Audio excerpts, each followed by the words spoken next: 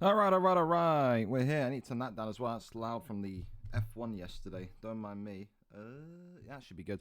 All right, fellas, welcome aboard. Said 2 cards a week. We're back. Feels like we haven't done this for a while. To be fair, it has been a while. I think the last time we did 2 cards a week was like 2 years ago, 3 years ago. So, fun stuff, man. Like I said, for me, I always like kind of putting on the cards as long as you guys are happy to fight on them. No prediction card tonight, purely because I'm saving them for the Thursday ones. Because I think it will be... I don't want to... Listen, the prediction cards are fun because we give away money occasionally. I think if you're only doing 3, 4, 5, 6, 8 fights on the main card, it's a little bit easier for multiple winners to happen and also for multiple payouts to happen. I'm not made of money, boys, all right? So we'll save the prediction cards for Thursdays or whatever card in the week has more fights on the main card. Because sometimes Tuesday will have more fights. Sometimes Thursday will have more fights. So whatever card has more fights on the main card, we'll save that prediction card for. So yeah, like I said, sorry, I don't want to be too stingy, but I can't be bankrupted by you lot. Thank you so much as well for the sub there to Kiz from Kiz as well. That's great, fantastic. Thank you about the comment about pirates and boats there, Kiz. You'd fit into Reform MMA well, you would. Main card tonight though is great. Dirty Dave against JuanFe. The American takes on the Colombian, whereas DJD takes on Luchak. They've been having back and forth all day or week. DJD accusing Luchak of ulting. Luchak accusing DJD of trying to get him banned because he's afraid to fight him. So much drama there. DG, Damien Goey takes on AFC Neve, and of course Zerojin takes on AZ or as UFC 1867. Non-title fights just as nice as well. Pick Lawyer against Mitchie Boy 2. Kruger against Sovis. Mark Dev against Rupert. And Lucid against Lucas 20 Alex on the main card as a middleweight contendership opportunity fight.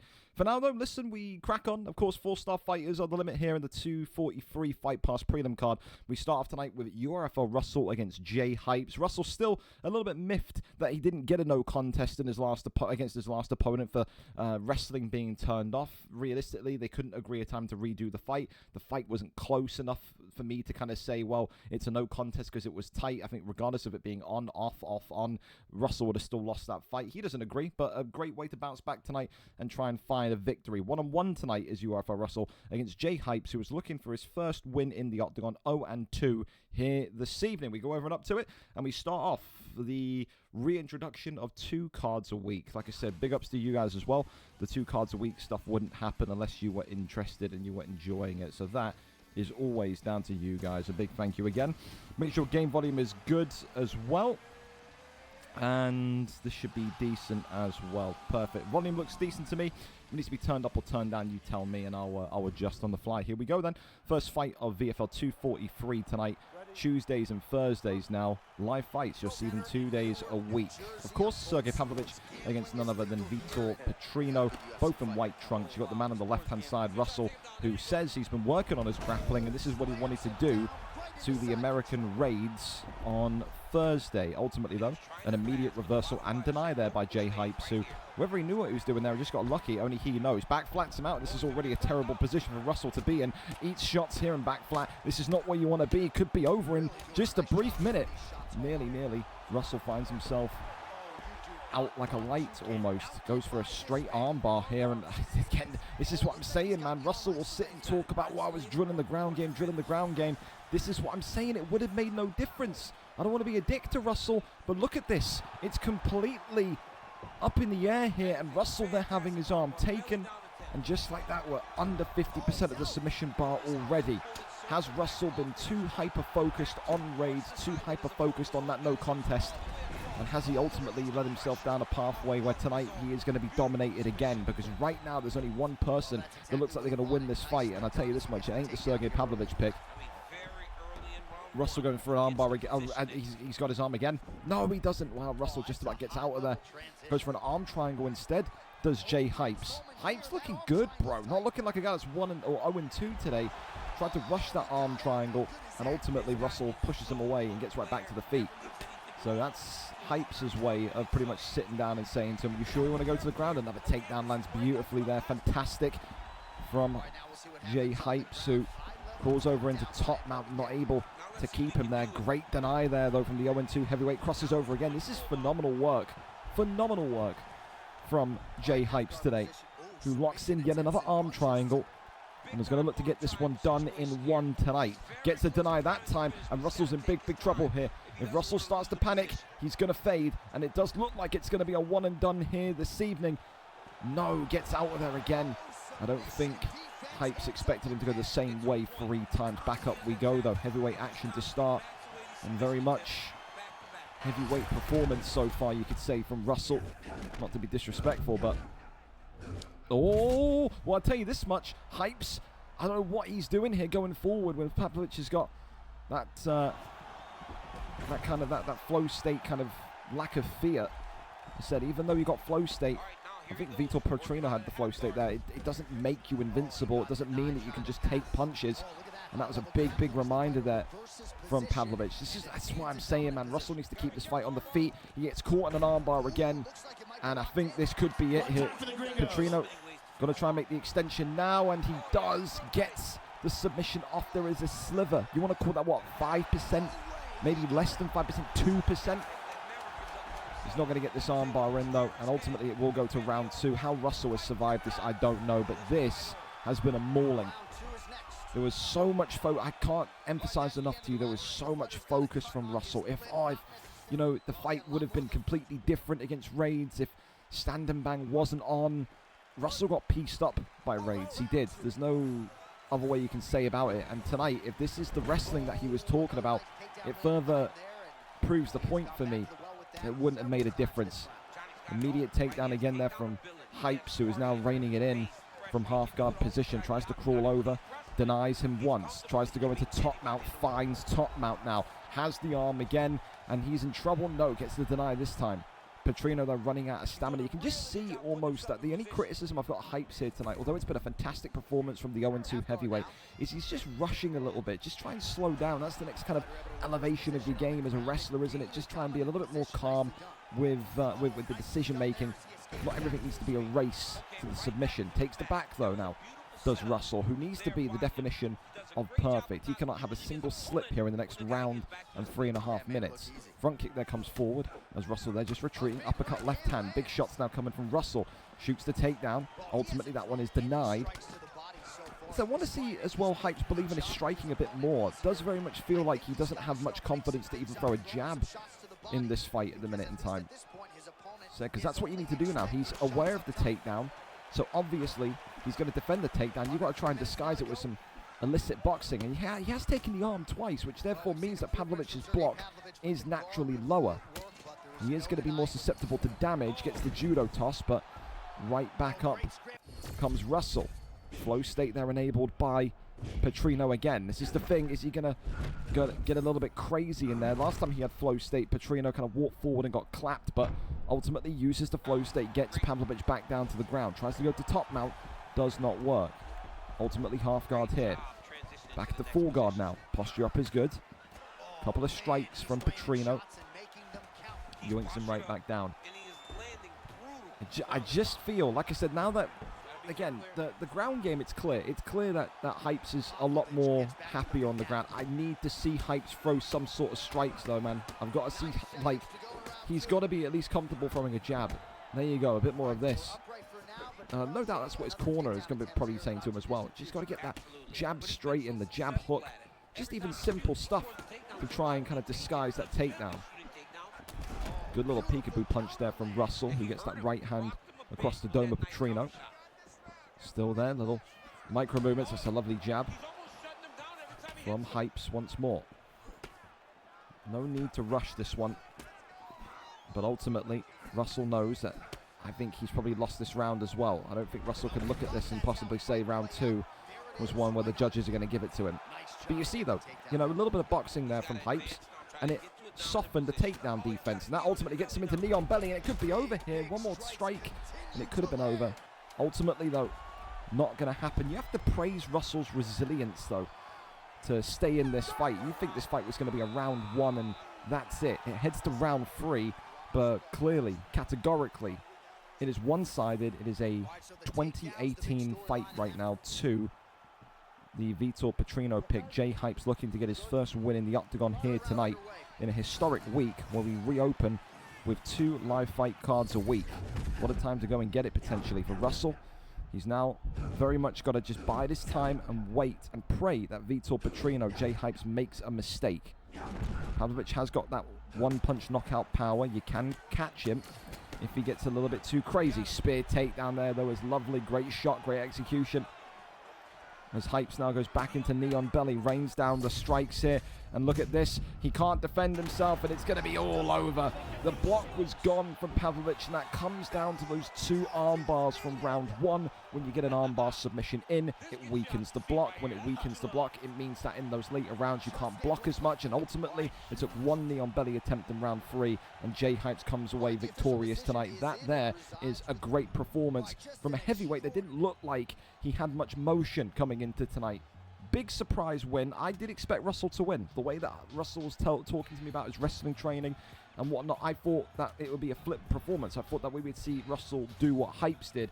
Ultimately not the case, and tonight Hypes wins that one hands down. Look at that, you got 2 judges giving him a 10-8 in round 1 as well. Difficult to argue against it, but what a dominant way to go and get your first win in the octagon. Congratulations to Hypes, and for me, again, it may well not win it, but I'm going to go so far performance of the night, because again, I really did not anticipate Hypes to do half of what he did in there. I think he's got to be very happy with that performance, and yeah, if that's the start of a wrestling arc for him, he's got a great ceiling in that division. I just wish we could have seen a bit more boxing from Hypes. I think that's all that we were really missing for a complete MMA performance tonight. We keep on going over to Motion Win, and of course Nintendo. Of course, Nintendo was not scheduled to fight tonight, but obviously with pullouts happening all the time, he accepts this fight, even though he doesn't need to. It's a fight tonight where if Nintendo loses at 2-0, he may well find his title opportunities in this light heavyweight division benched for a few weeks. Motion has got a great opportunity tonight. He's not expected to win this fight, but if he does, if he can somehow get a lucky punch, a lucky strike, a lucky victory, he may well leapfrog Nintendo into contendership territory. This would be one of the biggest wins that Motion could get, making his debut at 205 tonight. Will this be a David v Goliath matchup where you don't expect anything but you cross your fingers for Motion? Or are we going to see something explosive this evening? I wonder. We go over to Motion and Nintendo, who are live for us here in this one. Jamal Hill tonight taking on Khalil Roundtree Jr. as we get ready and set for light heavyweight action. Appreciate Nintendo as well stepping up on late notice. Again, he's in the USA, so 5 hours behind. It's not even 3 p.m. For this guy yet. So the fact that he's taking time out of his working day to come home and do the fight and then dip back out, what a stud. Here we go then. Said Khalil Roundtree, know all about him. Speedy, elastic. It's a fake glove touch to start. Wow, okay. I mean, you're coming into the division like a supervillain then. Fake glove touch right off the rip from Motion with Jamal Hill on the red tonight, who is looking not to make friends, but to make a statement. Of course, the favorite Nintendo in those white trunks, 2-0 in this division. He fears no one. When I offered him this fight about an hour and a half ago, he said, put me in all day, every day. I don't care about the record. I know I can beat everyone in this division. So a confidence that is absolutely beaming from the Roundtree pick at this minute in time. And he's got everything. He's got the complete package. This guy can box. He can wrestle. I think tonight, if he does start to feel a little bit overwhelmed by Jamal Hill's power on the feet, don't be too surprised if he starts to wrestle with Roundtree. Little jab hook there as a little pause and stammer happens. One thing I do like from Motion, though, happy to kind of sit there and just walk down Roundtree. And I do think this is one of those kind of styles in light heavyweight that people don't often deal with well. That pressuring performance as the uppercut comes in and just rocks Nintendo. So that maybe triggers the conversation of when does the first takedown happen. Left and right handers coming immediately from Khalil Roundtree. A little leg tap comes off there.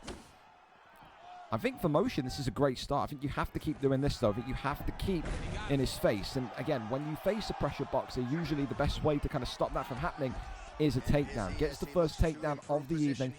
But now, can he hold him here is the question. Good deny there and sprawl. Goes over into backside. Can he keep him down here? Yes, he can. This is what I'm talking about, man. Complete package. Now has him over in back mount. If he can get the back flat, it'll be a really dangerous position. Instead goes to top mount, gets the posture up as well. And with Khalil Roundtree's strength and power, this is not where you want to be. Big shots being thrown here. Jamal Hill could be in trouble. There's only a couple sequences away from this one being game, set, and match. And now, this is where Nintendo comes to party. Another big flurry here from top mount coming in. Immediately slips the shoulder there out from underneath. And then gets out of dodge with his life still intact. Clear as day, though. Jamal Hill, Motion, needs this fight back to the feet. And if you're Nintendo, you don't let this man stand back up. It is very much a yin-yang matchup in terms of ability on the ground game. And this is what maybe you would need to see Nintendo do if he wants to secure that light heavyweight strap. Gets the back flats, not good. It's a really, really bad position now. Khalil Roundtree reining it in. This could be it here. Herb Dean, is he going to step in? Good defense in the end, though, from Jamal Hill, who just protects himself. 57 seconds. That will feel like an eternity if you're motion. Big shots again. And this one is all over. Khalil Roundtree, Nintendo, the complete package, moves to 3-0 in the 205 division. When he's getting outboxed, he can shoot a takedown. He can hold you in that top mount position. And with Khalil Roundtree bombs for fists, it's only going to end one way. It's a shame for motion, because I really did like that first kind of 2 minutes, 2.5 minutes, the pressure. I love him as a pressure boxer. I think if you were going to be a pressure boxer, though, the only thing he's got to drill with his camp, with people that he trains with, is takedown defense, because that is how you undo a pressure boxer. Takedown, takedown, takedown. And of course, tonight, it only took one. There was no deny, one takedown, could not get back up from underneath him. Ultimately, tonight, Nintendo takes it with a round 1 TKO. And people say, oh, it was a round 1. It was a brutalization on the ground. It was. The concern for me, if you want to be nitpicky as a commentator, as a spectator, Nintendo's striking. We said it in UFC 5.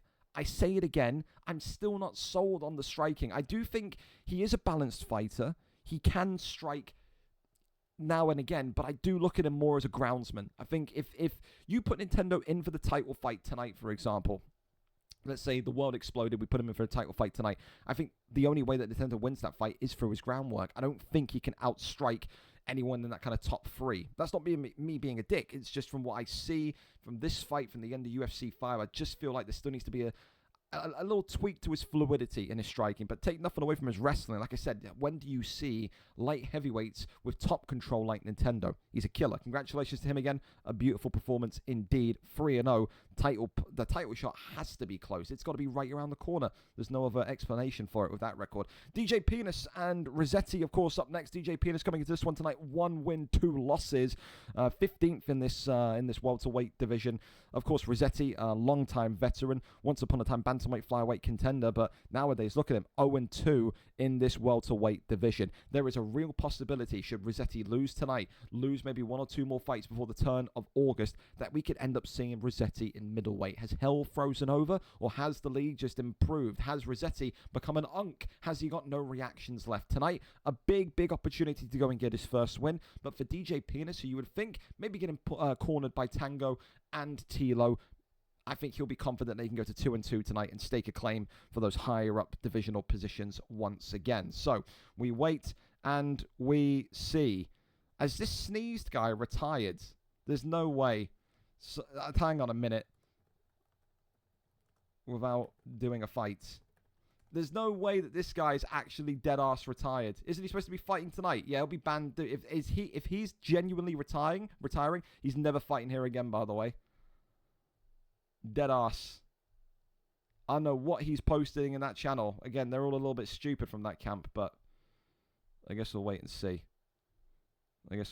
Of course, as well, we're still on time and early, so again, for DJ Penis and Rossetti, whenever you get a stream link. No. What is he? Right. Can someone here, right, while I'm doing commentary, get this CTE victim in the USADA testing pool. Pull him aside while I'm doing comms here. And just make sure that he's okay.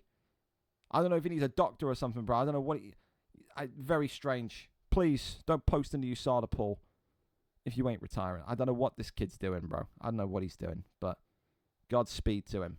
Christ, scared me. All right, Rossetti's live for us. Let's go over to it then. Rossetti and DJ Penis ready and set for action. Appreciate these two as well being ready on time. Top.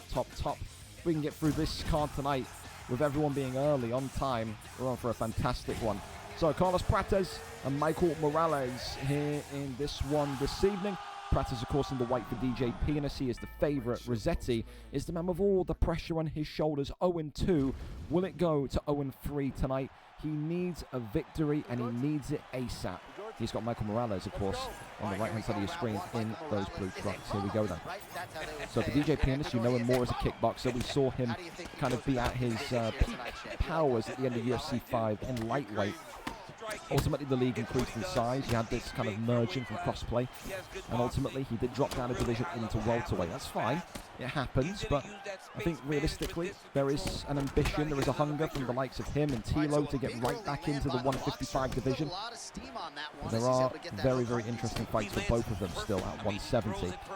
Again, Rossetti used to be the guy back in the bantamweight flyweight days that would wrestle you and kind of control you into a decision. Nowadays, especially towards the back end of UFC 5, you know, the kind of last 8 months of that game cycle, we did turn into an entertaining kickboxer, which is fantastic, but ultimately that does cost him fights. You see him there, just getting tagged with a beautiful counter sequence from DJ Penis.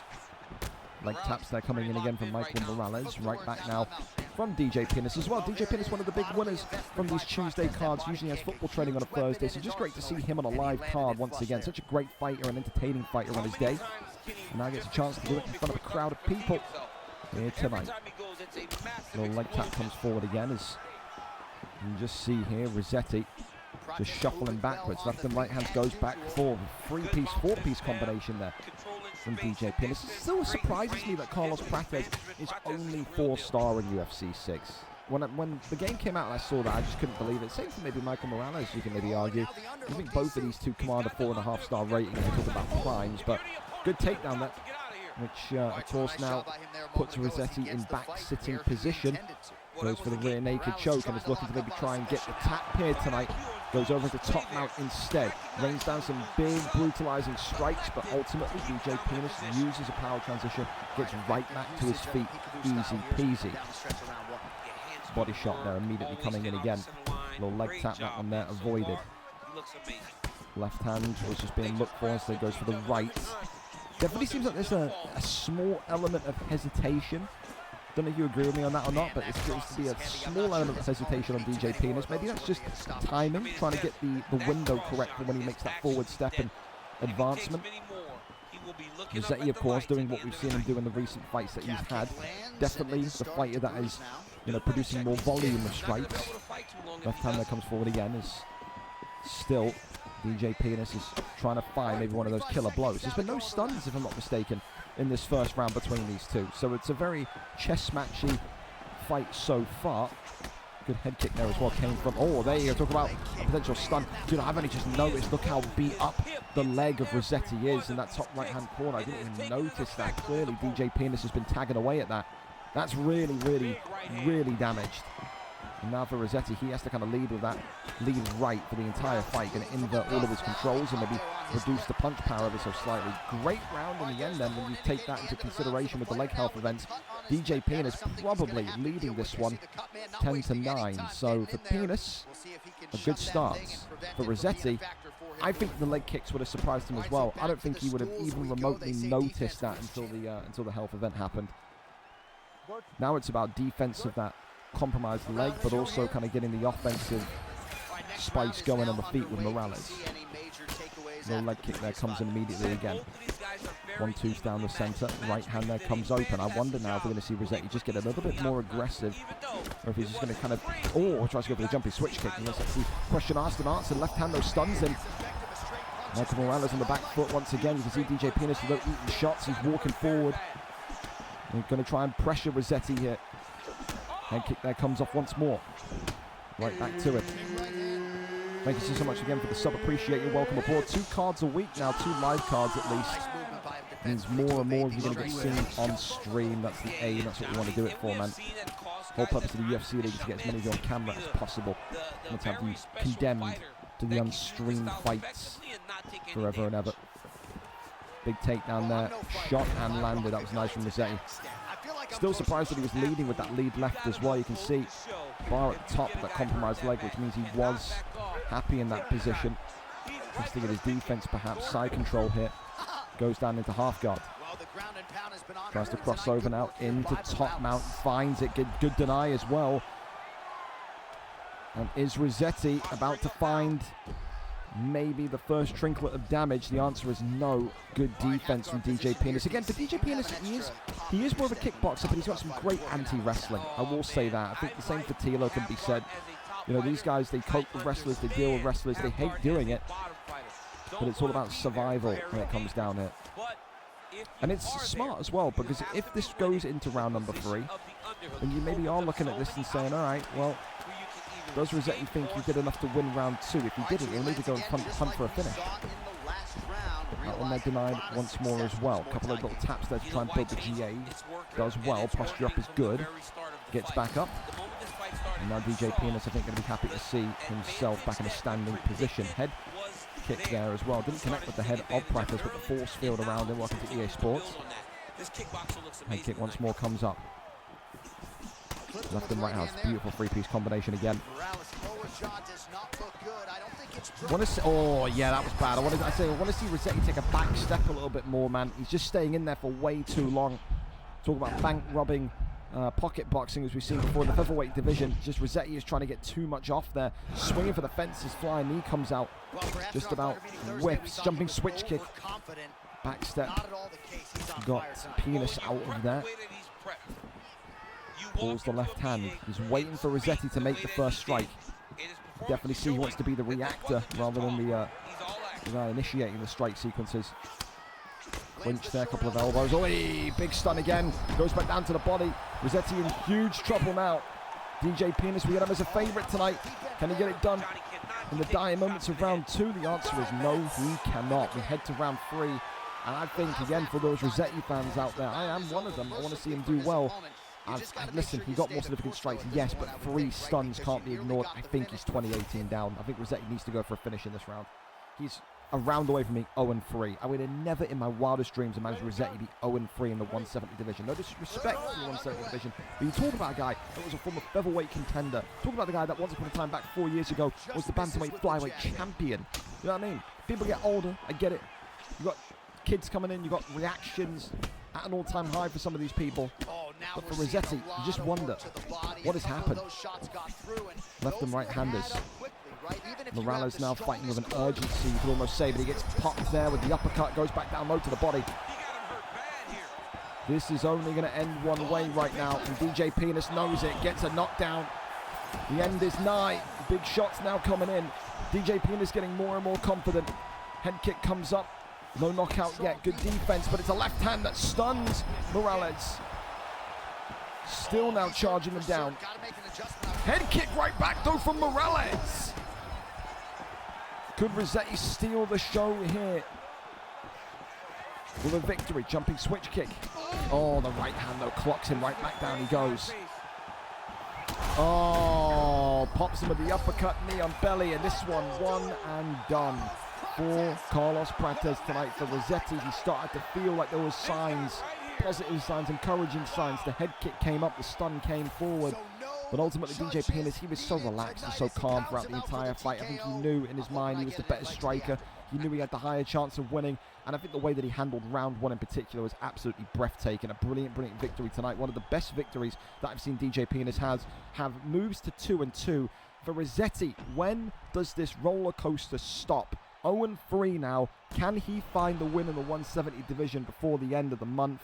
Only time will tell, but DJ Pianist tonight brings home the first red corner victory, a round 3 TKO this evening. Top performance from him. He is going to be someone that with confidence and with consistency is no doubt going to be close to a welterweight title shot. Maybe not now, but in the future I can see it. I can absolutely see it. Congratulations to him again tonight. Up next, we go to Ash and Stan the Demigod. Ash, of course, having an opponent change last minute because a guy forgot that he has gym training tonight. Yeah. Welcome to my life.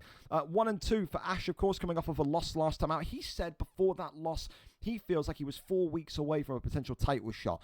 Well, now you're going up against a guy that's been there. Going up against a guy that, of course, was at one point a contender. 1-2, Stan and Demigod just behind you. Stan, of course, looking to undo his bad form. He's on a 2-fight losing streak. Doesn't want to go on a 3-fight losing streak today. And for Ash, with all of the kind of stuff that he said about his training, about what his ambitions are, what his aims are in this division, you may honestly make the argument that tonight it's a must-win for both of them based on what they feel they should be doing at 185. Number 14 takes on number 15, 1-2 Ash against 1-2 Stan the Demigod, or as you know him, Spider Mark. Always fun to see him on a live card. We're there, we're set, we're ready to go as we get to see the fight picks here. Michelle Pereira and Shara the Bullet here tonight. Absolutely wonderful. Thank you as well to Jazz Cox for the prime as well, and also Kalen Allmod for the follow. Appreciate you, Kalen. top man. All right, here we go then. Michel Pereira against Shara the Bullet. Here, as this Fight Pass prelim card continues, some great fights so far. No decisions as of yet. That's what we love to see. Dana White in the crowd, no doubt, licking his fingers. He's that happy. Here we go then. Shara the Bullet, the man with the big, fluffy beard with one eye. For Spider Mark, standard demigod, the late entry. Whereas Ash gets an immediate knockdown. Look at that from Ash with Michel Pereira. That's the kind of start that'll make you feel confident. Of course, you could say Ash has come from that world of undisputed boxing. The kind of notion of footwork and movement will be intertwined into his fight DNA. However, you could also make the argument that with Shara the Bullet, there is a little bit more range, there is a little bit more power for Spider Mark to work with, but he just can't afford to get hit too many times like he is. He's already busted open. Look at that top right part of your screen. Yellow health pack already on Spider Mark. That's great. Oh my goodness me, a sequence. If he went up top, he could have finished the fight in one. He nearly Bast Inferno'd it. Duck the head kick. This is a really good start from Ash.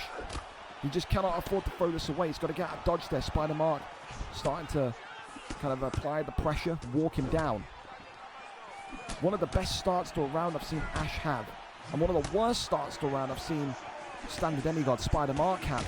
Oh, clipped him again. Big left and right uppercuts now flying in forward. Ultimately though, Shara the Bullet's still durable enough and gets right back to his feet. What a start, man.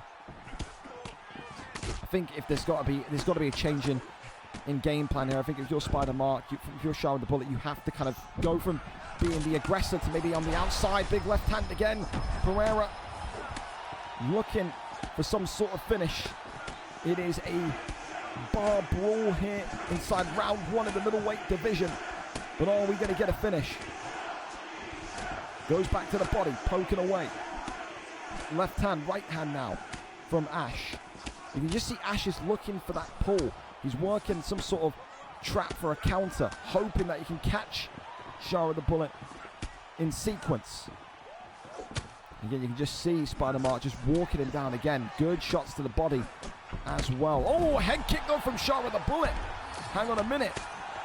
Oh my God.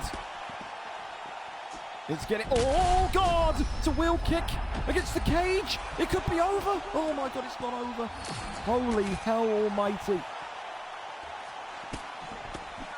Whoa, what a comeback from Spider Mark already, but he gets dropped right back. Left and right handers. 50 seconds left of round one, and we may not get a round two. The punch is coming in, and Ash tonight hasn't got it done yet. What a round one we are seeing in this middleweight division here tonight. I think we found our first contender for fight of the night already. Sweet mother of God. A horrific start to the round from Spider Mark, but he has found his way, found his footing back in. We are somehow, some way heading to round two. Don't ask me how, but Christ, I'm happy we are. As I usually say, sometimes when you have pullouts, you either get one or the other, man. Either you get a fight that doesn't live up to expectation because of the late nature of it, or you get a banger. We've got a banger here tonight. Landing on their feet, so to speak. Round number two. Up and underway. Michel Pereira, Shara the Bullet. I don't know who, I mean, oh my God, already. We've started immediately with fury and vengeance from the first round. Goes back to the body, the left hand clips him. It could be it now. Spider Mark in big, big trouble. Can he survive this time? Spider Mark, he can. Dear Jesus Lord. It was a terrible start to round one for Spider Mark and Shara the Bullet. It's a terrible start to round two. Body shots now. There's no thought process, he's just going. He's like a bull in a china shop. It's wonderful sequence work here from Ash. Head kick comes up from Shara. Uppercut now flying in. A little bit of a slowing down of the speed here. Goes back down low to the body. Left hand comes across again. Right hand now from Shara the Bullet. Look how much energy though. Oh, it's all gone pear-shaped. And this one here, could it be? No, again. That's the third time he's got to knee on belly, and he's completely flopped it. Look at the lack of stamina that there is left on Shara the Bullet here. That is maybe at maximum 1/3 of the bar. That is crazy. It's got to be now. Referee, pull him off. He's got a family. He's got one-eyed children, for Christ's sake. Posture up again. It's getting ugly. It's getting dominant. It's getting impossible, you would say, for Spider Mark here. And there's still 2 minutes and 20 seconds to go. Little hammer fist there. Imagine if he goes and finds a way to tap Michel Pereira out. I don't think Ash would ever forgive himself. If you're Ash, you've got to get back to the feet ASAP. I don't know. Yeah, one strike and up. I was going to say, why would he even stay down there? And it's all over. Dear God, his arms up. He's having a spasm. And that there is how you make a statement in the middleweight division.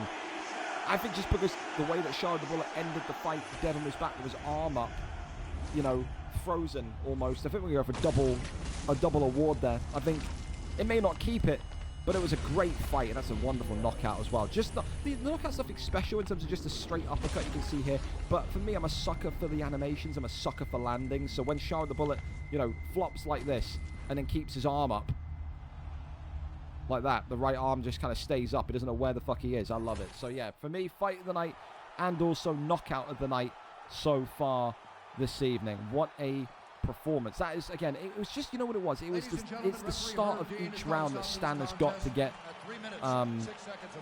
patched up. He came back into the fight in the middle of round one, but he takes so much damage at the start of round one. He takes so much damage at the start of round two. It just looked like he didn't learn his lesson, didn't it? And ultimately, when you don't learn your lesson, you're walking in towards... It's like when you know what I mean? You cross the road, right? And you nearly get hit by a car. And you go, wow, I should have looked both ways. Goes to the next set of traffic lights, walks without checking, gets hit by a bus. That's what happened to Stan the Demigod there tonight. Again, we appreciate him for stepping in last minute. But yeah, I think he could have done way better in that fight for his standards, and I think he will rue the opening minute of each round. I think that's definitely what cost him. Up next, though, we keep on going. Devolar against Warbsy. Of course, we had a pull out on this one as well, but Devo tonight comes in with an opportunity to give us something special, man. Of course, Prime Aldo was supposed to fight on this one, not able to show up because of work changes, so Devo steps in. No real change in terms of the mission for Warbsy. He's 0-3 on the cusp of going 0-4. For Devo, we don't know anything about him. He's brand new. He wants to be in this kind of elite division, and he wants to be in this league where he can compete against some of the very best. Tonight, we'll get the opportunity. Warbsy, of course, a VFL Hall of Famer, a former VFL BMF Grand Prix winner. Tonight, though, Warbsy is fighting for his featherweight career because 0-4, that's really bad. At 0-4, it's kind of like confirmed when 95% dropping you into lightweight. So for Warbsy, who has never, ever been lower than a featherweight fighter, tonight needs to get a win. If he doesn't, I don't know how much longer he can stay in that 145 division. And again, for someone coming in that's brand new, their first ever fight, to go against a veteran, to go against someone so damn good as Warbsy, what a statement he can make, what a bit of hype he can put behind him if he comes away with a victory here this evening. So the 0-3 Warbsy against the 0-0 Devo La here tonight. We wait and see who our stream is going to be. And it is going to be Devo. We are there. We are set and we are ready to go for this one tonight. Let's go and see if Warbsy can finally pull a win out from his back pocket. Giga Chikadze against Calvin Cater, the pick here from Warbsy.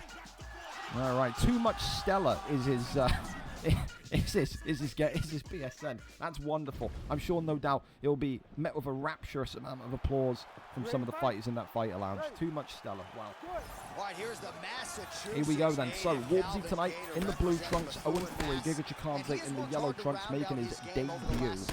An opportunity of a lifetime if he can go 1-0 here this evening against someone of Warbsy's talent. Of course, it's Giga Chikadze. Don't really see him too often. He's more of a niche pick, but he's got that kickboxing that'll make you frightened to kind of exchange with him. Calvin Cater, of course, is a bit more of an all-round balanced striker, a bit more of a boxer, if you wanted to be really honest. But again, he's rangy. Doesn't look as rangy as what you think. He's got kind of short arms, but he can tap you. He can. And for Warbsy, he needs that tonight. He needs every single bit of benefit he can possibly get if he wants to avoid going 0-4 and dropping into that 155 division. I think it's just a badge of honor. Nothing wrong with being a lightweight.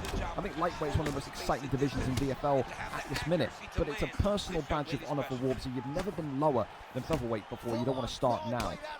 Right hand there immediately comes forward from Calvin Cater. You can see Devo here just trying to kind of work the head movement, duck up and down, almost kind of trying to anticipate the strikes from Warmsley. The body kick comes up as a wafting front kick, head kick there from the right hand side comes as well from Giga Chikadze. Of course, the thing that you would think from Too Much Stella or Devo tonight is you will want to use all of that height advantage to the maximum. In this kind of fight, I like to kind of sit on the outside and kind of work that, exactly. Head kick, body kick, head kick, body kick. You want to make Warmsy be aggressive, close the space, and effectively pocket box. If you can't, Warmsy may find himself getting tagged from distance all fight long tonight. Another body shot there comes in. Warmsy does well to defend himself. Body shot now comes in from Calvin Cater. Head kick. Dude, the way that Giga Chikadze throws that right head kick is crazy. So speedy, so rangy. Even if it's not completely cleanly connecting on Cater, it's getting onto the block, which will make all the difference in those later rounds should we get there. Tries to think about the question mark kick. Left hand there comes forward again. 1-2 from Cater still. Warmsy very hesitant. Responds with an uppercut. That would send shivers down your spine. There's Devo. Swing and a miss on that body kick. Net of a right hand. Beautiful combinations here now from Warmsy. You can definitely feel Warmsy starting off a little bit kind of, I wouldn't say scared, but more timid. And now he's found himself. Look at that, a big knockdown here. Knees now coming up forward. This is the first bit of trouble that Devo's found himself in. Works off the jab. Still can't find his complete range. Body shot again. Good thing for Devo is that it's not been a crucial, sequence. He hasn't come off of this one being half dead, an inch away from losing the fight. But Warmsy, yeah, he's waking up now. We always used to say back in that bantamweight division, Warmsy would sometimes take about a round or half a round to kind of really find his bearings. I think we're seeing the exact same happen here tonight. Oh, that left hand was uncontested for a minute there. We go into round number 2. Warmsy, for the first time in UFC 6 that we've seen him, looking like his old self. 10-9 to Calvin Cater. Giga Chikadze there for Devo. Going to need to try and find a way to win this one back. Bit of respect there paid as well from Devo to the veteran. Compliments his striking and says respect back as well. So the knockdown and also the significant strikes will put it in his favor. There's no doubt about round 1 being a Warmsy round. Round 2, up and underway.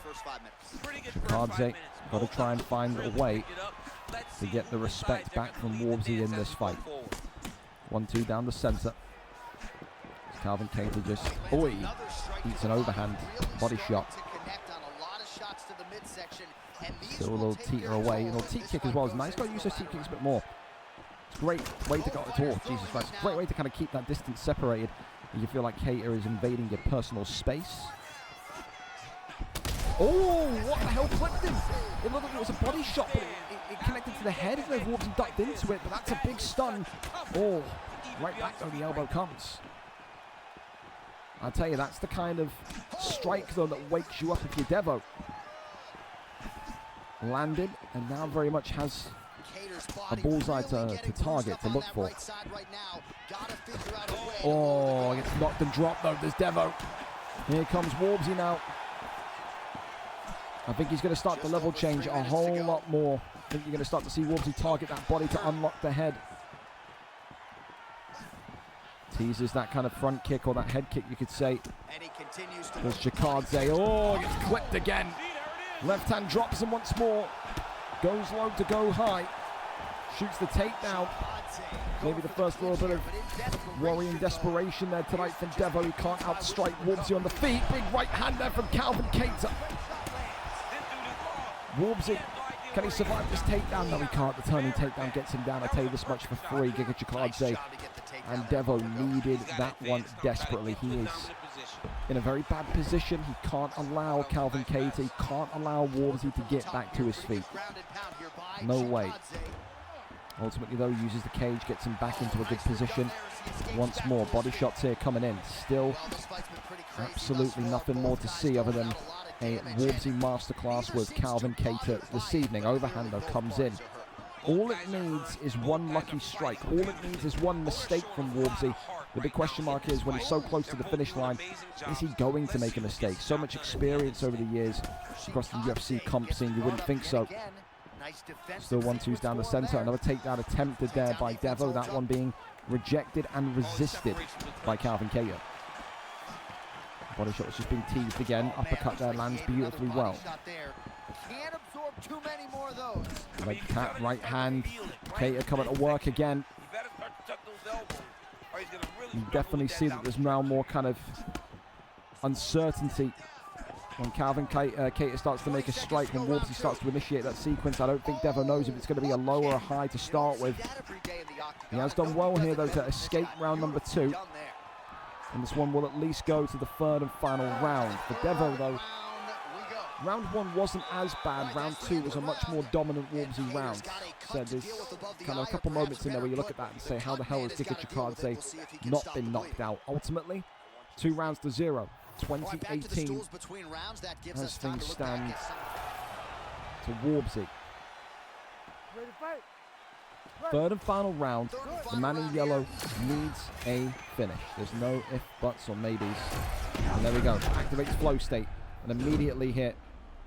You think Warbsy, oh, still happy to sit in the pocket and box. Look at Warbsy go. This is why he is a Hall of Famer. This is why he is what he is.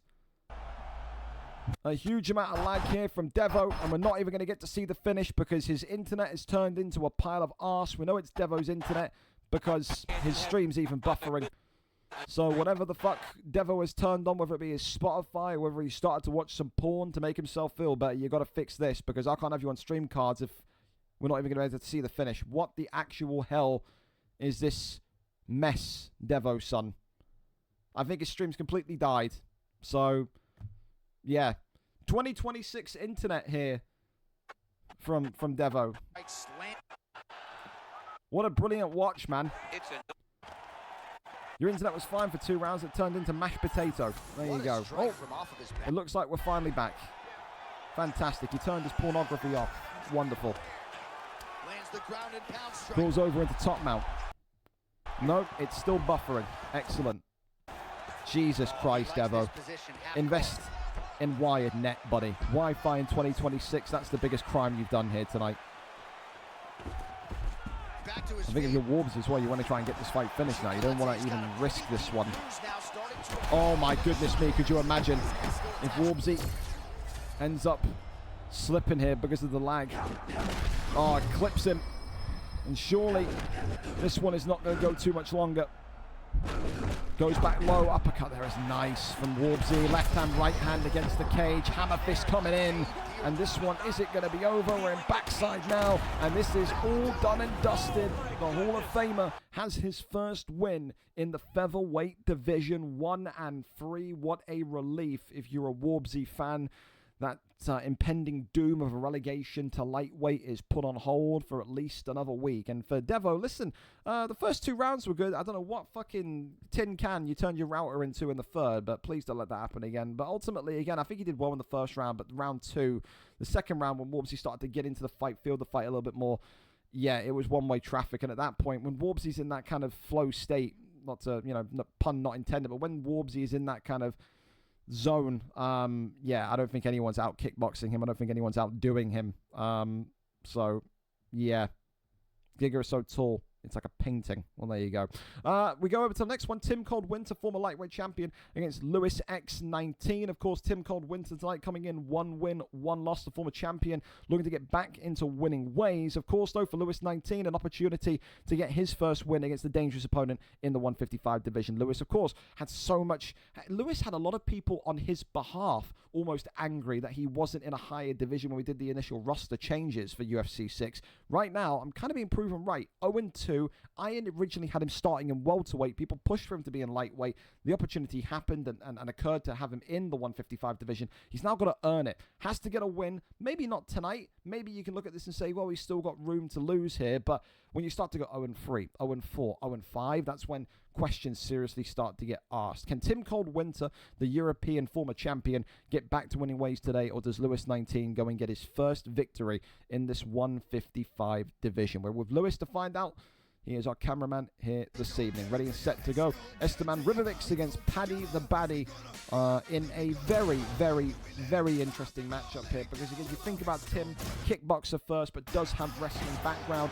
Lewis 19, again, we've seen Lewis kind of be a bit of both. You never really know. Lewis sometimes can be the guy that comes in, will outbox you for days, but then he's also the guy that can come in and land a dangerous sub at a moment's notice. I think today you're going with Paddy the Baddy. Has to be the jiu-jitsu that gets worked here. We'll wait and see, though. White trunks tonight for the former champion Tim Coldwinter. Blue trunks, of course, for Lewis 19, hunting for his first win in this 155 division. And again, a big thank you to these two for being on time and ready to go as per usual. Immediately, you can see Tim Coldwinter happy on the feet here with his boxing. Ribovics, the kind of pick that you think at 4-star makes complete total sense for Tim. Gets double underhooks here, though, does Lewis, who's then going to look to take the back. You got Herb Dean breakdancing in front of them. You want me to cheer you up a little bit? Get the feet moving, says Herb. And he disappears into a mist, like the ghost that he is. Of course, the Ribovics for Tim. Those takedowns, those double underhooks, that grappling can't really be something that deters you. You know, you have to be prepared for that. When you see Paddy against you, you know that it's going to be wrestling and jiu-jitsu coming. So your takedown defense has to be at the absolute top level. Another good bit of defense there from Tim, who then lands the uppercut fantastically well. Right hand there comes across. Tries to work off the jab, goes left to right here. Paddy the Baddy. Lewis still looking to try and find a way to land maybe a big shot, but ultimately Paddy not known for his hit power and damage. Shoots the takedown, that one there swirls round, not going to happen. Puts him over into the cage, going to try and take the back, but not ultimately anything more than an attempt. Left hand comes across, body shot. Oh, it's beautiful from Tim. And Ribovics here. It just takes, that's the thing that Tim's got, man. And we saw it on the PlayStation side of things in UFC 5. He's got that kind of light switch. You flick it on, and it just takes 3 or 4 strikes, that one flurry that Tim has. And you can end up finding yourself in deep, deep waters. Lewis, of course, for now survives it, but nearly found himself in said waters. Immediately, again, you can just see Lewis just does not look too confident in his striking whatsoever, man. He doesn't look like he's got too much confidence in Paddy or just boxing in general. I feel like when he got that first, or those 2 takedowns denied, the double underhook one against the cage and then that straight one a little bit later on, I think that's kind of rumbled his game plan. I don't think he expected Tim to be as decent with the defense as he is. And now he's having to rely on those pillow fists of Paddy Pimblett to try and find a victory here. I think if you're Tim, you got to keep doing this as well. Just keep trusting in your block and keep working that midsection. If you think that the end game for Paddy Pimblett is to kind of take you down and work jiu-jitsu, well, you can't do that if he's got no stamina in the tank. Right hand there again, just meets Paddy sternly. Beautiful uppercut there, clips him. Was teasing the head kick. Lewis can't stand with Tim, man. He can't. He is absolutely eating damage here. And I think he's needing the end of round 1 more than you can imagine. Another takedown that is attempted but not secured. Round 1 in the books. That's a Tim Coldwinter round if I've ever seen one. Like I said, for Lewis, I like the guy. I think he's got good attributes, but when people are kind of... No, and I don't say this to be a dick to Lewis, but when people were DMing me at the start of UFC 6 saying, why isn't he in featherweight? He needs to be at 145. I'm looking at it and saying, are we watching the same guy fight?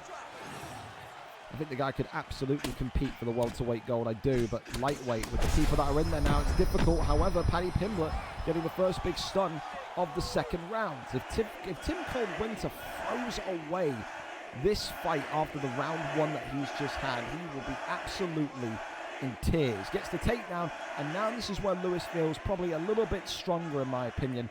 The aim of the game now is to keep Ribovics, to keep Tim Coldwinter grounded for the majority of this round, if not all of this round. You cannot allow him to stand back up. Gets the flip and roll, though, into the Kimura. And just as we talk about Lewis 19 and his submissions, he's put in one that gets reversed right back now into north-south. Paddy Pimblett moving over into side control. Couple of elbows there as well from side control position. Works the body here in half guard. Continues to just drop shots to the ribs. Goes over into full guard. Couple more dangerous ones here. Teasing the arm bar as well. Tries to cross over. Finds no real danger there. Works the body. Crawls over into top mount, but not going to happen. And ultimately gets flipped back. It's a real back and forth in the wrestling between these two. Shouldn't really surprise us too much because we saw Tim Cold Winter have a good performance with the ground game against LSJP at VFL 240, if I'm not mistaken. But he is more known as a boxer first. Good anti-wrestling, I guess you could call it, but right back up we go, and Paddy Pimblett is in dangerous territory again. Ribovics starting to get very much into gear here. Shoots the takedown. Turning takedown is avoided. Uppercut, and that will seal the deal. Just like that. You want to talk about a knockout of the night? That's just stolen it. An uppercut that sends Paddy out in fashion. And Esteban Ribovics today, Tim Cold Winter, reminds that division just exactly how damn dangerous on the feet he is. For Lewis 19, the wait for a victory continues in that lightweight division. And maybe the welterweight division continues to call his name. Again, I think people will be surprised when I said, for me, definitely a welterweight, but I'm willing to give it a go in lightweight with Lewis. And division's tough, bro. That 155 division is crazy. Like, it's very, very good. Like, to see Lewis 0-3, yeah, I didn't think he'd have a winning record. And, like, same as Uncle Hench, you know, to be 1-3 on a 3-fight skid is crazy. That's a tough division to be in, man. The gap from welterweight to lightweight, I think now at the start of this game is probably one of the biggest. It's a bigger jump than what it was in UFC 5 towards the end, but yeah, crazy. Hell of a performance from Tim. Hell of a knockout from Tim. Another performance bonus probably heading his way. Congratulations. ASLT Quest against Jack 9 up next, of course. ASLT Quest 0-1, Jack 9 0-2. Again, conversations about Jack 9. You know, we said this before. You know, this once upon a time great featherweight fighter, but he's no stranger to having to work his way back through the division. So it was once upon a time at the business end of UFC 5 with 12 months to go until the game kind of collapsed on its arse that Jack was a welterweight. So maybe he needs to find his feet. Maybe he needs to find that passion for UFC again. Right now, tonight, though, two fighters with no wins on the record in the 145 division. Someone's O has to go tonight. Will it be Jack 9? Will it be ASLT Quest? That's the big question. ASLT Quest, of course, having that victory against the heavyweight Beta, then moving into the featherweight division, losing to Charlie 18 last week, and now has an opportunity to take out a future Hall of Famer in Jack 9, someone that has absolutely been phenomenal in this division back in his prime. We're there, we're set, and we're ready to go. Jack 9 is our cameraman here tonight. Best of luck to both of these two. Of course, 4-star maximums, please. So Bryce Mitchell for ASLT Quest, whereas I wonder where Jack's going to go. Sean Woodson looking like the pick here tonight. So Bryce Mitchell and Sean Woodson, ASLT Quest and Jack 9. I think the only thing Jack 9 will be doing will be giving me the evil look of doom as he walks to the octagon, as he sees that ping spike to 195, but that is part and parcel of the game. Here we go then. Sean Woodson for Jack 9 in the white, ASLT Quest in the black camo for Bryce Mitchell. You see Bryce Mitchell, of course, you have to expect that maybe tonight ASLT Quest will want to grapple. Bryce, of course, a massive height disadvantage. You can just see the reach and height difference right off the rip here at the start of round number 1. Immediate takedown attempted and immediate takedown denied there. ASLT Quest being told, not today, not ever. He has to try and find a way to set that takedown up in a more disguised manner. Jack 9, although maybe not the greatest wrestler, has decent takedown defense. Don't take anything away from him in that regard. Seems like Quest trying to look for the clinch as well. Left and right-handers uppercut there were just being attempted. Just the right hand, left hand again. Dude, Sean Woodson's actually so springy, isn't he? Incredible how kind of long, but also how snappy his strikes are. Body shot there comes off again. You can see ASLT Quest trying to fight off the back foot, which is very bizarre considering he is the smaller of the two. You'd think that's going to be more Jack 9 style, but seems like maybe ASLT Quest is trying to, I don't know, burn Jack 9 out, try and make him throw and connect with nothing, so his stamina drains. Maybe that's the idea. Another takedown attempted, and finally one lands. So no striking realistically in the midst of ASLT Quest, but what can he do down here? Gets right back to the feet. Absolutely nothing is the answer. I think if you're Jack, I wonder if he now alternates from being happy to sit on the outside to just charging down ASLT Quest, because ASLT is just, he's not really looked like he's prepared to throw a sequence of strikes.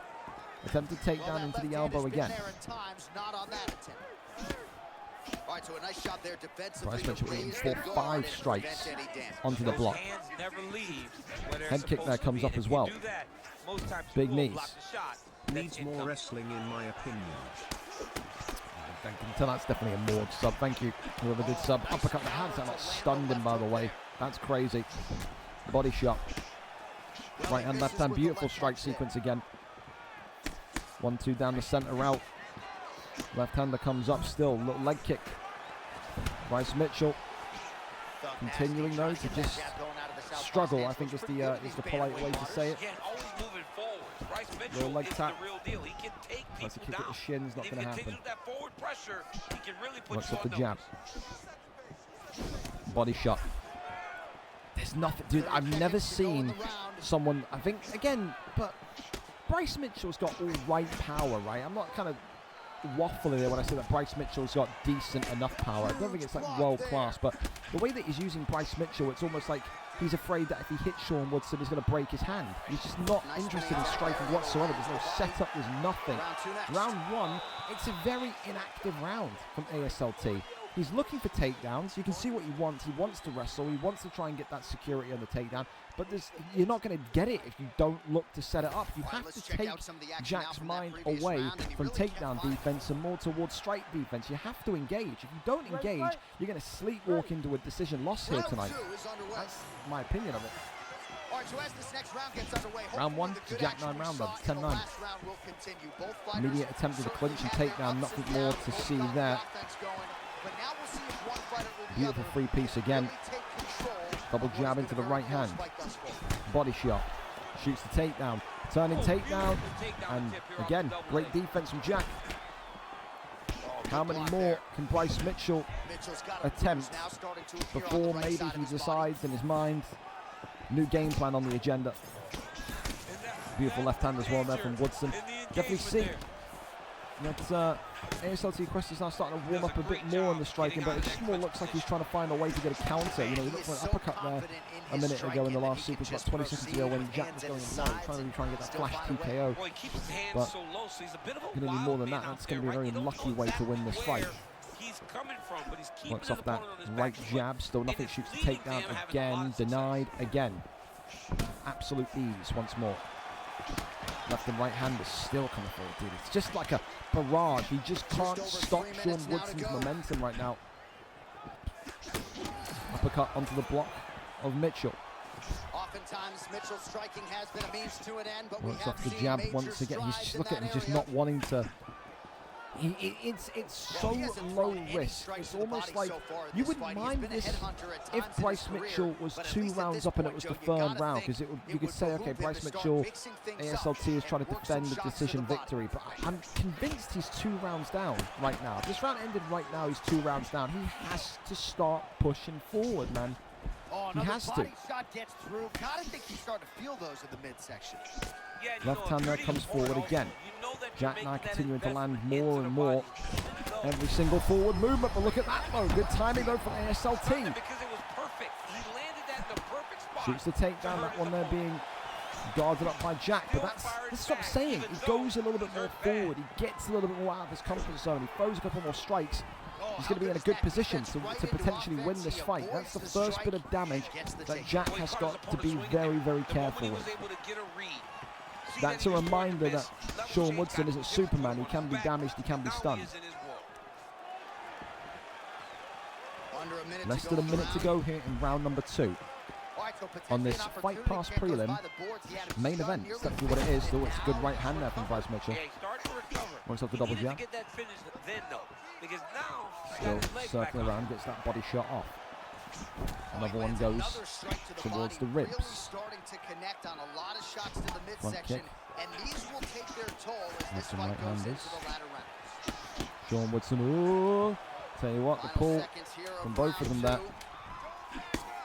Well, ultimately, it is going to go to round 3.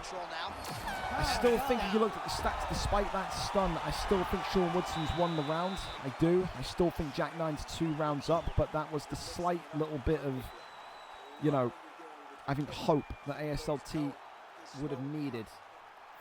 I still think he's got to go aggressive in round 3. I don't think that he can afford to sit back and hope. The only way that ASLT wins this fight is if he turns up the aggression meter, or if he lands a takedown on Jack Nine and he just holds him for the entire round. I think at that point then maybe you can risk trying to go for a decision if you think that stun won you round number 2. Sean Woodson again, a reminder to you people, in the white, Jack Nine, who has been taken down. Alright, okay. Now you've got to hold him. Now you've got to hold him, and now you've got to work your ground game here. Good deny. And Jack right back up. You get all that hard part done just for Jack to pop right back up. That's got to be grueling. You see as well the body damage that Bryce Mitchell has got on the left side. The bruising now more and more visible. So we're going to miss on that body shot though. Uppercut lands. Goes back down low. Bryce Mitchell now starting to get a couple of sequences in himself. Oh, that's a good little bit of a dodge there. And Jack, great head movement. Offensively, he hasn't been a world beater, but defensively, he's been strong tonight. It's just those small arms now. He can't catch him. And ultimately, he does get a takedown. Could be cruising towards our first decision of the night, fellas.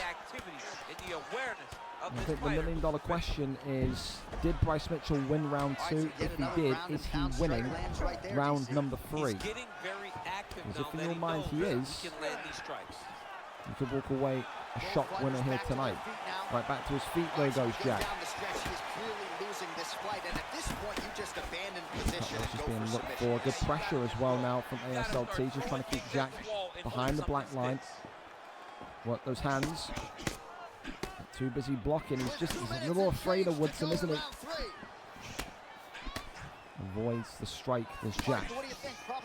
Arm goes up, however. And it's 55 to go. It's still very much in both best interests to not take the first stun. We've seen some crazy refereeing, judging decisions before. You know, to stay in the back of your mind, if you Jack 9, you get a knockdown, or you eat a knockdown against Bryce Mitchell, you may well get robbed here tonight. Well, missed on that one. A minute and 16 to go. Bryce Mitchell, is he going to give us one last splurge of action? He tries to take down. That one there is reversed. And right back to the feet we go with 56 seconds remaining. Ducks underneath that one. Good head limit again from Jack. Stamina from ASLT Quest, you can see there now at less than 50%, I would say. Body shot comes in again. Jack continuing to just kind of weather the storm. A takedown attempted, but ultimately Jack denies this one. Against the cage, 25 seconds remaining. And it does look like we'll have our first decision here tonight. I would still think it's a 30-27. I don't know if ASLT Quest thinks he's won round 2 and 3. I guess we're going to find out together. We go the distance. We get no judge. Oh, yes, we do. We get Bruce Butler. Here we go. Come on, Bruce. Turn the mic on and tell us who wins. Ladies and gentlemen, after 3 rounds, we go to the judges' scorecards for decision. The judges scored the contest 30-27, 9-28, and 30-27. Declaring the winner by unanimous decision, Sean. The right decision. I just felt, like I said, for ASLT Quest to go the distance against Jack is a good loss. It's a good loss. I think Jack maybe could have got the victory through a knockout for a stop, but I don't think beggars can be choosers considering he hasn't won in that division yet. But I just feel like Quest was too inactive in the first round, man. I feel like he was too nervous to engage with Jack. I think he was too nervous about the Sean Woodson pick, and ultimately that comes back to bite him, dude. I just don't think there was enough activity there. I really don't. Thank you again, Morgs, for the sub earlier on as well. Well, we keep on going as we head on to the prelim card. Of course, 4.5-star picks are now legal in all of these weight classes. We start off with Kanto against Don't Be Scared 209. Of course, Kanto tonight coming in 2 wins, 1 loss, whereas Don't Be Scared, 1 win, no losses. Both of these fighters tonight, number 5 and number 8, looking to go on a 2-fight win streak and enhance their chances of a potential middleweight championship matchup opportunity. For Kanto, dangerous striker. For Don't Be Scared, dangerous striker. Who's striking pays dividends here tonight. We go over and up to it. Kanto is our cameraman. Let's go and see what we've got in this one, as he's not even live. Oh, this is giving me the wrong stream link. His underscores do not work. There he is. Fantastic. All right, then. Here we go, then. Ready and set for it. Appreciate Don't Be Scared and Kanto being on time as well. Absolutely excellent. Nick Diaz and Rob Whittaker here tonight, then. How good did Rob Whittaker look over the weekend, by the way, at light heavyweight? Hopefully get to see him put in the game sooner rather than later. Cracked Krylov's jaw open. Brilliant. We love a little bit of Bobby Knuckles in this house. We do. All right, then. Nick Diaz in the grey for Don't Be Scared, whereas Kanto is in there with Rob Whittaker in the black and white. Of course, you've got that bit of height difference for Nick Diaz, but you've also got the durability of Nick Diaz. He's got some great boxing, but Rob Whittaker as well, man. Heavy hitter, powerhouse, one of the greatest of all time in the 185 division. I think today, it's a good fight. I looked at this at matchmaking and said, this is a fight that I don't really know how it goes. I can't call it because I rate Kanto striking so much. When Don't Be Scared 209 is in form, again, unstoppable. We saw that, of course, towards the end of UFC 5 in the PlayStation division and the Xbox division. So the fact that they've also then never fought each other, I couldn't believe. I was like, yeah, give me some of that. That's got to be on the card. So, yeah, a huge opportunity and definitely one that I think both of these two will relish. Body shot there immediately comes in as the left-hand, right-hand there just swinging forward. Think of your Diaz as well. Work that range today. It's going to be the kind of the main message to all those kind of taller, lengthy fighters. I know, oh my goodness me, because Robbie Whittaker is not the guy that you want to sit in the pocket with. I think you have to use every tall fighter in the same way, which is a little bit more boring. You've got to sit on the outside and just work. And Kanto so far doing absolutely everything you possibly need to as the smaller fighter. He is reducing the space with every motion. He is looking to try and keep this contained, almost like a telephone boxing match, and to just try and kind of work pressure onto Don't Be Scared. I think you look back at some of Don't Be Scared's losses as well, does get overstimulated with some pressure at points. It doesn't know when to quit inside the pocket. Sometimes stays in the pocket for way too long, ends up getting banged. But ultimately, right now, the same could be maybe happening again as that yellow health pack appears on Don't Be Scared. But then again, as we always say, a slight wind could bust open Nick Diaz and his brother Nate. Works the leg kick there as the left hand there comes across. Again, Rob Whittaker. I love the way that Kanto is so simplistic. I've always said this. I love simplistic fighters. I love simplistic boxers. You ain't got to be in there throwing kind of wacky 8-piece combinations into the wind to try and go and secure a knockout. Just got to kind of do the basics.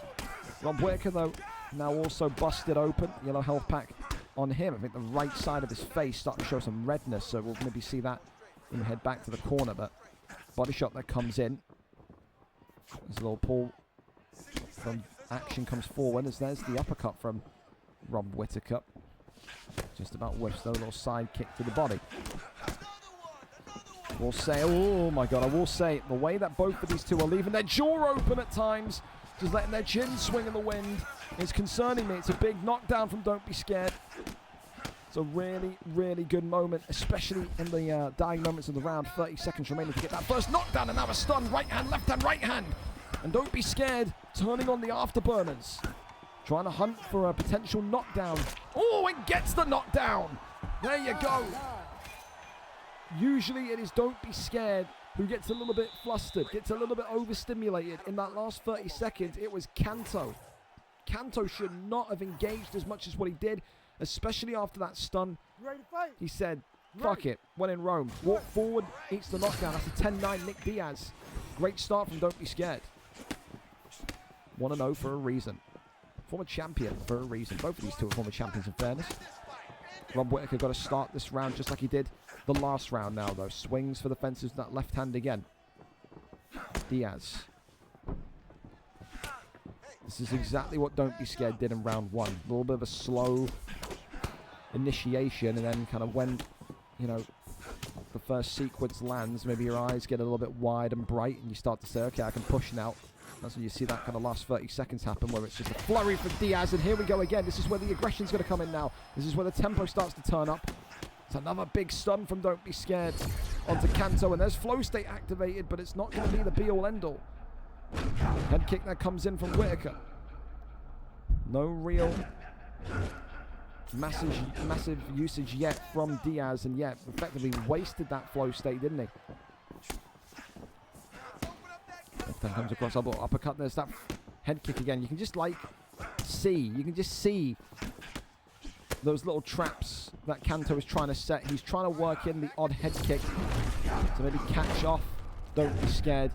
Rob Whitaker now in the flow state zone. Diaz, they're just whiffing as well with that last punch, which is probably like an inch away from Whitaker. Little leg tap comes forward again. Definitely gone back into almost a kind of stalemate fight that we saw in the middle sequence of round number 1, though. We'll say that. Left hand, though, cracks Rob Whitaker. Faking with the body shot, tries to drop the block of Whitaker. Kanto says, not going to happen. I know your games. I know your tricks. Oh, my God. I think that was a hook. Head kick. Whoa, I tell you. I thought that was going to be maybe a knockdown. I think Kanto's going to be furious. It wasn't. Uncontested head kick. Tries to go up again to Diaz's right side. Uppercut there. Winds it up. And now look at Kanto go. Overhand there, swinging for the fences. What a fight. Ducks underneath. Back and forth we go. Who gets dropped first in this round? No one knows. Left hand, right hand from Whitaker. I wouldn't mind seeing Kanto attempt a bit of clinch work here either. It's dangerous against Diaz, but that could also kind of throw a curveball towards Don't Be Scared. And the game plan that maybe Nick Diaz, excuse me, is anticipating. Shoots the takedown, gets the land. Yes, there we go. I think that's good. That is something out there. That's not something that you've done for this round, but you can risk doing with 30 seconds to go. I don't mind that whatsoever from the Whitaker pick. And Kanto here going to end the second round in top position. Or maybe not. I told a lie. Couple of rabbit punches there, but round 3 on its way. Could it be 1-1? Is it 2-0? I think, you know, you leave that to the eye of the beholder. We'll check the fight stats. 2 knockdowns in round 1. I think you've got to give 2 stuns to 1. I think you've got to just give. The fact that Don't Be Scared only landed 3 significant strikes in that second round is a crime against fighting, by the way. It's definitely 1-1. 1000% 1-1. So all on the table here for these two now. 3 significant strikes. Oh, clips him. Well, listen, if Nick Diaz can land 3 significant strikes and one of them's a stun, I don't think you're going to complain, are you? Overhand swings and misses. Head kick there, also whiffs from Whitaker. Goes for tries to go for the uppercut, not going to be seen. In that sense, though. Another uppercut there lands brilliantly. Oh, clips him. The left hand was nice. Diaz drops Whitaker. And could this be it here? Not enough strength behind those punches, but a huge knockdown. Should it go to a decision, that would be one of those key moments you look at and say that's why Diaz wins the fight. Kanto's got to keep himself, I think, alert in there and not make any rash decisions. Wonderful ducking roundhouse though. Head kick comes up now. Oh God, it's back and forth in this 185 division. Head kick comes in once again in flow state, and you're going to see Don't Be Scared just in retreat motion here. And now activates Diaz's flow state here. Both have got to be equally as careful as one another. Whitaker now on the defensive. Left hand, right hand. Ducks underneath. Wonderful head movement. Both of these two, though, survive one another's flow states. Goes back down low. Oh my God. That right hand was scaring me from Diaz. It was. Kanto's life flashed before his eyes, so it certainly did for me. Punches onto Diaz's shoulder, and it's all over. What happened there? No one knows, but Nick Diaz secures the victory. A round 3 TKO And Rob Whittaker flops to the ground like a fish out of water. What caused that? Left hand, that's just such a weird animation. It just popped him up and slapped him down. And ultimately, it is a round 3 victory tonight that sends Don't Be Scared 209 to 2-0. For Kanto, I think he'll feel disappointed. I think it was the kind of random spontaneity of that knockout. But that was a good fight. That was a good back and forth fight between two top-level middleweights tonight, man. Really enjoyed that one. Round 3 TKO. And 2-0 record now for Don't Be Scared. Held the middleweight title before. Once upon a time on Xbox. Could well be on the way to holding it again. Commiserations to Kanto, though. Great fight, absolutely. Up next, we go over to a featherweight matchup. George tonight comes in at 1-1. Takes on the newbie, I Sneezed, who was using the USADA channel in all the wrong ways earlier on. 0-0 against 1-1. Both of these fighters today looking to make their record positive.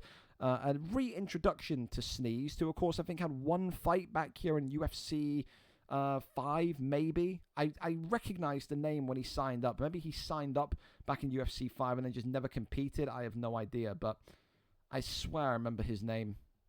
But ultimately never had a fight here. Fair enough. Maybe he was just in the Discord and never fought. I don't know. Anyway, we're over and up to it. Let's go and see what the fight picks are going to be here tonight. George is our cameraman, as it's Aljamain Sterling against Alexander. No, I can't be Volkanovski, of course. George knows that. But Aljamain Sterling here tonight in the featherweight division that he will be facing. So let's see where he goes. Korean Zombie. All right, then.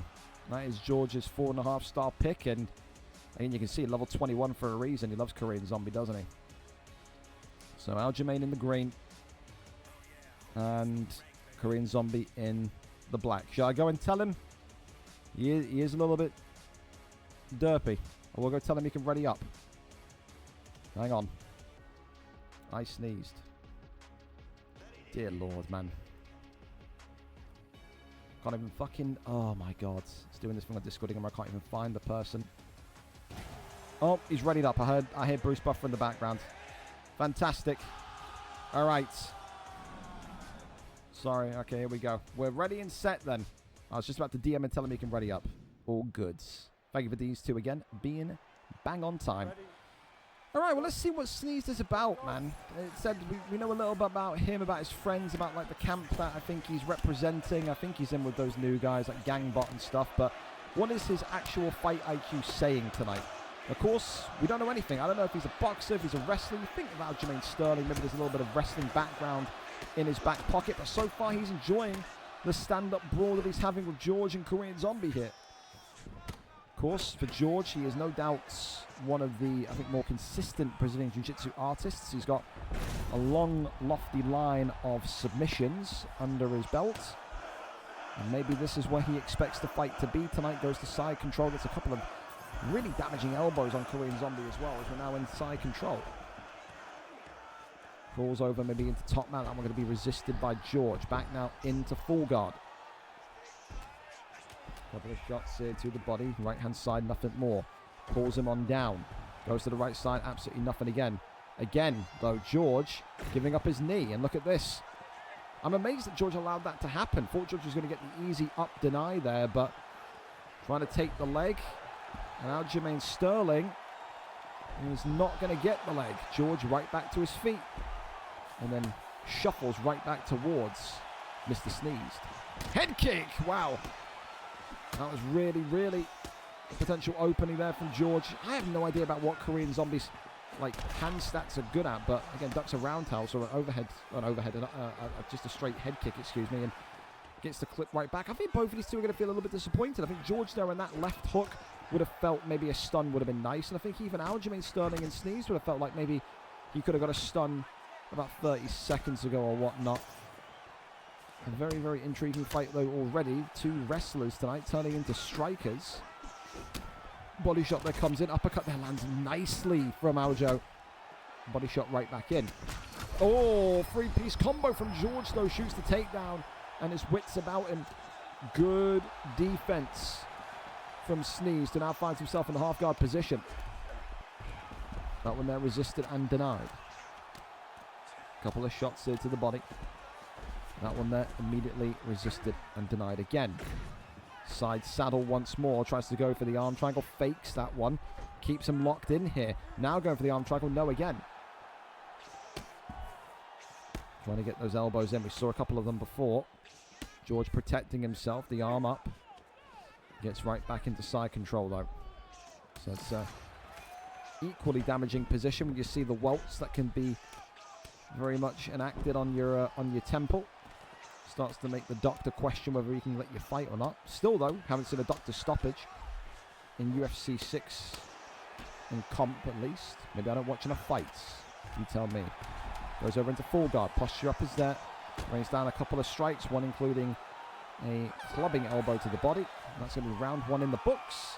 A good fight. I think a very good back and forth fight right now. I think, yeah, I thought maybe it was going to be pure wrestling. I thought wrestler on wrestler when you see Aljamain and Korean Zombie. But hey, listen, I can get behind it, man. The striking's not been bad. Some good moments from both of these two. Round number 2 up and underway. No sign of the fight statistics screen, so you leave it to your imagination as to who won that one. Immediately, again, you can just see Sneeze so confident with that forward step. George there fending him off with a beautiful body shot. Left hand, uppercut, nothing there. Oh, uppercut was being looked for again by Sneeze. I don't know, dude, so many of these strikes from both sides should have resorted in at least a stun. I don't know how they're getting away with it. Left hand body shot. Uppercut there connects. Swing and a miss on the body shot there. Sneezed. Throws that one down. Shoots the takedown. Rolls out and away. The clinch is good.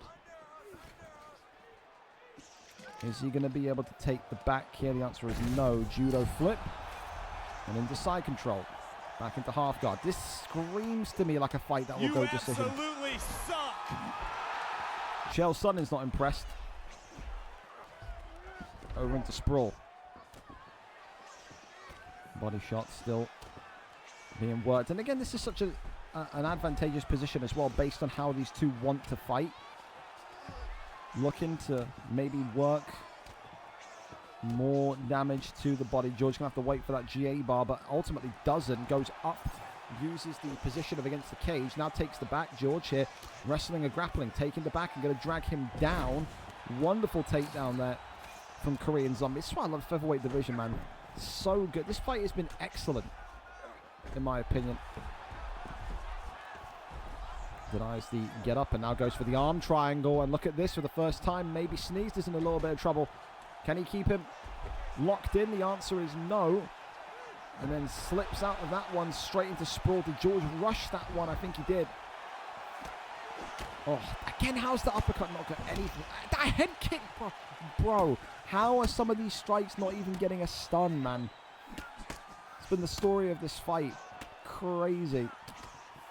I don't know if the durability of Korean Zombie and Aljamain is just so high, but sweet Jesus, man. They've eaten some bombs. Block, of course, of Sneezed is, well, it was low, but recharging now.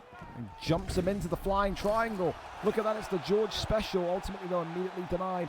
George's stamina is just ever so slightly less. And look at that, that's wonderful. You want to talk about brilliance of IQ. What a deny, but then not able to get the submission in. This has been a great fucking fight, man. This has been a really good and fun fight in the 145 division. Goes back into sprawl again. Couple of shots to the body, but yoinks the knee. And then we are heading into round 3. I wish we could sit here all night watching this one. It's been very good. This is the kind of performance that you look at and say win or lose tonight for Sneezed. As a debutant, he's going to add some real substance to this featherweight division. Been impressed with him, man. I still couldn't tell you for the life of me who's up on the scorecards, though. I really couldn't. I just can't get over the fact we've seen uncontested head kicks, uncontested hooks, and there's been not a single bit of a stun of anything like that, man. A little bit of respect there as we go into this third and final round, then. Oh, and finally a stun. And it's Aljamain Sterling who gets the first bit of luck tonight. Immediate turning takedown attempted. Nothing there. Goes into the clinch. Shoots and takes him up and down from inside the clinch. Now you would think, in typical wrestlers fashion, this is maybe, just maybe, where Sneezed is going to want to keep George for the rest of this fight. Is that drop, is that stun, should I say, enough? Potentially winning this one on the cards. Goes for a submission again here. This is always one of the most tricky ones to get. Can you guess the right way is the big question. Both of them are waiting. Goes to backside. And ultimately does get backside, does George. Takes back mount now. And George, oh, okay, with flow state as well. Trying to go for the back flat, not going to happen. Defense now is absolutely pivotal for Sneezed. Tries to get him flat again, not going to happen.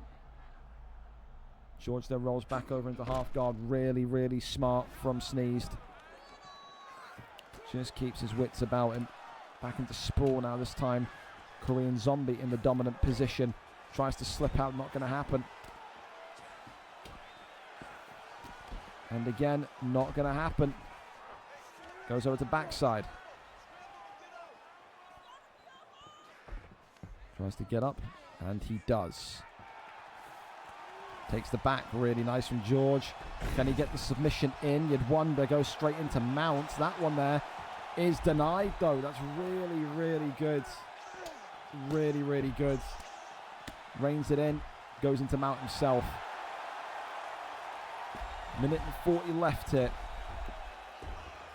And we're going to get a submission attempt, and he's going to get the arm here. That's the first big slip of the night from George. And it could be a costly one. Takes half the submission bar. And George now in a real bit of trouble. He had stamina, he could have denied it. He has denied it. That's the importance of it. 57 seconds. And this is the only round I'm confident to say I know who's won. And that is obviously going to be Sterling. If he doesn't finish this fight, George could still win this fight if he won both rounds 1 and 2. I just don't know confidently enough if he's won either, let alone both. Look at this, going for the knee again. Korean Zombie looking to try and get out of there. Can he? Will he? Tries to twist the leg. Is he going to get out? Yes, he is. And this one goes the distance. A brilliant fight. A brilliant, brilliant fight between two featherweights here tonight that have set the standard for tactical wrestling and a beautiful MMA fight. We listen in to who gets the decision here this evening, though. Ladies and gentlemen, after 3 rounds, we go to the judges' scorecards for decision. The judges score the contest 30-27, 30-26, and 30-27. 30-26, wow. By unanimous decision, I'm thinking a little bit harsh on George to get a 30-26 is very harsh. But, I mean, listen, I think that was such a tight... there was tight moments in that fight. I think both of them will feel a little bit disappointed that he maybe didn't get a stun here or there. But what a great debut. What an awesome debut from Sneeze there tonight. And he's going to be a fun fighter to go up against. He looked like he had everything. He had some good boxing, had some brilliant patience in the wrestling, and I think he's going to be a splash in that featherweight division, man, 100%. Congratulations to him. Commiserations to George, always a fan favorite, but not his night tonight. We keep on going then. Snipey and Jack are up next, of course. Snipey tonight, where is he? There he is, making his debut at middleweight this evening. 0-0. He was 0-3 in welterweight. Made the decision with a mini weight change to put him into middleweight early. Tonight he takes on Jack R, former middleweight champion in UFC 5, who is 0-2. Someone's O tonight has to disappear. Only time will tell which way this one goes. We wait and we see. As White Dot, there we go, sent it to me in DMs. Thank you very much, White Dot. Appreciate you, my man. Here we go then. Time to see. 4.5-star picks are legal. Drickus du Plessis looking like Sean Strickland here tonight on the prelim cards. All right. Let's see if Snipey can finally get that monkey off of his back, man. He was in the welterweight division. He was 0-3. Something's got to give. Can he finally get a win tonight? Or does Jack R find his mojo? Both of these two fantastic fighters, but on the bad side of a run of form right now. Drickus, of course, in the green trunks, whereas Snipey is in with Sean Strickland in the blue. I think tonight, if you were telling me you've got to name a favourite, a predicted favourite, I think you still got to pick Jack R. He's had more time in this division, so he knows his middleweight pick more. Sniper's just been moved in there. Of course, you could say Sniper's been fighting harder opponents in the welterweight division, but I think Jack R is still a difficult opponent as well. Like I said, he was a former middleweight champion, not once but multiple times across UFC 5. This is not someone that is just going to lie down and just give you your first win. You're going to have to earn it this evening. The good news for both of these two, though, is I think they're both kickboxers by trade. I know Jack R definitely is. I know maybe Sniper's been teaching some or been taught some wrestling from Salt and Pepe. But I think tonight it will be a stand and bang type affair. Uppercut into the left hand. You just see as well, the thing that Jack R likes to do is almost the same thing as what Don't Be Scared 209 likes to do. Start the fight almost a little bit kind of calm, and then kind of engage when it gets to those pressure moments. Uppercut into the right hand, head kick there comes off beautifully. Left hand there now being worked again. Leg kick, body shot. And again, tonight so far, everybody who's been involved on the live card here on this wonderful Tuesday, on time, and it's been excellent. So I appreciate all of you. Massive props to all of you. Big straights down the center, of course, works off the double jab. Uppercut there is nice from Drickus. Goes for the leg kick. Head kick now comes off nicely. I tell you, the only thing that's giving me some concern for Jack R and Drickus at the minute is that he's looking for this uppercut, and it is a little bit slow.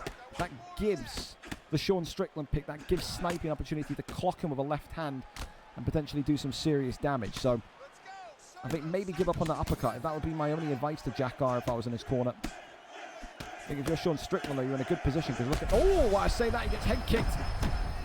Big shots coming in now from Drickus. I will say he's in a good position, because look at that red health pack on Drickus du Plessis. That indicates that damage is coming through in an abundance. He just has to keep his cool, has to keep his calm, has to trust in his block, has to trust in that Philly shell that Sean Strickland brings to the party. Leg kick there comes off. Swings back down low to the body. Left and right handers still continuing onwards. Straight there from Sean Strickland. Little leg kick again.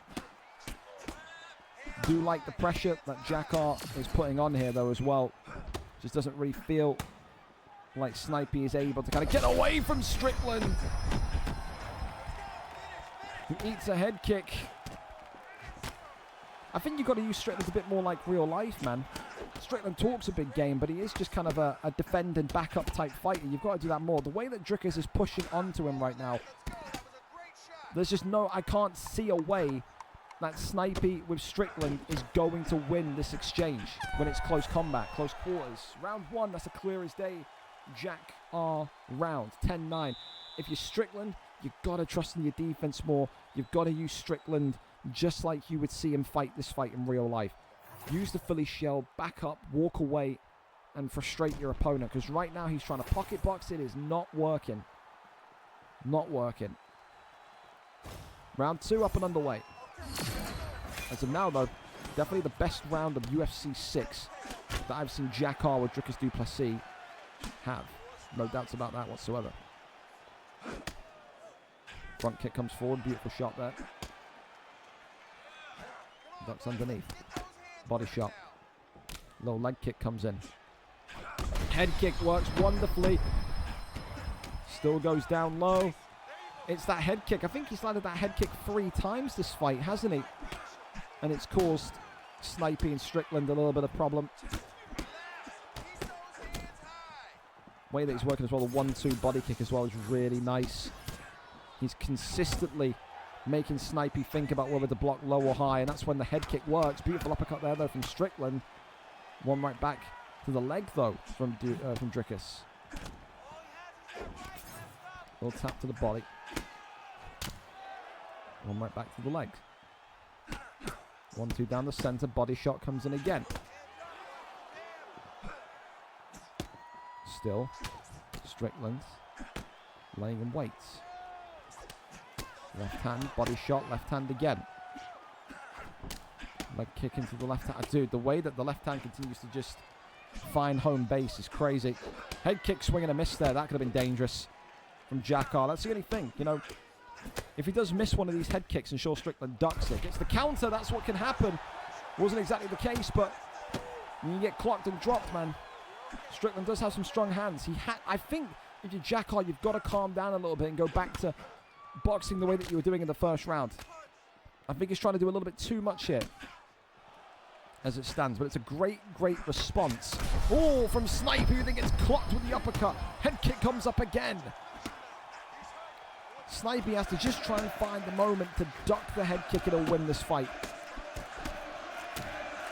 So Jakar right now is throwing so much to try and crack through that block and win this fight for a knockout.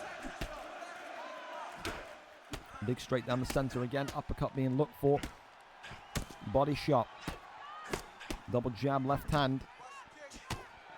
So I mean, look at just look at Jakar walking into the damage, not even caring, bro. Not even caring. Like Arnold Schwarzenegger out of the Terminator, mate. He is not bothered one bit. Left hand, though, from Sean Strickland will make him care. Strickland now engaging flow state. Dricus coming right back in his own. And these two now are swinging. Big shots here. Dricus du Plessis trying to find a way to come out the other side here. Left hand from Strickland. Uppercut there. Drops him. I told you, man. Jakar's got way too aggressive. If I'm him, I'm shooting a takedown. Thank God he got out of there. I did not. If that had 10 more seconds, 15 more seconds, I dead ass think Strickland would have won the fight by a knockout. Jakar has to calm down, bro. He is trying to do way too much. There's no shame in winning this fight by a decision to get your first win. But when this fight turns into a brawl, it's clearly favouring Sean Strickland. It's clearly favouring Snipey. Snipey has done absolutely brilliant to come back into this fight after that horror show in round one. Leg kick. Wow. Look at the leg of Dricus du Plessis. Go for the leg. Oh, drops him. This could be it. Jakar's thrown away the fight. Snipey gets his first win. Oh, Jack. Oh, God. Oh, it's so avoidable. Oh, God. That's a fucking rough one, man. Oh, God, that's a rough one for Jakar. I honestly, hey, fair play to Snipey, because the way that Snipey brought that back after round one was phenomenal. But I just felt like, I don't know what it was. Maybe a little bit too much confidence, too much cockiness. I don't know what you want to call it from Jakar. But towards the end of that second round, he was just walking towards Strickland and just absorbing damage and just not caring. He was trying to do way too much rather than kind of be smart with his shot selection. He was trying to throw more sequence punches. He was trying to throw 5 rather than 3. You know what I mean? It was just, there was just too much that he was hunting for, and he wasn't patient enough. I think patience tonight is absolutely what got Snipey back into the fight, and I think shot selection, especially in that later second part of the round, of round 2, made Snipey, I think, bridge the gap in damage. That's a really rough one to take for Jakar, because I thought he did phenomenal in the first round and a half. I really did. But for Snipey, that'll feel like a weight off the shoulders. He gets his first win. He makes his entry into the middleweight division with a big splash. And that's a statement made. Congratulations to him tonight. Up next, we've got an Irish derby. Lister against Driscoll in this one. The welterweight division brace for impact. Driscoll, of course, the leading submission expert in VFL. 1 and 2 tonight, though, looking to make 2 wins in a row. Whereas Lister, former PlayStation champion, comes in at 2 and 1, looking to bounce back from a loss last week. The difference is that this is going to be one of the more submission-heavy matches that Lister has ever faced. Driscoll, 36 career submissions to date. Will it be number 37 here tonight, though, is the big question. We go over and up to it. Let's go and see who our cameraman is tonight. I wonder. I don't know. Driscoll. No, Lister. Thank you very much. Lister, thank you very much for tossing me the link in DMs. In future, though, again, it's not a big deal, but please, I've got a lot of DMs from FIFA people on the left-hand side. You can put your stream link in the streams channel. It means I can ignore the FIFA people without accidentally clicking their DM and having to respond to them. All right, then. We got Bilal Muhammad. The first ever Bilal Muhammad use on UFC 6 on one of our cards, right, for VFL. So Bilal Muhammad for Driscoll against looking likely to be Leon Rocky Edwards for Lister. So it's interesting because, again, you look back at those great fights that Lister had once upon a time on the PlayStation division years ago. You think back to those fights with Blaze when he won the, I think when he lost or won the belt. I remember the sequence of fights he had with Blaze. And 1 minute he was a wrestler, the next minute he's a striker. You don't really know the kind of style that Lister is going to bring. But you would think with Leon Edwards, if that's who he is going to pick, it will be sharp, it will be dangerous, and he will look to outbox Driscoll. I said it before, I say it again, Driscoll's been in this league for 4 years, and I don't think Driscoll has got more than 9 knockouts, yeah? He does not knock people out. He is a submission guy, he is a decision guy. So tonight, the takedown defense has got to be sky high for Lister, and you've got to butcher him on the feet. For Driscoll, the sooner this hits the ground, the better. That's the aim. Here we go then. Yellow trunks tonight for Driscoll with Bilal Muhammad. Leon Edwards in the black for Lister 2000. Two of these guys hailing from Ireland. They would be teammates in a future VFL MMA World Cup, which we plan to do. But ultimately tonight they are rivals. They are two rivals that have got gold on the mind. Absolutely the case. Of course, the one thing that you would want to see from Lister tonight is a bravery in the front step. We know Driscoll does not often look good in boxing matchups. He often shoots first and is shot first again. Good takedown defense there, though. Right into a clinch. This is the Driscoll experience. If the takedown fails, the subsequent clinch will not. You've got to be prepared for that tonight if you are Lister. Goes to the body. There's some wonderful shots there already. It's got to be about that first takedown, that first shot from Bilal. Again, tries to go for double underhooks into a slam takedown. Not going to happen for Driscoll. We always said, you know, the thing that was missing to make Driscoll a real featherweight contender, a real featherweight level fighter again, was the boxing. Was once upon a time in that 145 division, but the division outgrew him. He got older. The reactions maybe slowed down. He's always been kind of hesitant to kind of maybe engage in boxing a little bit more. Did get a knockout on the unstreamed card last week, but when the cameras show up, he's got a bit of stage fright when it comes to knockout victories. He does. Body shot left hand there. Wonderful work from Driscoll, but just getting tagged right back by a... That jab from Leon is almost like a straight, honestly. So crisp. You can already see the slight stamina disadvantage that Driscoll is on. That's because, of course, you're seeing Lister throw those body shots in sequence. He's effectively trying to let Driscoll know, well, yeah, you can want to wrestle, but if you get me down and you've only got half a stamina bar left, it's not going to go well for you. Big stun here, though, as Lister draws first blood in terms of a dangerous sequence. Minute and 14 left of round number 1. And Driscoll shoots the takedown and lands it. I'll tell you this much. I think after that stun, he'll be very relieved he's got that. Can he do much, though, with 55 seconds remaining? Goes to the half guard position. No deny there from Driscoll. Couple of rapid punch jabs. Works the body shots. Half guard posture up leads to nothing. Tries to crawl over into top mount and does. Posture up again. This is good. For 17 seconds, can he get any sort of damage? It's great defense. I've got to be honest, it's wonderful defense from Lister, man. It really is. Half guard position. And that's going to be the end of round number 1. I think for Driscoll, as we said, we knew it was going to be a yin-yang matchup. And there's nothing really kind of credible to break down. If the fight stays on the feet, Lister is going to win this fight. If Driscoll wants a chance of winning this one tonight, he's got to get it to the ground and he's got to get it down there quickly. Driscoll has to make this fight boring. People in the chat probably will be booing me, saying, don't tell him to do it. We don't want to see someone lay and pray for 10 in-game minutes for 2 rounds, but I seriously just do not see a way that Driscoll can come out of this one on the feet. I think he's got to dominantly wrestle him for 2 rounds if he wants to win on the decision on the scorecards tonight. And maybe when he is dominantly wrestling, the submission will open itself, but there's no victory up here. Immediate shot, gets the takedown. That is exactly the start that the Irishman needed. 30 seconds into round 2, and he's got half guard position now. Goes over into top mount. Driscoll, oh, that's a poor one from Driscoll. You cannot be a man with 36 career submissions and just get immediately kicked off from top. And again, takedown after takedown now, they're flying in. Gets him over into cage butterfly here. As he now looks to posture up into some strikes. I'm surprised Driscoll didn't look to go for half guard down there, but fair enough. Another takedown, another land. This is the kind of stuff that it's going to be getting Lister a little bit pissed off You know what we always say, you want to win fights, you got to do what annoys your opponent. And I tell you, I think the unlimited kind of access of the takedowns right now is annoying, and that's another sloppy lack of a deny from Driscoll there. Tries to kick him off. That one there resisted from Leon. That one denied. Posture up. Goes over into half guard. Tries to cross over into top man, not going to happen. Tries to get the arm. Resisted.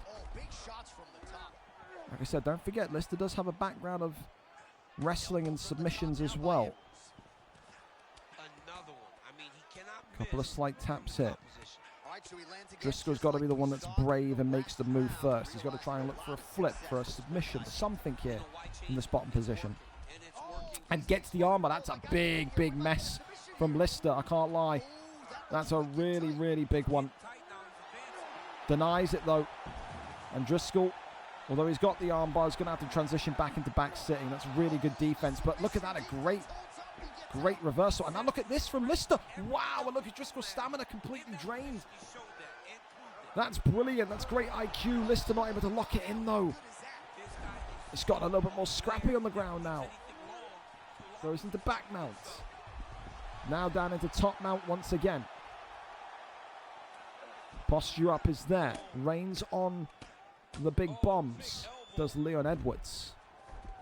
Right side goes to half guards. Couple of tippy taps here. That one attempted. Oh, he pulls the arm back. Back over into side control. Now back into sprawl. Does look like we're heading into round 3. And look, the arms extended, almost like him saying, is that all you've got? Stuns him. And that's going to be the end of round 2. He said Driscoll needed a dominant round of wrestling. That is not what we just saw from Driscoll. I think you have to say Leon is 2 rounds up to 0. I think you have to say Driscoll needs a finish here. The Bilal Muhammad pick, has it backfired? Was it ever really credible against Leon? You be the judge of that one, but for right now, Lister is on track. And I have to say, he has coped with Driscoll's takedowns, and he's coped with Driscoll's slight moments of control really, really well. I've seen people lose their minds when the 18,000 takedowns of doom come forward. Well, he lands the first one there. 10 seconds into the third round, and again, yeah, you know, Driscoll is only going to get a finish here if he finds the tap. He's not going to knock this guy out, is he? All you have to do is survive down here. If you're Lister. Goes over into sprawl. That one there resisted again. Tries to go for a choke here. Hang on a minute. Could this be the moment here? Driscoll finally maybe on the verge of getting number 37, but then pops out of it. That's so good. Again, patience of a saint and calmness beyond his years from Lister. Body shot there comes in. Head kick comes up. Shoots the takedown. That one there being resisted and denied immediately. Works the body strikes as well. Head kick now coming up. And Driscoll having to just try and wait out the flow stick. Shoots for the takedown. Olayed and then gets right back down into the middle of the octagon. 3 minutes and 10 seconds remaining. Driscoll is running out of time. He's going to be staring at that clock, panicking, man, because he has to move. Triangle choke in here from Leon Edwards. Imagine if he gets the choke on Driscoll. Ultimately not going to happen. Goes to backside, and now backside right back from Lister. Flips him over into full guard. That one there resisted as well. Driscoll looking for a choke maybe. I think he was faking the armbar into a triangle. Posture up is there. And then one strike, right back up. Every single time Lister gets back up, Driscoll's got to be rolling his eyes because he knows that's not where he wants to be. A big stun there. Driscoll is now in real trouble, because now the calls for a finish get even louder. Another takedown shot, another takedown lands. 145 and counting.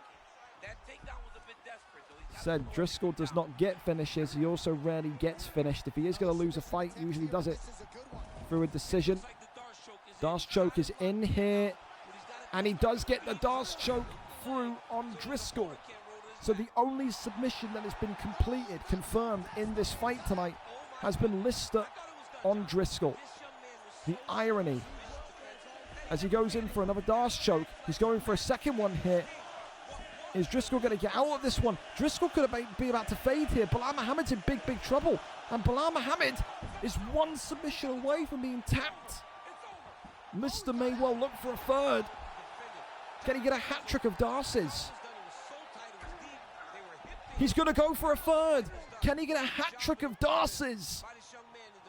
Driscoll is... No, I would have gave him submission of the night just for that. I would have. But it's going to go the distance. It is.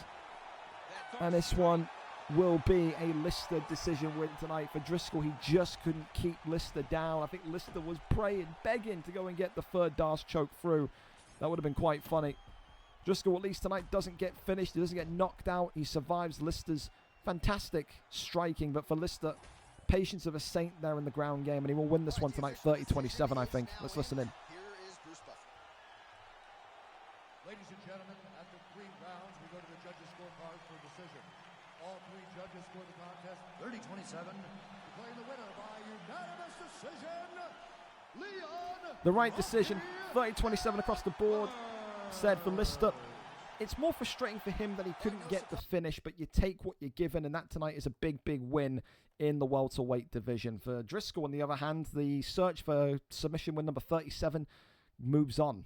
Commiserations to him tonight. Up next, then we go to Odran and Theo James here this evening. Odran, of course, coming to this one 2 wins, 1 loss, whereas Theo James coming in with 1 win, 1 loss. Odran coming off of a loss. Theo James coming off of a win, looking to make it 2 in a row as his quest for the gold in this division continues to be heightened. We go over to it and see what our fight picks are going to be today. Odran is our cameraman. Appreciate these two being on time for us as well. Dustin Adama Poirier against Bobby Green, King Green. Hey, what a performance he had, by the way, on the weekend.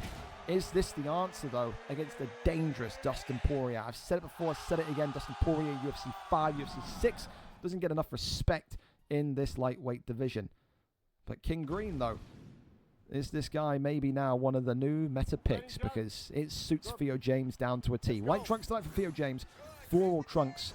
Also, no, it's white trunks tonight for Odran. I tell you what, it surprises me because I liked Theo J with King Green a lot. So, yeah, you got floral trunks for Theo James, white trunks for Odran. Just look at how snappy King Green is. He's got very, very, very fast hands, but then again, Dustin Poirier's got those wild animations as well. So it's a bit of a shootout, you could say, here tonight in this division. Both of these two are boxers first. They will be relishing the prospect of getting a win against one another here tonight. Look at this, though, immediately launching a head kick, though, from Dustin Poirier. Look at Theo James go. Little bar of respect there. He says, no jump from me tonight. Head kick, swing and a miss, though, from Odran. Still there, coming for a front kick. Jesus Lord. Theo James says, no jumps yet. Not coming. It's going to be bad, but it ain't going to be bad on the ground. 3.5 minutes here of round 1, and it feels like we've already been through 2 rounds of this fight, the amount of damage that King Green has taken. Odran continues to just try and find those quick lightning bolt strikes of King Green. Right hand there connects on the dome of Poirier. Goes back down low to the midsection. Left hand comes up, swinging a miss on the head kick. That's a wonderful bit of timing from Theo James.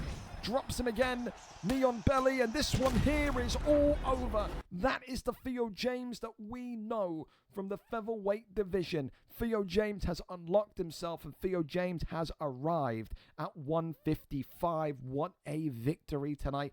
And again, I said it, man, the calls for a lightweight title shot are going to be louder than ever. He believes he is the best striker in that division, bar none. He gets it done in 1 tonight. For King Green, I like the pick, dude. I really would have liked to see Theo with King Green. I think he would be probably one of the best King Greens in that division. But hey, listen, when in Rome and Poirier is presented to you, you're not going to say no, are you? Both are good picks. But for Odran, maybe looked a little bit rusty with King Green. Maybe not too fully versed with him, but take nothing away from Theo James tonight. Absolutely world class. That is the Theo James that is not only going to walk this lightweight division, but is going to walk right back into featherweight. Christ, what a good performance that was. We keep on going and we head over to Robbie 87-8 against Char J here tonight. Robbie, of course, 2-0. Char J 1-0. Of course, both of these two have got history in terms of winning gold and in terms of succeeding in their relevant divisions. Robbie, of course, more so on the PlayStation division. Charlie, of course, once upon a time in the middleweight division, once upon a time in the welterweight division. This guy's been everywhere across the Xbox divisions. He's like a yo-yo bouncing back and forth between those two. Not been in the lightweight division for a while. I think that's what his ultimate aim is, to get back into, to find that level again. But tonight he has to take on a dangerous wrestler. Robbie, I would say, one of the top 3 grapplers in the 185 division. And that is a good test for Charlie, because he doesn't do well against grapplers. He doesn't do well against wrestlers historically. If he wants to go for the 185 strap, he has to show us that he can get through those trials and tribulations. He's a great striker on the feet. Robbie, not so much. And that's the same thing they can say for Robbie. Robbie said last week, I've shown people I can strike. Well, now you've got to do it against one of the most dangerous strikers in the division. Because for me, just like you're a top 3 in wrestling, I think Chargier's a top 3 in striking in 185. I think he's very, very clean with how he can move and how he can manipulate space. So we'll see what happens. Will the wrestler prevail, or will the striker prevail in this battle of yin-yangness tonight? We are there, we are set, and we are ready to go for this one. Rob is our cameraman as per usual. Let's see what we get here tonight. We get Islam Makhachev. No, we don't get Islam Makhachev. You can get out of this one. Wrong weight class. There we go. Now we flip over to the correct one. All right. Well, you'd think Dricus du Plessis for Robbie makes kind of a lot of sense. He's got wrestling and striking. I think you're going to be looking... Is he on the stream? I think you got to be looking at Charlie here and saying he's got to take someone with some decent wrestling defense, some good takedown defense, but also good hands. Imavov, I don't hate from Charger. You can see it's just slightly... Maybe my eyes are off. I've got 4 of them. Maybe slightly taller is Imavov as well, which also massively helps Charger's potential here tonight. So that's what it's going to be. Dricus du Plessis for Robbie in the black, and Imavov there for Charger in the white. 1-0 meets 2-0. Someone's O has to go. And of course, an opportunity to show us that you can cope well against a fight style that I think you don't do well against. The wrestler for Robbie in green, the striker for Charger in white. Robbie continues to be offended when people say that he can't box and his boxing isn't at that required level. Showed it last week with a brutal knockout victory, but this is different. This feels different, and tonight I think he will treat it different. I think he will look to keep this one safe, and I think he will look to keep this one concise. I do. Left hand there lands nicely though from Charger, goes right into the body shot from Imavov. Of course, as well, again, just brilliant timings from everyone here tonight. Absolutely world-class ran card from start to finish. And we still got another fantastic 2 hours of action at least to go. Main card tonight as well, including some title fights. Don't forget, Dirty Dave against JuanFe. The United States meets Colombia at close to 11:30 p.m. UK, 6:30 p.m. Eastern. Should be a banger of a bantamweight title fight. Also got that grudge match co-main event between Sir DJD and Luchak. Great takedown defense there from Charger. And then stands right back up. That's what he's going to want to do. He's going to want to keep this fight on the feet, and he's want to keep this fight very much away from that grounded position. Spinning back elbow there, but only lands onto the block of Dricus. Uppercut there lands, I think, but Dricus there gets a left hand through as well. Body shot. Just throwing in some danger there, but again, look at that 4-piece combination from Charger almost instantly. Wonderful stuff from the Welshman here tonight. Goes back down low to the body. Left hand comes up. Wonderful little jab into the head kick there as well. Swing and a miss on the leg kick. So I mean, Robbie is so far very, very timid to kind of engage with Charger. This is the kind of thing that I was a little bit worried that we would see from Robbie tonight. He doesn't have that same level of confidence to go in and engage as he did last week. And that is because he's up against a much more tougher opponent in Charger. Charger's takedown defense, by the way, absolutely fantastic at this minute in time. And look at Robbie's stamina as well, already depleting because of those failed takedown attempts. It may not look like a bunch in that top left-hand side, but you will feel that in rounds 2 and 3 should it go the distance. Left hand comes across there, Charger surviving that one and then delivering a clubbing left hand right back. One time for the gringos. Works off the jab, continues forward, shoots another ankle pick here. And dude, I think Robbie right now is something like 0-5, 0-4 for takedowns. Big A, that's a good hit though from Dricus. Opens up a red health pack on Charger in fairness. So heavy-handedness from Dricus there working. And now Charger's got to be a little bit careful and think about the strikes to the right side of his face. Beautiful sequence work there again as we are set to go into round number 2. in just a moment. So far, though, I definitely like that round for Charge8. Again, yeah, he got the red health pack. He took that cut damage, but for Robbie, he's not been able to land a single takedown. 0 for 4 there. Close. 0 for 4. And I think, again, if he keeps... and this is the thing, at some point in this fight, if he shoots another 3 or 4 takedowns in this round and they all fail, and he sees his stamina drop to 50%, at that point you're saying to yourself in the corner, you can't wrestle anymore. You can't even think about wrestling anymore, because every denied takedown is going to take a little bit more of that chunk of stamina off and away. And that's what Charge8 is waiting for. He's waiting to kind of gas Robbie out and then deliver a clubbing blow to kind of seal the victory here. For Charge8, takedown defense has got to stay the same, but he's also now got to start to think more about defending that head health. Does not want to get busted open to a degree here where the doctor steps in and has to make a decision. For now, though, a very good high-end middleweight fight between two undefeated fighters. Shoots the takedown. That's wonderful. That little shift. I don't know if you saw that, but the little kind of shift and then the commitment to the takedown was excellent. And Robbie then gets the first one of the evening, and he gets it with 4 minutes to go as well. Talked about how good Charlie's takedown defense was. Now let's talk about his wrestling defense, his transitional defense here. This is where the fight can completely flip momentum. Goes into top mount here. Does Robbie. No deny there, though. Again, Robbie has got TKO victories from these kind of top mount positions, but he's also got some dangerous submission wins in his catalogue. Charge8's got to be very careful everywhere here tonight. Tries to grab the arm, nothing more than an attempt. Fakes the arm triangle. I'll tell you what, he's continually teasing that arm triangle. That's a very sloppy strike, though, from Robbie in the postured up half guard position, which allows Charge8 to get right back to his feet, though. And I think that's exactly what Charge8 is going to want to do now. Just kind of send more and more shots to the body. Make it so that there's even less reason for him to go down to the ground. Big shot here with the elbow. Body shot right hand. Charge8 having to just kind of survive this and just shimmy away. Sometimes the best form of attack is defense. Shoots the takedown, and that's wonderful from Dricus du Plessis again. 2 minutes to go. He cannot allow him to get back up this time. No, sir. And working more and more body shots. And look at this now. An arm triangle comes in, and Charge8's going to need to be very, very careful. Look at this. Denies one. And still keeps him locked in there. Still nothing, and that's going to be the first arm triangle of the night. And Imavov there down to, I would say, a quarter of submission bar left. This was always the danger for Charge8.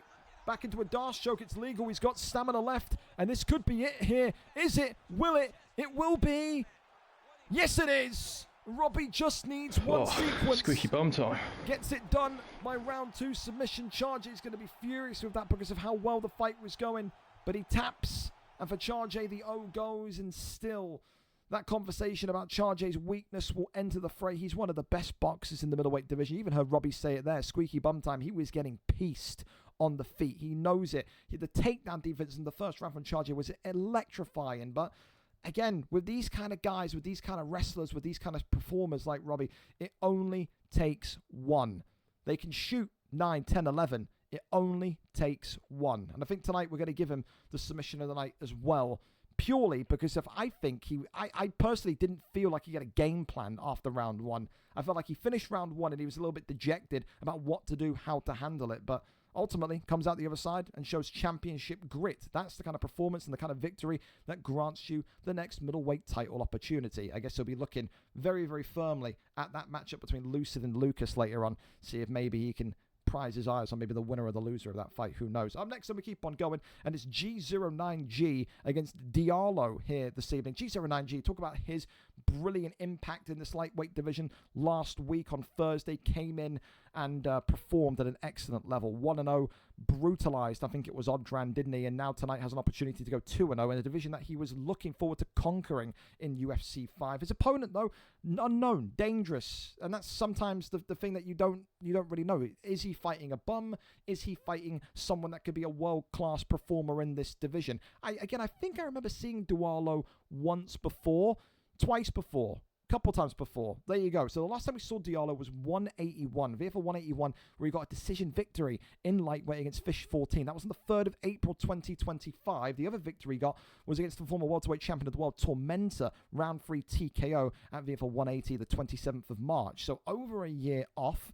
And now he takes on another former welterweight champion in G09G.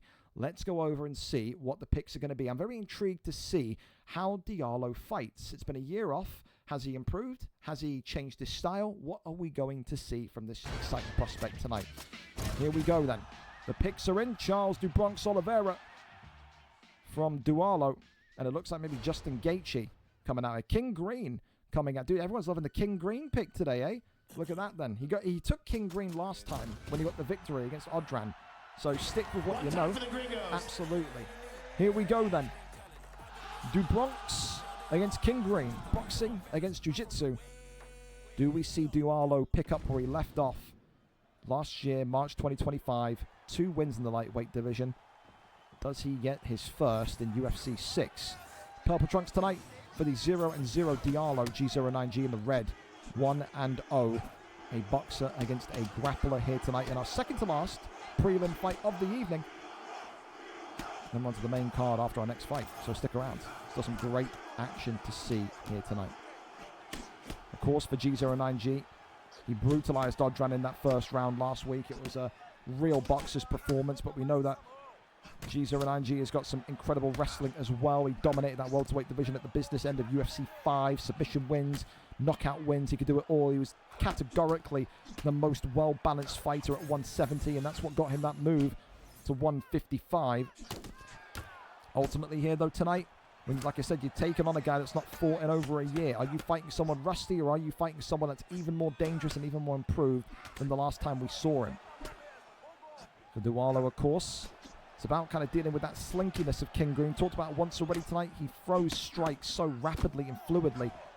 Sometimes maybe you've got to use the advantage of DuBronx, of Charles Oliveira, and just think about purely takedowns. Again, you can get tapped by Charles DuBronx Oliveira from any position known to mankind down there. Looks like the jab. There's that left and right-hander. 2:45 left on the clock here. Left hand there, swing and a miss, ducks underneath. 1-2's back down low to the body. Uppercut there is nicely landed. Really, really good so far from G, as well as Diallo. Diallo, I've been more impressed with not really his offense, but his defense. The way that he's working in the head movement, the head work, the footwork, all of that. First takedown there landed, and now he's got 2 minutes to work here. 2 minutes is more than enough for a seasoned vet like Charles DuBronx Oliveira. Gets that one denied, goes back down into sprawl here. Looking for a dash choke. That one there, though, simply resisted and denied by the former welterweight champion of the world. Keeps him in sprawl, tries to go for guillotine. A deny off. Very much underway here. Tries to put him into side control. That one now goes over to the backside position. Oh, can't go into back sitting. No, no. Gotta let him up. Someone in his camp go and tell him, read the announcement section. Backside to back sitting. Oh, this could be bad if he ends up getting something from this one. I tell you. Gotta let him up. Again, fellas. You gotta make sure you read it. Said back sitting or backside to back sitting. Still illegal until otherwise. Good thing that we didn't see a submission happen from that. Goes to posture up instead. Gets the flip and rotation. I'm happy to call it just a warning. Nothing really dangerous happened from that. But again, just a reminder, fellas, until we see otherwise, until we see that patch come in, backside to back sitting, it's a no-no transition. For now, if you ignore that, it's been a very good round. It's been a very kind of back and forth round. I do believe that King Green G09G is going to be the superior striker tonight. Again, it's got that yin-yang feel to it. I think if this goes to the ground, you can't help but feel like Oliveira is going to get something done. I think King Green has got such bad submission defense, it will take one submission, a one-and-done submission from Charles Oliveira could catch you. So you're playing with fire when it comes to the ground game with King Green. Definitely are.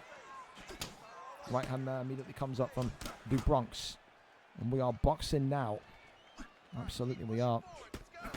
Left hand, right hand, that one there avoided. Right hand from King Green.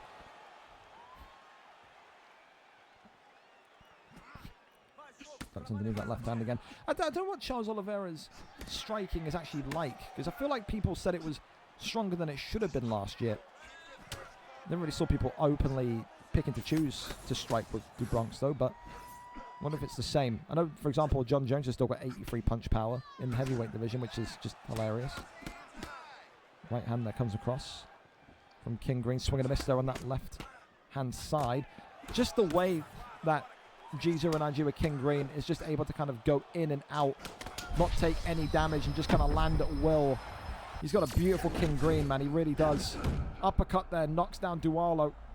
Goes back down low to the body, ripping shots now. Du Bronx having to fire back with damage, and look at this, it's a body drop. It could be over. King Green looking for the finish, and G09G decides, no, we're not done.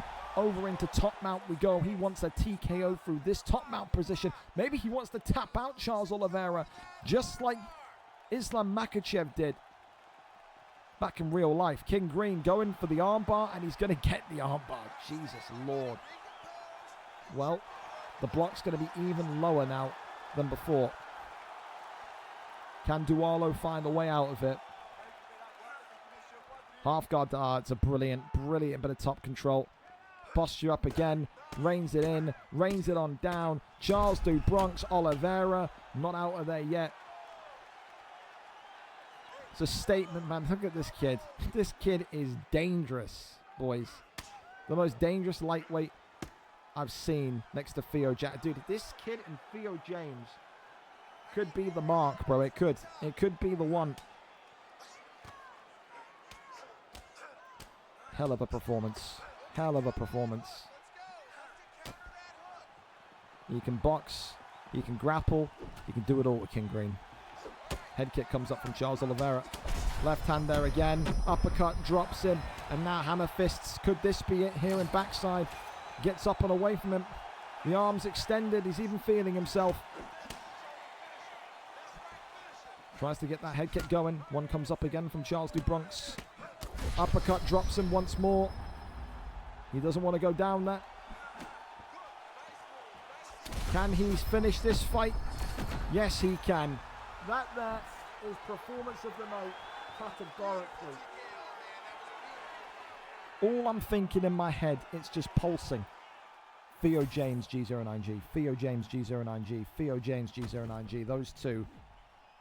Oh, that'll be a good fight. Be a very good fight. Hell of a performance, though. And listen, not easy for Dualo to come in against the guy that was running the middle of the welterweight division like G09G was. But yeah, that's the standard. That's the top of the top. That's what the top of the lightweight division looks like, categorically.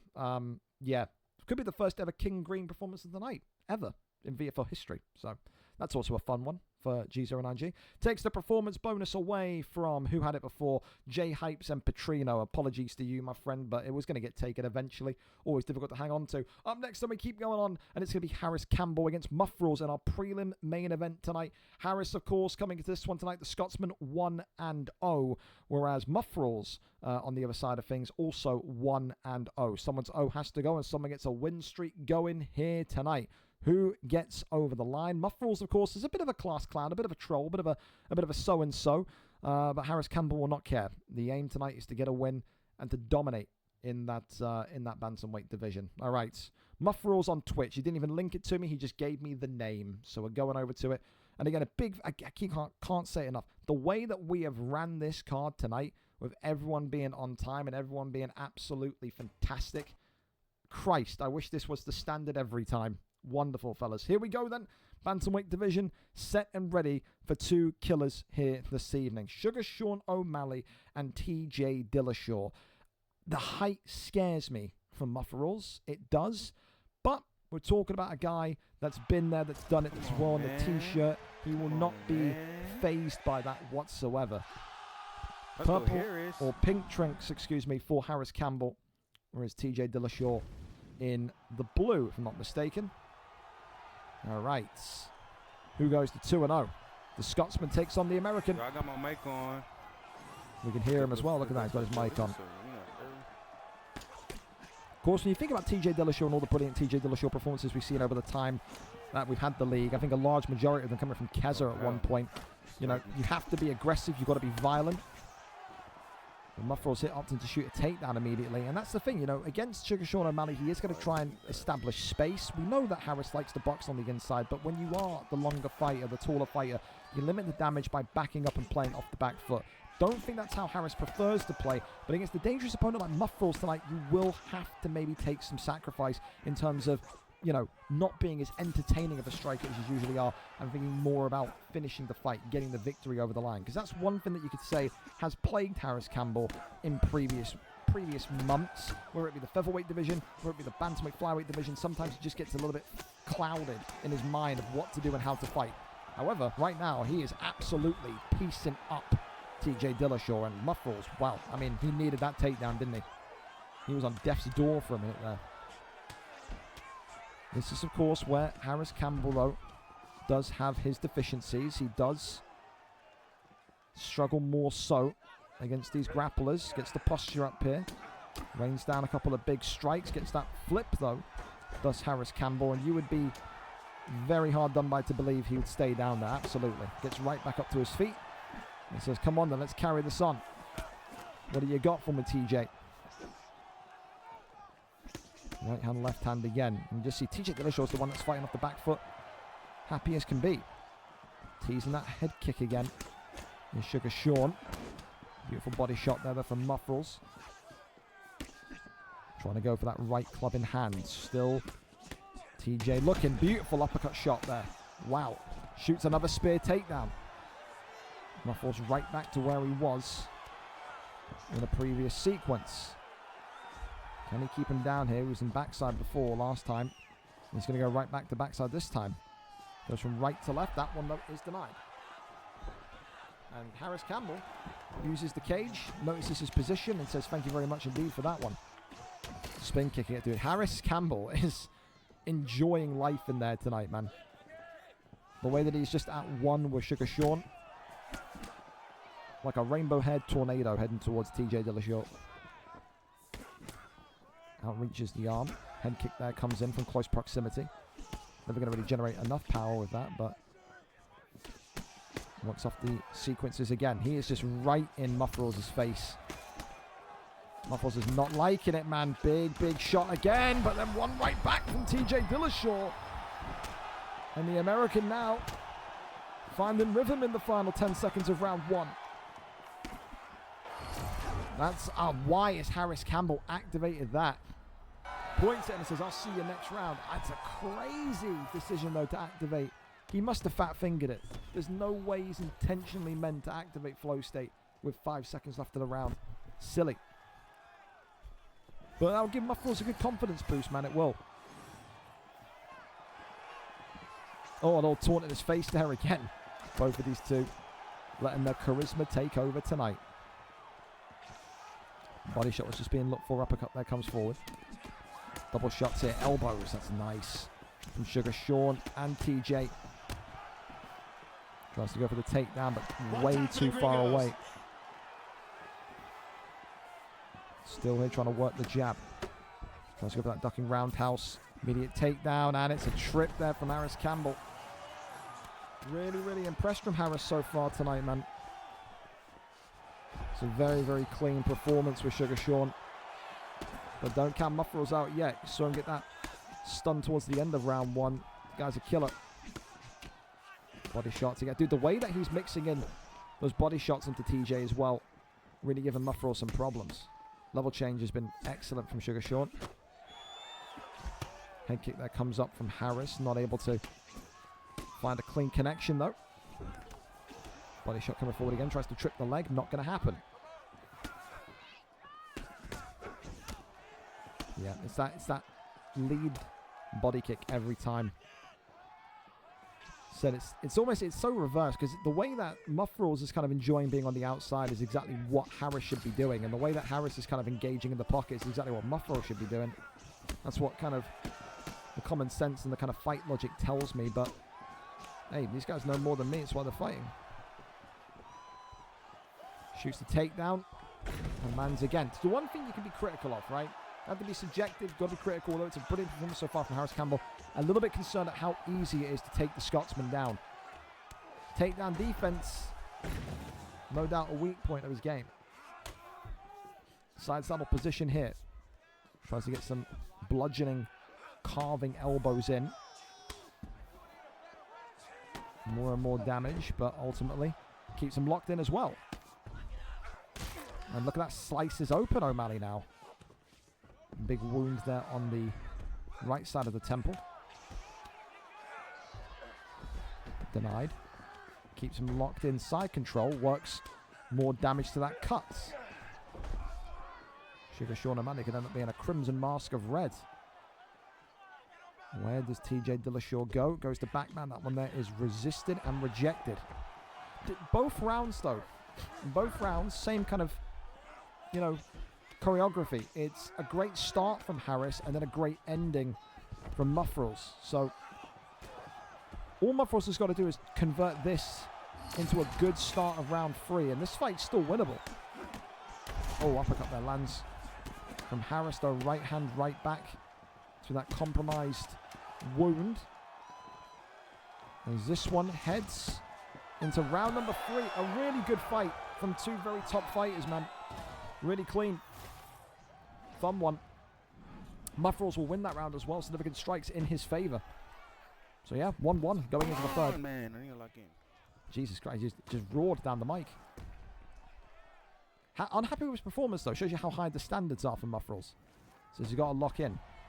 1-1, all on the table. Someone's going to get that 2-fight win streak tonight. Niggas hating on me, Dirty Dave hating on me. It's okay. Third and final rounds. Myself, man. Come on. Get this TJ with me.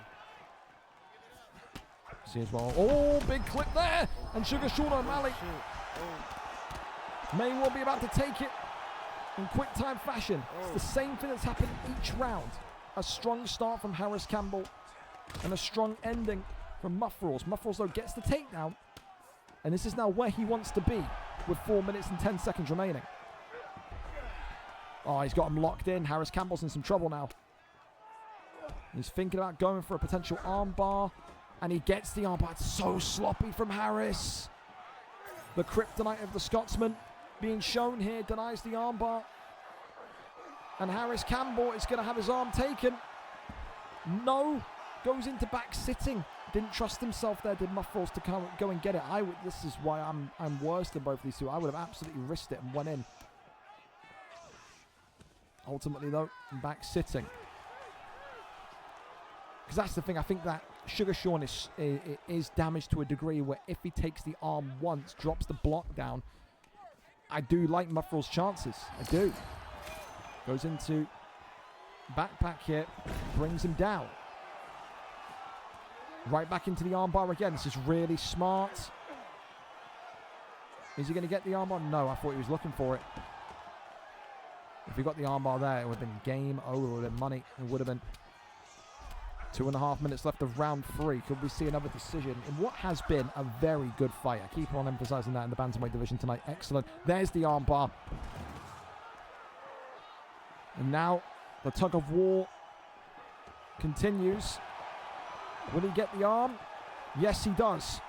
Now it wouldn't surprise me if Muffrules chooses to stand this one up.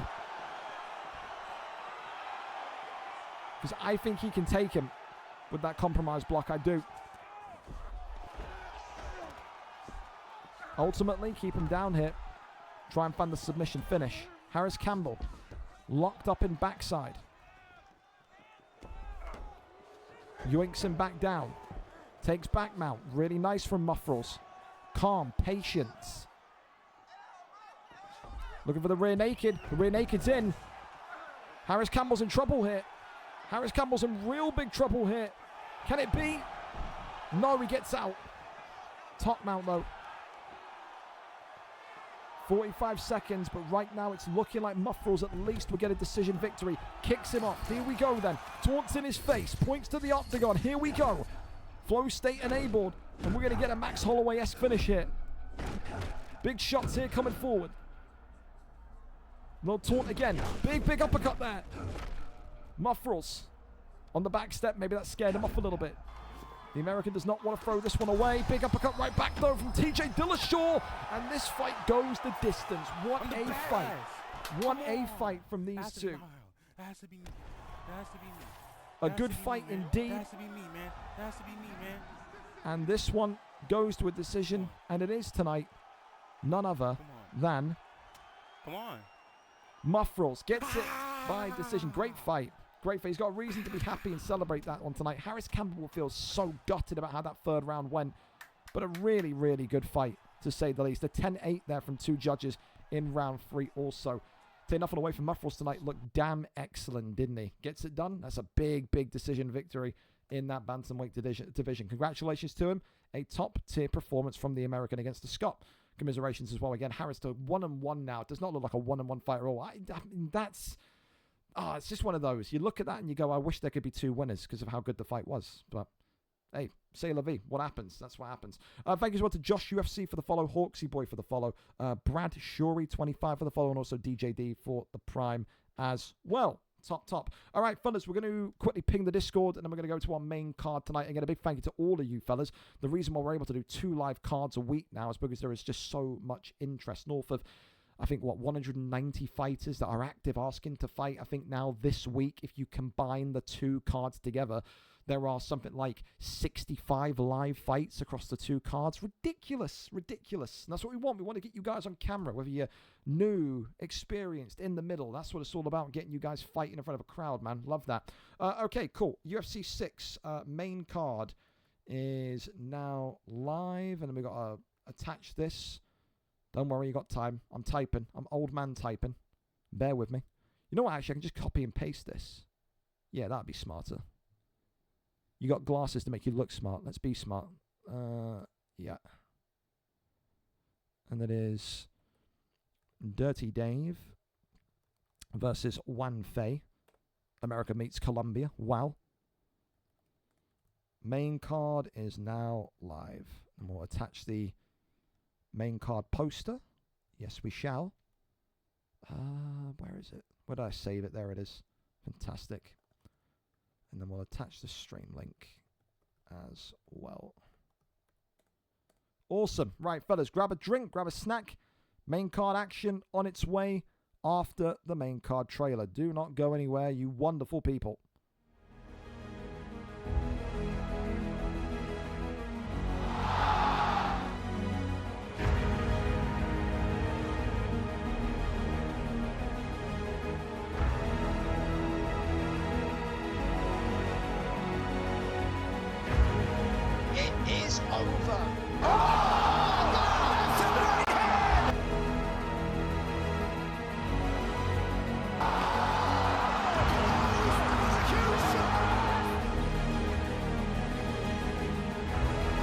Oh my God! Leg beat up, man. That's before you have. Picked up from Poirier now, right here. Oh my God! Renaissance SLG Jokers has put the former middleweight champion to sleep. Light heavyweight champion! Oh goodness! It's time!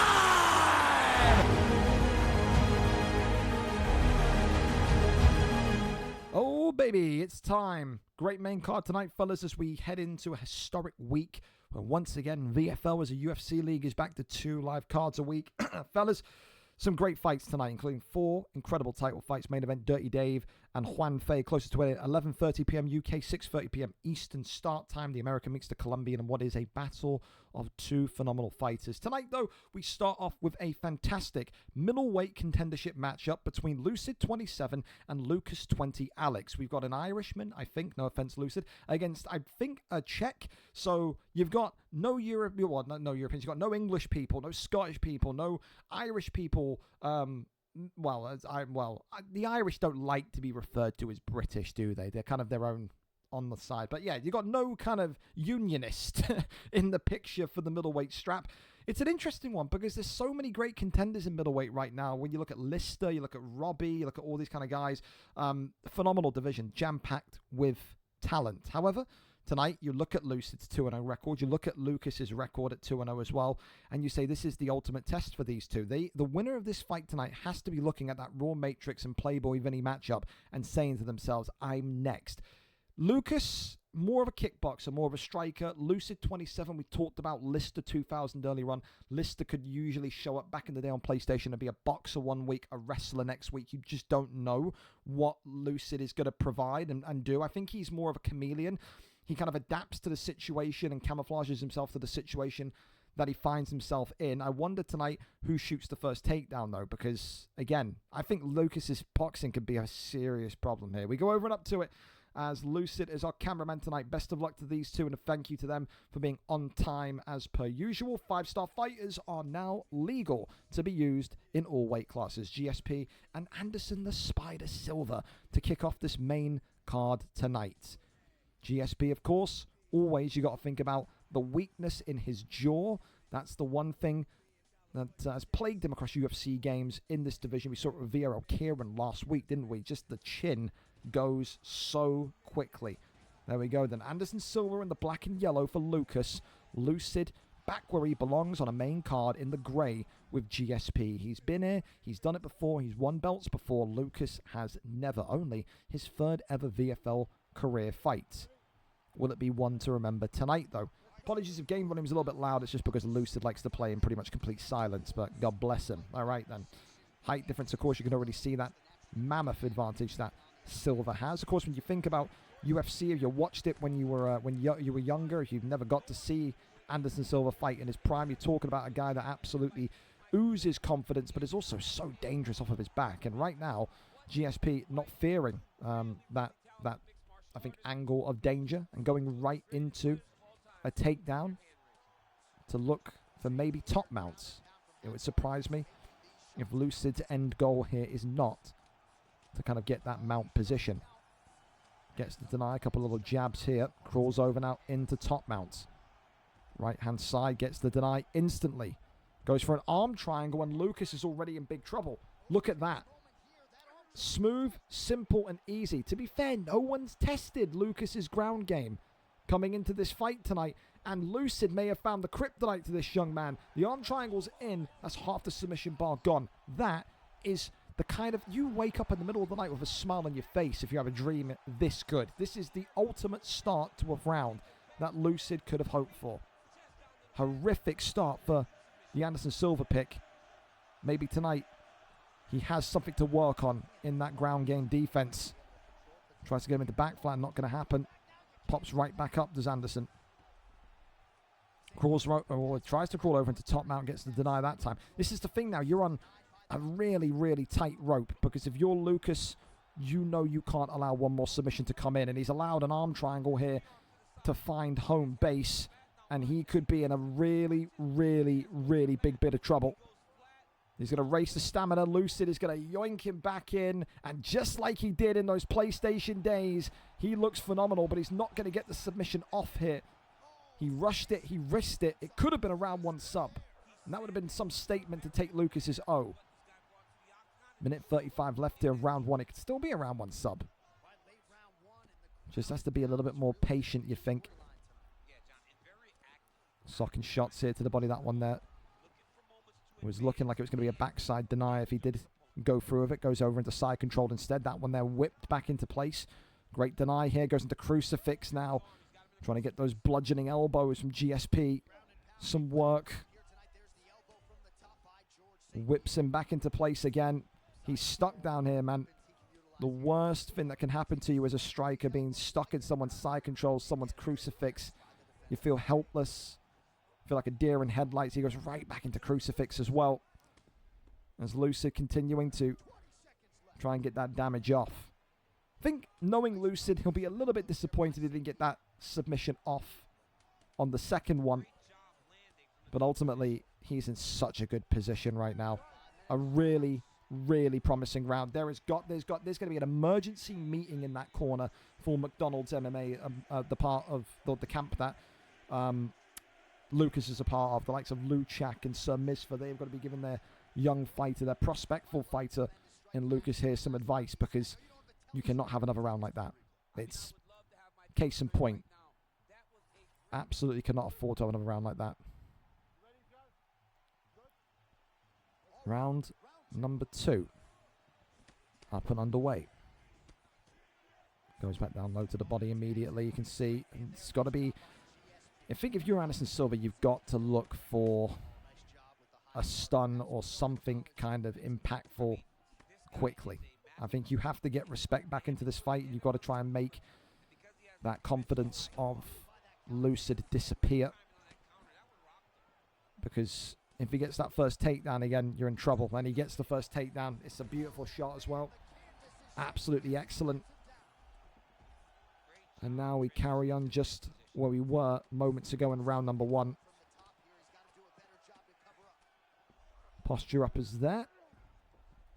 And you'd think over into side control. Yep, I think he wants crucifix again. He's looking for it. Yep. Kimura instead. That one there resisted. Keeps him locked in side control. Over into top mount. Posture up. GSP raining down some bludgeoning bombs here on Anderson Silva. Not going to be enough, though, to crack through the defense. And ultimately, for now, Silva survives. Goes back into mount, though. I don't know if he's going to survive this one. Good defense, though. The evasiveness from Anderson keeps him conscious. Tries to go for the arm triangle. That one there flipped back into full guard. A couple of rabbit punches. Crawls over to that right-hand side. That one there teased for a flip back into full guard. Couple of jabs. Lucid happy enough to just ride the wave here. Slow and steady wins the race. Crawls over back into top. Dude, the way that he is just getting into top mount so easily, it's got to be a concern for the McDonald's MMA boys. Got to get some drill work done, I think, in this ground game position. It's the only thing that's kind of holding Lucas back from being one of the top fighters clearly in middleweight. Because this is where, if he does lose the fight tonight, he has lost the fight in these grounded positions. Lucid again, faking, but happy to kind of stay in this half guard position. Tries to go for that fake. Does Lucas, and again, that one though, read a mile away. He's faking so much, he may well just want to try and do a straight transition on that right side. Mount is there once more. Lucid getting through this time. Could it be? Oh, he's one strike away. There's a sliver of head health left. Lucas is on the cusp here of being knocked out. And it's starting to get ugly. Gets a flipping rotation. Jesus, how much he needed that one. I think you're Anderson. I mean, you have to kind of get... There's no way you can kind of wrestle with him. You have to get back up to the feet. Gets judo tossed right back down. And that's going to be the end of round 2. I mean, listen. If there's ever a criticism to give for the dominant side of this from GSP, you would say, if this goes to a decision, it kind of does put Robbie ahead of him in terms of the pile. Both of them will go to 3-0. But finish is a currency. When, you know, you're up against a line of people that want to get that middleweight title shot, finishes are currency. So a decision, especially with the dominance that Lucid's had in this fight, it would still be good. It would still put him in the line, but maybe he would lose his place at the front of the line. So maybe he will feel like there is almost an element of urgency here. Third and final round in this middleweight contendership matchup. Lucas, wouldn't surprise me if he's maybe a 10-8 that last round, because there was just nothing there from Lucas, was there? Absolutely nothing. And I think now his team are going to be telling him, the man in black and yellow, you've got to go for it. Body shots there ripping to the midsection. Oh, clips him back. This is Lucas's strengths, though. His boxing is up there with one of the best in the middleweight division, and that there scares Lucid enough where he's got to shoot the takedown and get him out of there. That is I think, a solemn reminder to Lucid to not get too overconfident. Guys, wrestling may not be up to par with yours, but his boxing certainly is.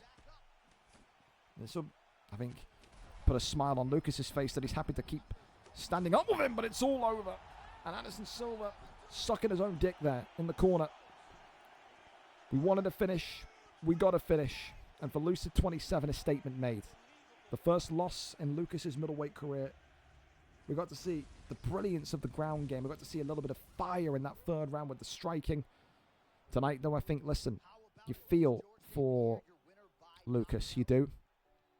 He's a great boxer on his day, but he has to be looking at his campmates. He's got to be looking at Sir Misfit. He's got to be looking at Luchak, and he's got to be saying to them, boys, help me with the wrestling. That's where he lost this fight tonight.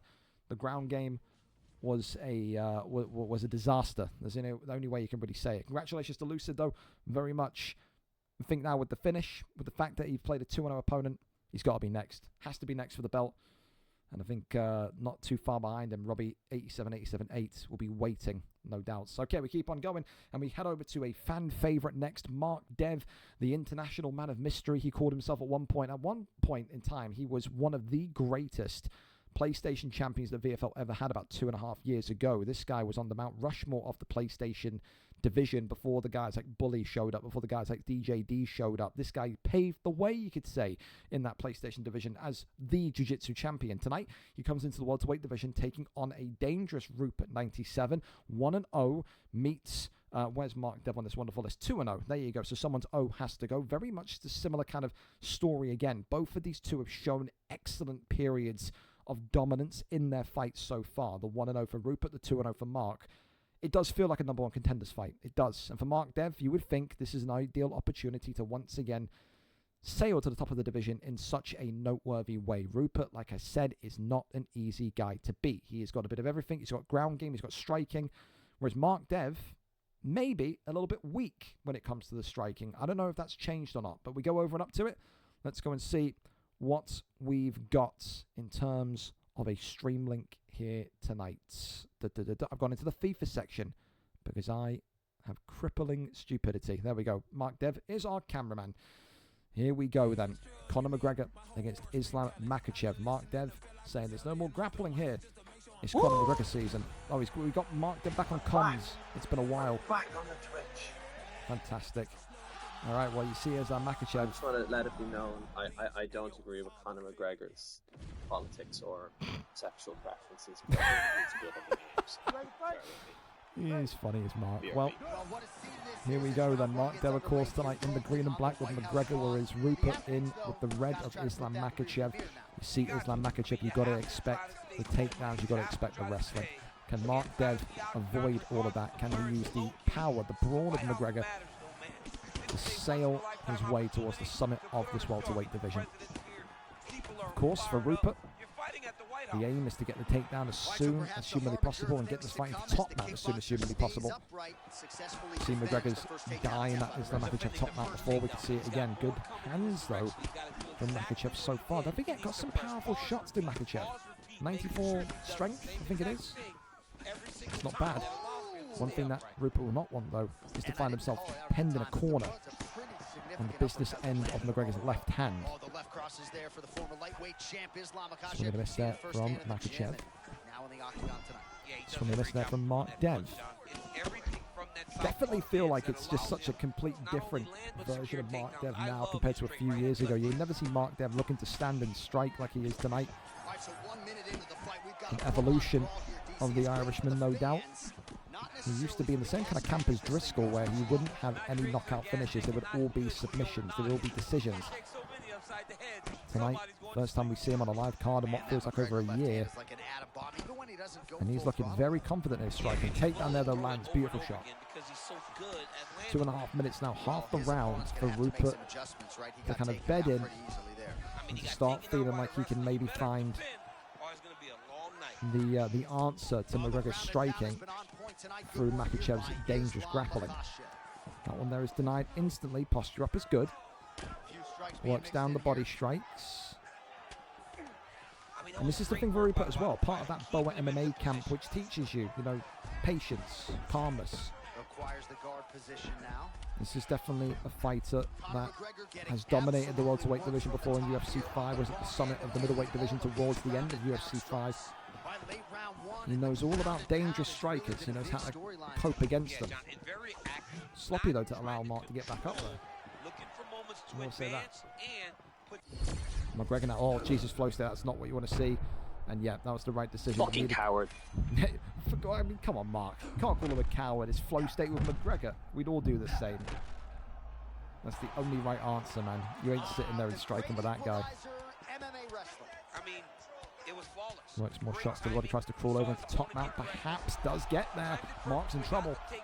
30 seconds is enough. If he can get a deny here, no. Pops right out. So round one is going to end with this image. Makachev on top of Conor McGregor, just like it was when Khabib was on top of McGregor, pounding away in 2018. Right now, though, I still think Mark's leading. Boring bastard. He's calling a boring bastard, so he's irritated. He's irritating him. That'll be music to Rupert's ears. I do still think Mark Dev wins that round due to significant strikes. So 10-9 McGregor, in my opinion. Oh, uppercut there immediately. And well, it may have well have woken Mark Dev up, who isn't a happy chappy at this minute. Good head movement there, though. Uppercut there comes forward. Makachev, got to be very careful though, playing with fire categorically. Now look at that block, just drained from Makachev on the top right, that white bar. Oh, uppercut again. You can't box with him, Rupert. What are you doing? The Englishman taking an absolute paggering from the Irishman. Makachev attempted to shoot just out of distance and range here. Swing and a miss. Oh, God, drops him. It's got to be. McGregor into stack guard. Shield your eyes, children. It's all over. Yeah, Mark Dev goes to 3-0. And he says, get me that title fight ASAP. Evo X. Are you impressed with what you've seen? May not even be champion by the end of this week. Who knows? But for Mark Dev, 3-0. Who can outstrike this guy in the welterweight division? Gets it done tonight. Round 2 TKO. Congratulations. The Irishman on top of the world in that welterweight division right now. He loves it down there, man. Top tier.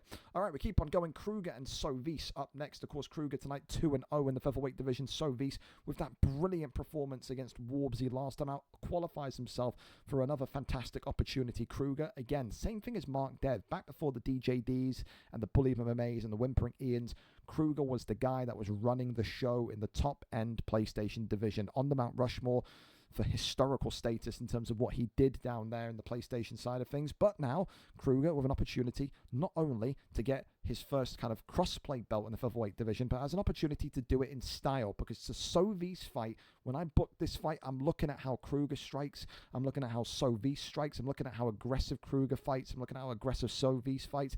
This is an atom bomb waiting to go off. Tonight, this could absolutely be fight of the night worthy if they fight how they usually do. Maybe adjustments are made. Only time will tell. We go over and up to it. Kruger and Sovis are very potential fight of the night about to start. Do not leave the room. Do not blink. Do not miss it. I tell you, I'm expecting fireworks in this one. Jose Aldo and Max Blessed Holloway here tonight between the two Brits. Let's see who brings home the victory. Kruger with height, or is Sovis with that dynamism of Jose Aldo? Do we see some leg kicks tonight? Fucking hope so. I love a Jose Aldo leg kick performance. I do. Here we go then.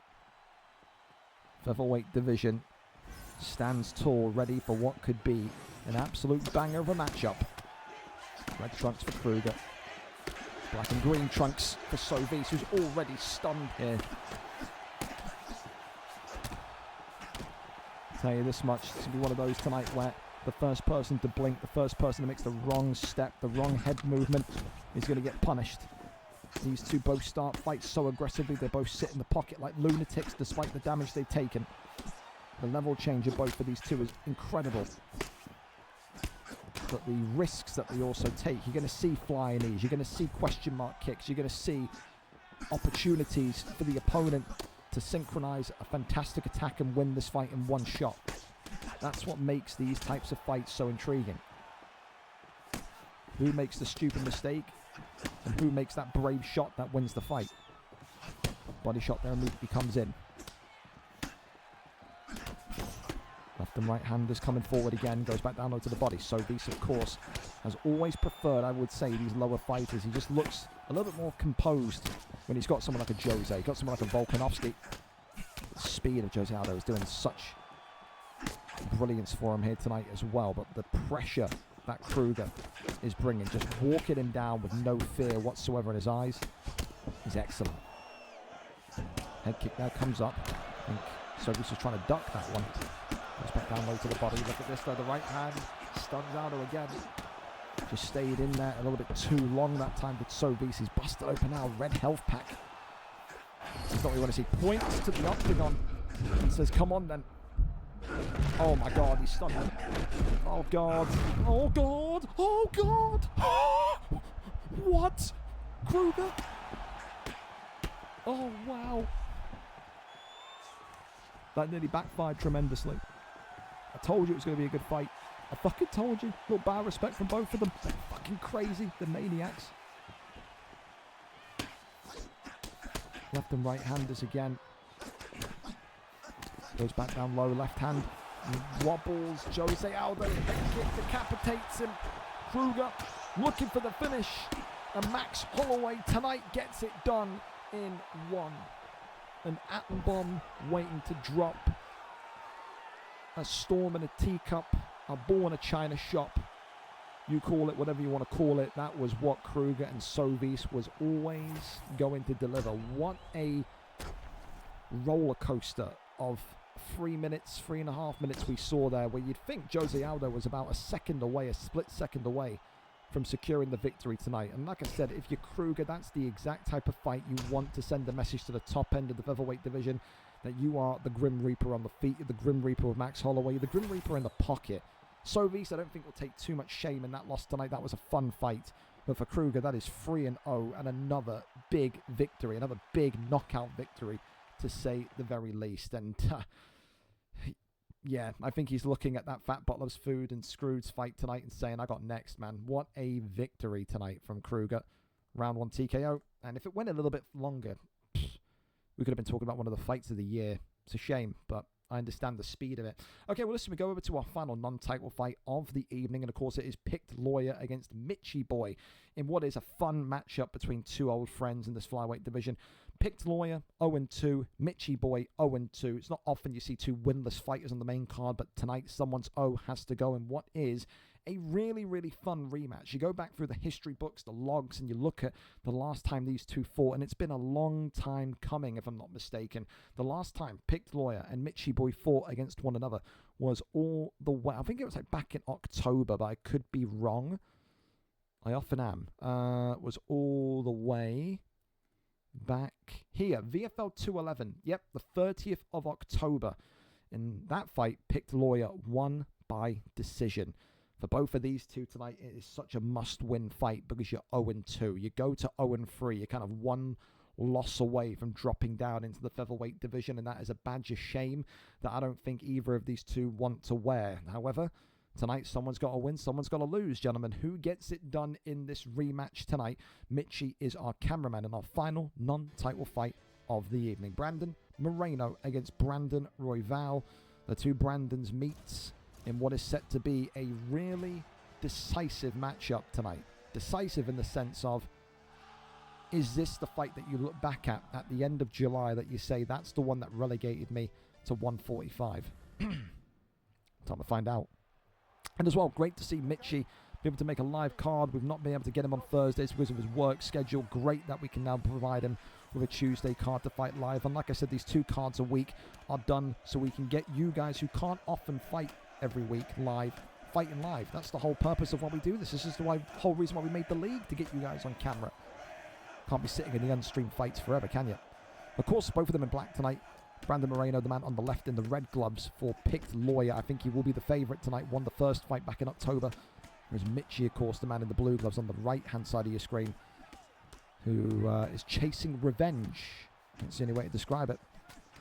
And you look at how these two are swinging immediately, and you wouldn't say to yourselves, these are two 0-2 fighters. These are two winless fighters. Such a confidence that you've got to have when matching against one another in this flyweight division. Top to top, for the reason that they are just so damn, I think, exciting, but also the way that they execute their performance is just so rhythmic. Definitely always feels like there's something that could happen in a flyweight matchup. I can't remember the last time I saw a boring flyweight matchup. No, I can. DJD last week. That's a lie. I don't want to mislead people. No offense, DJD, but it's still that. Title fight last week. 4. Sleeping pillow and blanket, please. 2:45 still to go. Pick Lawyer already eats the first stun of the night. But he's been in this position before. It will not phase him. Uppercuts there, flying forward. My voice is going. Jesus. Left and right hands again. The thing that I love about this division, and I think, again, you can look at the current weight class and flyweight. You can look back at old favourites like Winter or Tomaselli, or even the Nightfalls of, like, you know, the yesteryear, where you look at this and you say just nobody wants to take a backward step. It's almost like a badge of shame if you walk backwards in this division. That's why it's so fun. Head kick comes off, but only onto that block of Moreno. Well, pull there as the body shot comes right back in. I think tonight as well, if Mitchie manages to win this fight, course for a trilogy. May well be down the line. 1-on-1 if it goes that way tonight.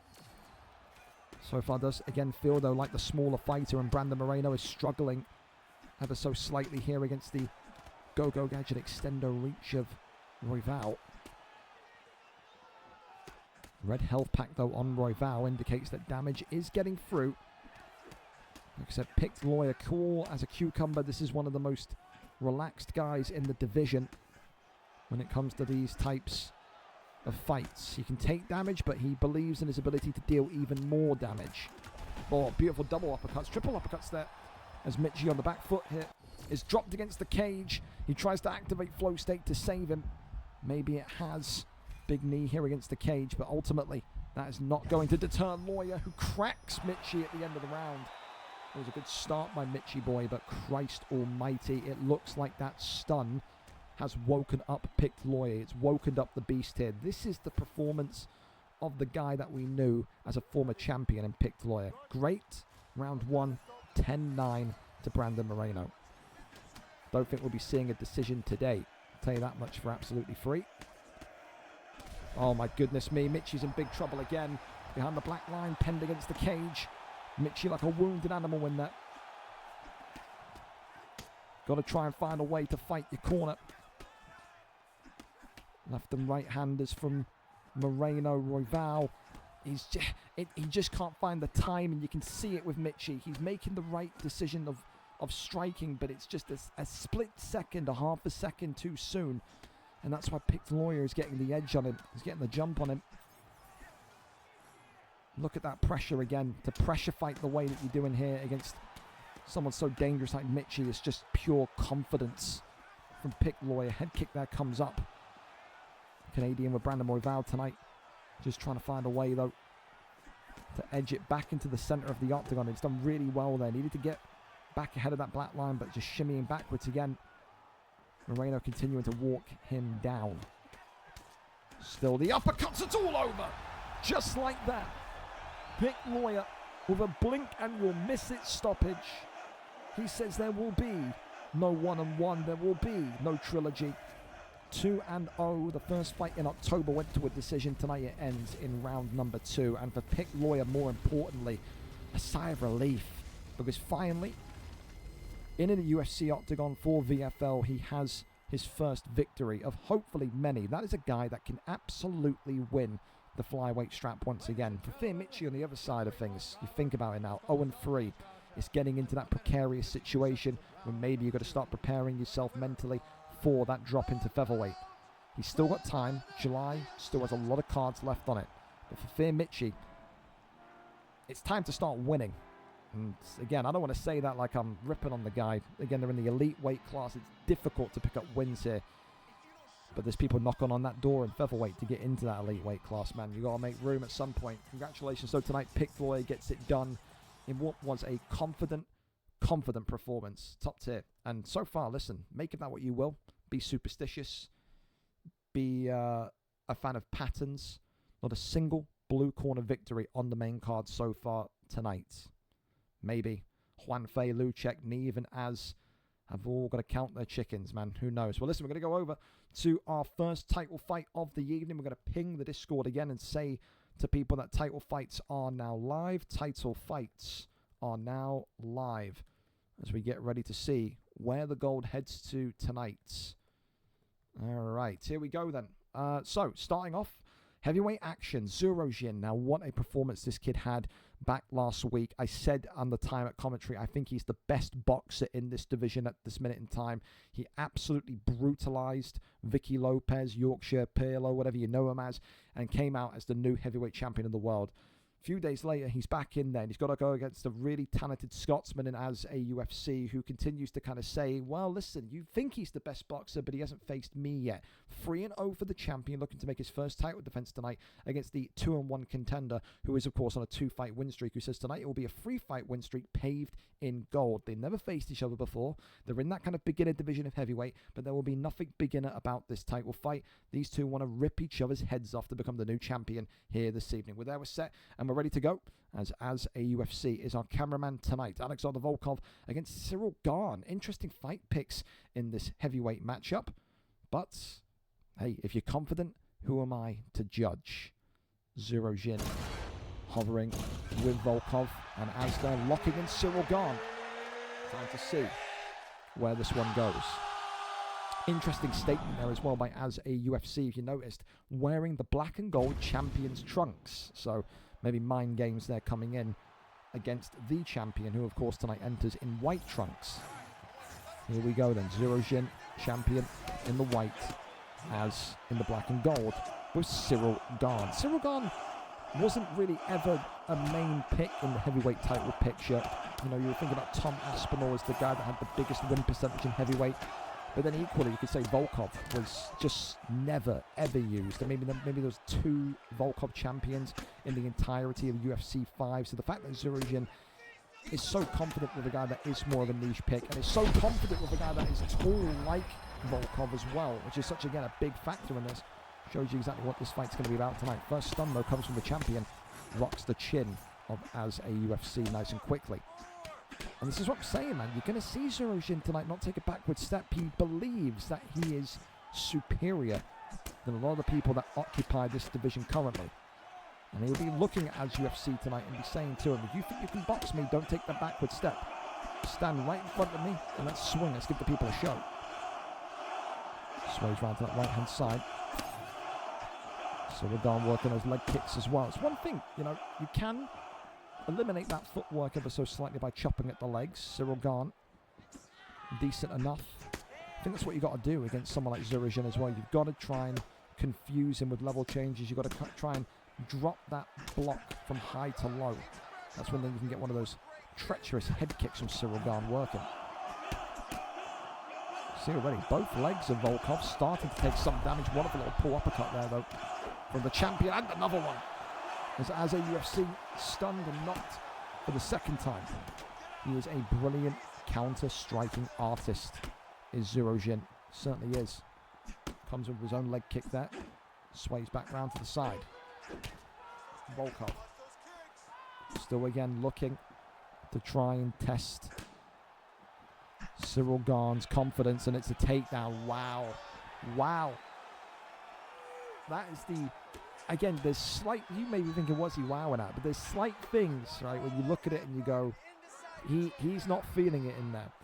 As a UFC, boxer first, kickboxer, brutalization in terms of knockouts and just pressure. And he's the one that shot the first takedown this evening. Maybe you could say champion's got too much for him on the feet. Maybe you could say it's all part of the game plan. And he's been drilling wrestling. Doesn't matter how you win, as long as you win. But that's a telling moment to have that first takedown shot by Az, who I think again was so confident in his ability before this fight in terms of a striker. Zero Jin just continuing to stalk him. There's no way you can describe what's happening here. Effectively just... Ooh, head kick! Well, that's woken... Oh, okay, right back though. It's the thing, man. It's the thing. The danger is there with Cyril Gane's head kicks. That, though, at that very ending sequence, 5 seconds to go again, that's the kind of thing that you just learn with more and more fights as a heavyweight. Got that head kick off, I would have backed away. I wouldn't have been rushing in with 5 seconds, trying to swing for the fences, because you've been caught with the pull uppercut so many times already tonight. He wants you to run in. Zero Jin wants you to brawl. And every time you have brawled so far, it's that pull upper that ends up kind of clocking you and stunning you. It's got to be more measured from the striking, does Silverman. It's going to be a little bit more thought-provoking in terms of when he throws that strike. And not chase to kill. 5 rounds, remember. You've got plenty of time. And now though, round 2, up and underway. You'd still give that first round to the champion Zerojin in the white. Right hand there was nice from Garn. Really nice from Garn, in fairness. Goes back down low to the body. Uppercut again. Right hand from Garn once more. Sways on rounds. Works off that jab into the right hand. Oh, shoots the takedown. Okay. Like that. That was a nice shot, in fairness. That was a really nice shot. Waiting for that leg to come off the ground and then just goes boom right in there. Crawls over to that left hand side. Half guard position. Rains down a couple of strikes. Collapses back down. Just has to take his time down here. Again, the heavyweight division. Talk about guys that are still learning their trade, so the denies maybe not going to be as sharp as what you'd expect from some of the top 50, top 100 guys, but still, at this level, fighting for the belt, you'd expect them to have the basics down. And that is kind of proven by the fact he got back up so quickly, so easily. Really like the distance now. Look at this. And it's more and more that AUFC is doing this now. He's just getting outside and just making Volkov miss more and more. Zerojin is struggling to connect from those long distance strikes. It's a much improved performance from round 1 for AUFC at this minute in time. Shuffling around to the left and right hand side. You can now see Zerojin almost kind of timid to throw the first strike. He doesn't want to make a mistake. That's what you want to do. You want to cause doubt in the champion's mind. Goes down low, tries to go for the uppercut, nothing there. Left hand then lands beautifully. Whoa! And there's the pull upper, but there's no stun that time. Jesus. That's what I'm talking about, man. AUFC's got to be careful of that. He's got to be measured. Don't throw too much too quickly. He's waiting for it. No doubt his team's going to be communicating that to him. 37 seconds left of round number 2, and what has opened up to be a very, very tense heavyweight matchup. I think I'm confident enough to give this second round to AUFC. I think so. It's been a real slowdown from Zerojin. He's become less confident in his striking. I say that and he gets a stun. It's commentator's curse 101. Yeah, I'm still, it's only a stun. I'm still giving it to Garn. I like that round from Garn a lot. I really did. Yeah, you can see that. Significant strikes were there. He still won that round. It's 1-1. The only thing that you can still keep repeating until the cows come home is that he's just got to be a little bit more thought critical, and when he's throwing the strike, there was no need to get that, to eat that stun at the end of the round there. But for Zerojin now, more advice for him. He's got to find his confidence, got to find his balls. He's lost them from round 1. That was a very scared performance from the champion in round 2. And there's a left hand from Garn. Head kick.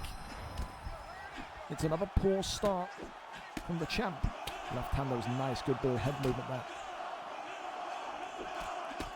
You can feel the confidence building from AUFC. Works off the jab.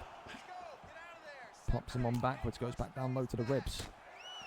That's when Garn wants to look for an uppercut, perhaps. Oh, that's oh! I tell you what, if he went for a body hook there, that could have been dangerous. Went for one that time. Left hand there, shoots another takedown and lands. Takedown defense of Zerojin. Question marks on that. But a poor lack of a deny there, equally from AUFC. Now, I wonder if Zerojin's actually got any offensive wrestling in his book here. Couple of shots here from the half guard posture up. Elbow there comes on down, some good damage. Got to make sure as well, if you are AUFC, you don't accidentally do any striking with that hand on the back of the head. Allows a free posture up. Gets flipped though, it's poor from Zerojin. He threw one too many. Armbar being looked for, but being resisted. Can he get out of here? The answer is yes, into half guard. Definitely a round again, which favours the challenger. Couple of little rabbit strikes there. Swings the arm back down, goes for an arm triangle. Interesting that AUFC is so confident that he's willing to go for a submission in that position. Gets right back to his feet though. No harm, no foul in the end. Zurojin back to where he feels more comfortable, I would definitely say. Goes down low to the body, still nothing there. Teasing with the uppercut there. Swing and a miss on the head kick and a swing and a miss on the body kick from Garn as well. Bit of a blooper there. Uppercut, oh, left hand. So fast from Volkov. Got to get out of there. Head kick drops him. AUFC in trouble now. He's got to shoot a takedown. Has to get out of that. He's walking towards it. This guy's crazy. Leg kick there, swinging on. Head kick. Whoa, I tell you, that's dangerous from Zurojin as well. 30 seconds left of round 3, but the champion says it's not going to go to round 4. Shoots the takedown and gets out of there. He needed that. That was an emergency situation. And it looks like we will need championship rounds for this heavyweight scrap tonight. I think Zurojin has done enough in that round to lead. I've got 2-1 Volkov. I think Garn was leading in that round. I think he let grip go of that round towards the business end. So yeah, I'm going 2-1 Zurojin, 2-1 Volkov. Still 2 rounds to go though. Round 4 in this heavyweight title scrap tonight. Are we going to find a new champion? Are we going to find a finish, more importantly? And then right back into shuffling towards that carcass of Garn.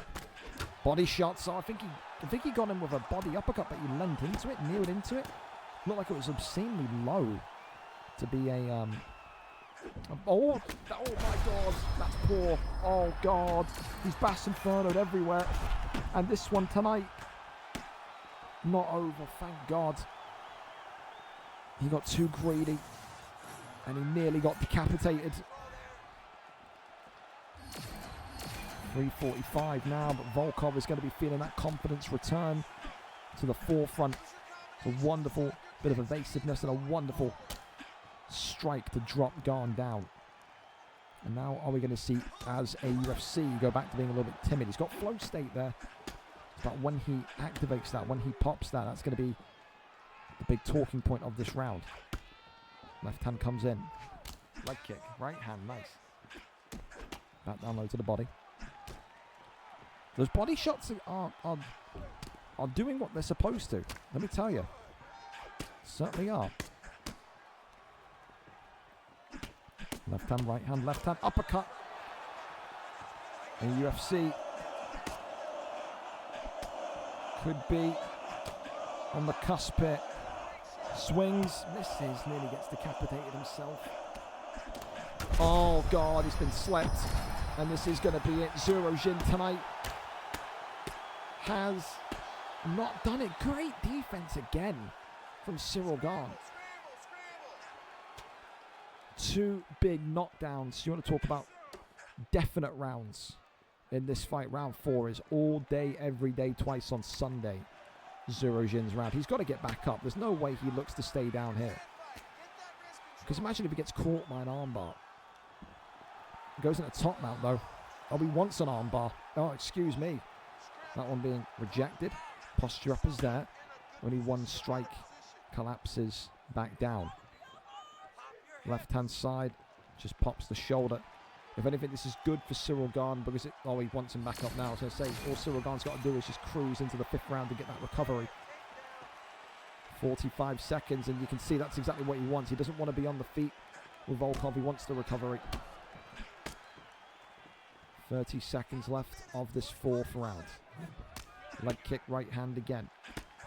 Avoids that one. Zurojin was lining up the kill shot, the uppercut. Another takedown, another deny.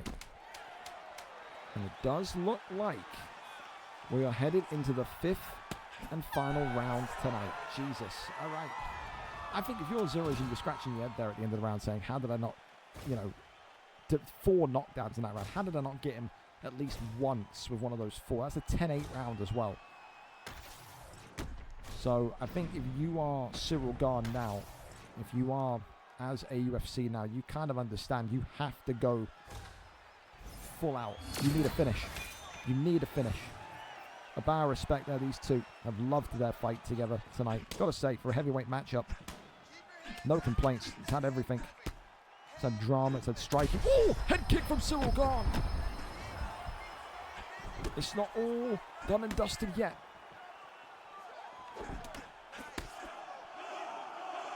Zero Jin getting reminded that he's still in a contest here. Uppercut. Tries to go low, taps the leg. Could he do the unthinkable with Cyril Gane tonight? Left hand from Volkov. 3 minutes 50 leg kick there coming in, shoots the takedown. Takedown defense has arrived for the champion. Zero Jin saying, no more takedowns tonight, young man. Ain't happening. Pulls himself backwards. Goes with the left hand, the right hand now. Head kick comes up again, trying to chance that his hands would go down. Elbow from Cyril Gane. The block there. And the head movement following up from Zero Jin. Swing into the leg again. Cyril Gane continuing to move forward, continue to try and chase the damage. Volkov though with one left hand reminds him how beaten up he is. Another takedown at this time of land. All right then. He's got 2 minutes and 20 seconds to find some sort of victory down here. This is going to be tricky. He gets right back up. Well, there goes that. I think if you're Zero Jin, all you've got to do is just avoid getting knocked out and you're going to retain this title tonight. But I think he is hungry for a finish. Oh, and he gets one. God, Jesus, Lord Almighty. 3 minutes and 16 seconds. Stone Cold Steve Austin time in round number 5. And Zero Jin finally gets this one over the line. That was a tough fight for him tonight. I think he'll be filled with praise for as a UFC. But ultimately, he was a little bit more patient. That round 4 definitely helped the cause. The way that he got 4 knockdowns was crazy. And I think even he will say, I don't know how I didn't get him out of there in that one. The red corner continues to be prosperous here this evening. It's another victory for the man on the red hand side. So Volkov, I should probably do that before I make a mistake. Volkov gets it done tonight. And again, this niche pick of Alexander Volkov in the heavyweight division continues to pay off. Congratulations to Zero Jin, still your heavyweight champion of the world. We can go over to our next one as Damien Go takes on AFC Neve in this light heavyweight matchup, which is set to be another absolute banger. Let me tell you why. Both of these two are known for high volatile knockouts. But, and it's a big but, Damien Go, DG, brother of G09G, has Big Bro been teaching Little Bro how to wrestle tonight? Maybe we're going to see some of that, I wonder. Of course, the champion tonight comes in at 1-0, looking to defend his belt for the first time, whereas Neve, 3-0, a perfect start to life in UFC 6. One of the most dangerous kickboxers in the 205 division. Tonight, can he go 4-0 and bring the belt back to his camp? I guess we'll wait and see. We go over and find out what the picks are going to be in this one tonight. Jan Blauschwitz against John Bones Jones. I'm always a little bit tentative when I see the John Jones pick because I'm looking at it and I'm thinking the lack of power concerns me. It really concerns me. You can't really stand and trade if you're DG tonight. So wrestling may have to be the primary focus. For Neve with Jan, well, listen, he's like a pork chop, isn't he? He's thick, he's wide, but he's also got some serious, dangerous power. And I think as well the leg kicks could be a real conundrum for DG tonight if he allows them to come in. Red trunks for the challenger, Neve. Grey trunks for the champion, DG. Who comes out of this one? Light heavyweight champion. 5 rounds to decide it. Neve there immediately shoot a takedown. Okay. All right. Kickboxer's got some wrestling. I like it. Trying to go for a Kimura, instantly using the Kimura to fake and goes over into top mount. Well, not able to keep the mount there for too long. Just pops himself out from underneath him. Damien Go as well.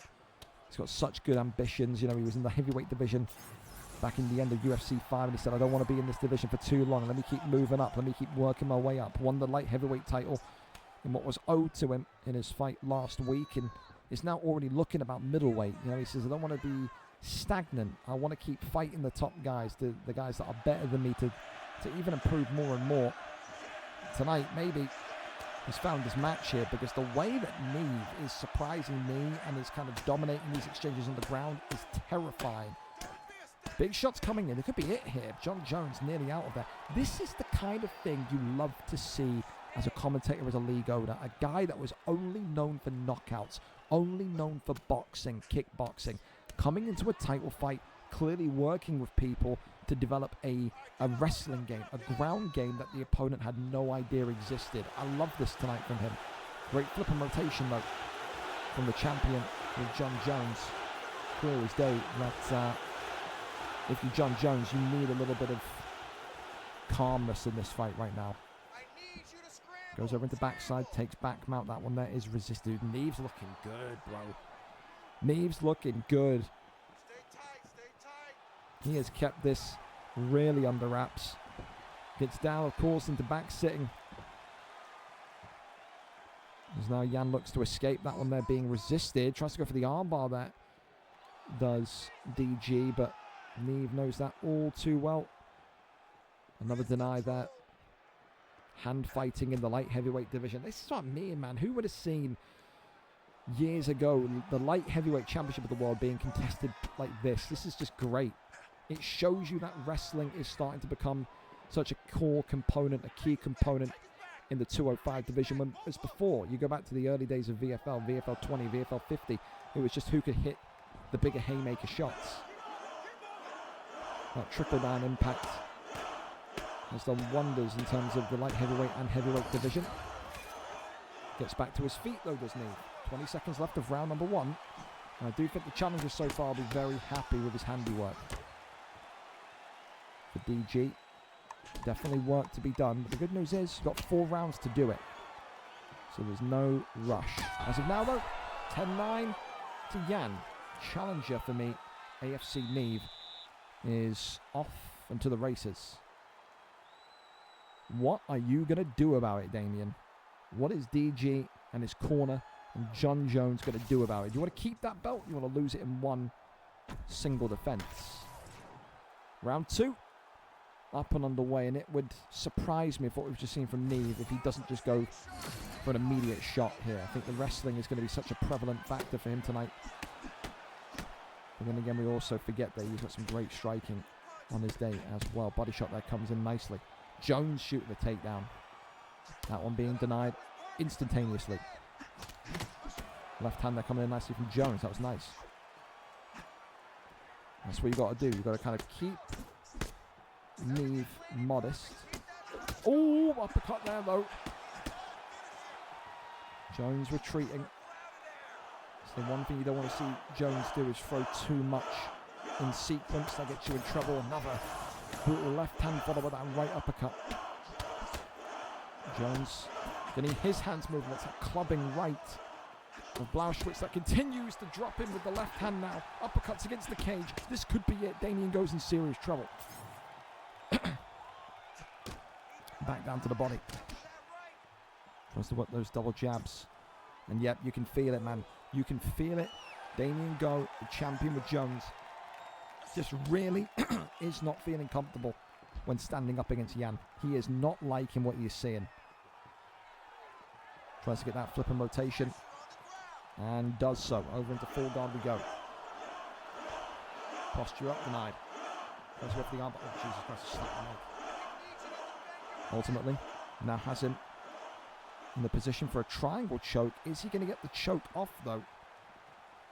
He may well do. Hang on, he's got the choke. All right. This fight just got very interesting.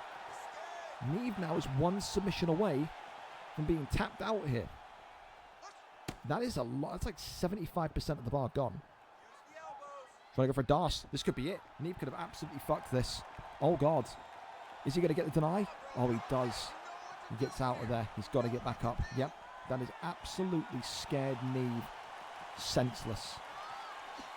That's reminded him, I'm not up against any piece of fodder. I'm up against the champion.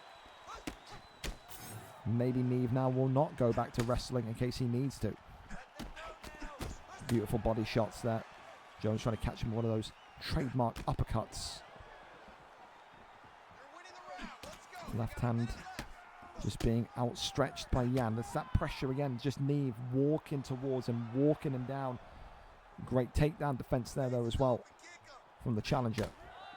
Uppercut there comes forward again. From both sides now. Want to maybe see both of these. Oh, big uppercut there stuns Jones. He's wobbling, he's walking backwards, he's bumbling and stumbling.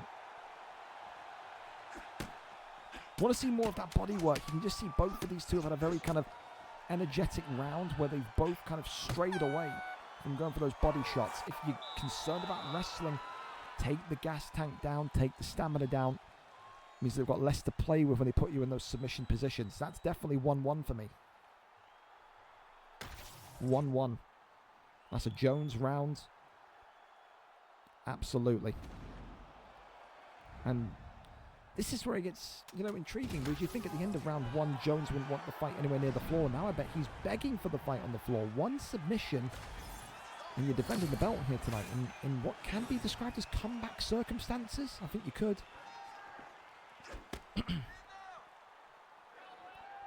Round 3 of a potential 5 in this heavyweight clash tonight. Immediate takedown attempt resisted by Neve and Blauschwitz here. We saw a 5-rounder in the heavyweight division. Do we see a 5-rounder in the light heavyweight division? Indicates that we've got some great talent, some great matchmaking that has taken place. Not to pat myself too much on the back.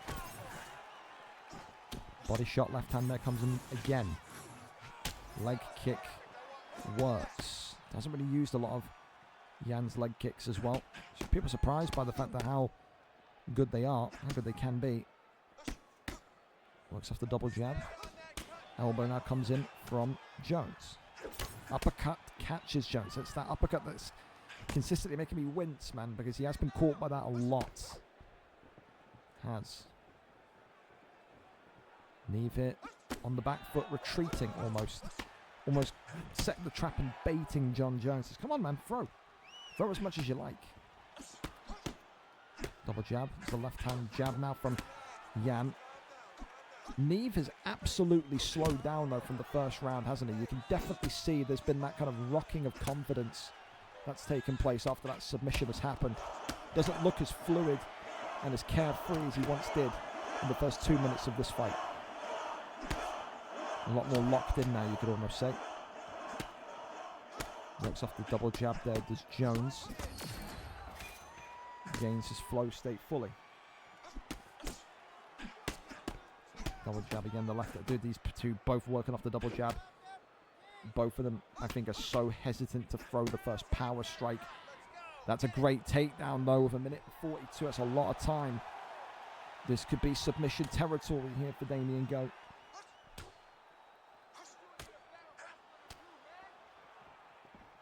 Over into sprawl. Does he have a DAS from this position? You'd wonder. Works some body shots here. Goes to backside. Gets back up though. No back mount as of yet. But he does get the pickup and takes him right back down at the backside. So that, not bad at all. Gets the rotation and the reversal. And Neve says, standing order once again, my friend. Uppercut, oh, left hand. Well, Jones eating more and more damage here now. As we're headed to championship rounds again. 2 phenomenal fights tonight in this light heavyweight and heavyweight division for the title. Shows you the standard. Round 4 on its way. That one's a bit more difficult to judge. I can't lie. That one's a bit more difficult to judge. Stick my neck out of the line. I'll say Jones. I definitely think Neve has slowed down. from round 1. So yeah, I'm going to go 2-1 to DG, 2-1 to Jones. Neve hasn't eaten damage. This is the thing. I think Neve is just so scared that he's going to throw something stupid and eat damage that he's restricting himself. If you fight like that, you're going to sleepwalk your way into a decision loss tonight. You have to be at some point the risk taker rather than waiting for your opponent to take the risk yourself. Oh, wow. Fake glove touch into a takedown. Wow. All right. The champion's entered his arsehole realm. Oh, dear. Neve won't be happy with that one. That's got to fire you up, though. Surely that's got to fire you up. Takes back sitting. Gets back up to the feet. All the respect. Out the window. Take down again, Neve. Saying not happening. Spin kick to the body. That one there, they're just effectively glitching through Jan's body. Welcome to EA Sports. Uppercut there. Flips Jones. Down to the body again. Another takedown. And the land. All right. DG looking like a guy now that is not opposed to sitting here and potentially taking this one all the way to a decision if he needs to. You can see that he was going for the arm triangle, but fair play to Neve. He's just very much prepared in all the defensive routes, isn't he? Slips back up to the feet. Left hand uppercut. Front kick. 2:50 left of round number 4. Another takedown attempted. Another stuffed takedown. In fairness, though, as well, all DG has done since this round has begun is look for takedowns. He's not done anything with his striking.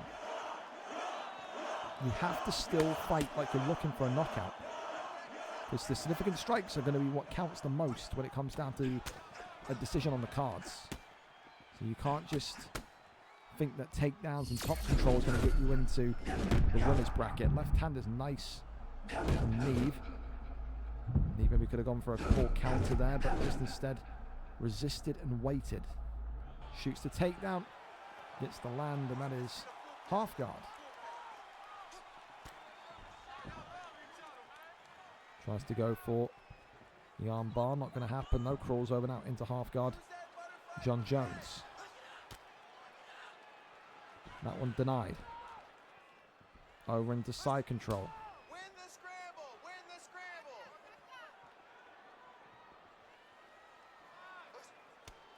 Works the body.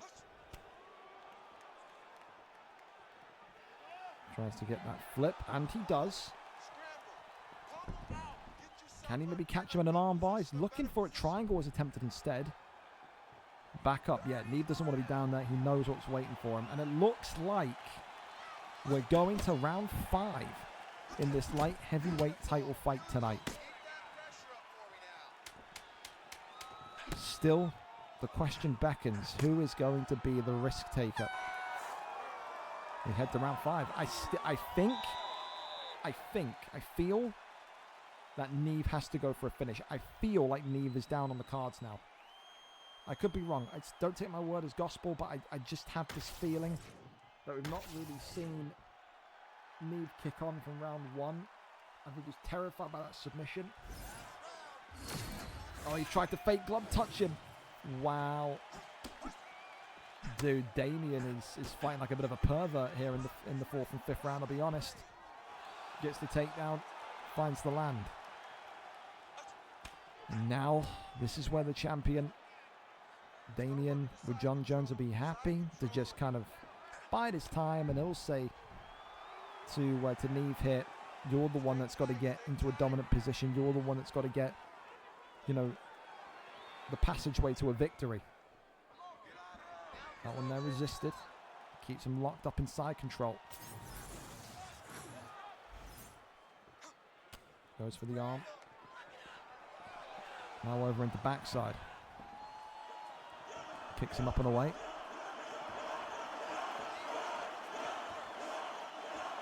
Shoots it over takedown. Lifts him up. Slams him down. Yeah, I think Neve's head is gone, man. I think Neve's head is absolutely gone. because the takedown defense is now nowhere to be seen from earlier on. Goes over into sprawl. Works one body shot, nothing. It's when does Neve make that move? He goes up and gets caught. That's what I was waiting for, man. And this could be it here. And it is. It's game, set, and match. Neve gets caught. 2 minutes and 19 seconds into round 5. I was waiting. I was thinking, I think Jon Jones is going to guillotine him here. And ultimately he does. He knew that Neve needed to get up and up quickly to finish this fight.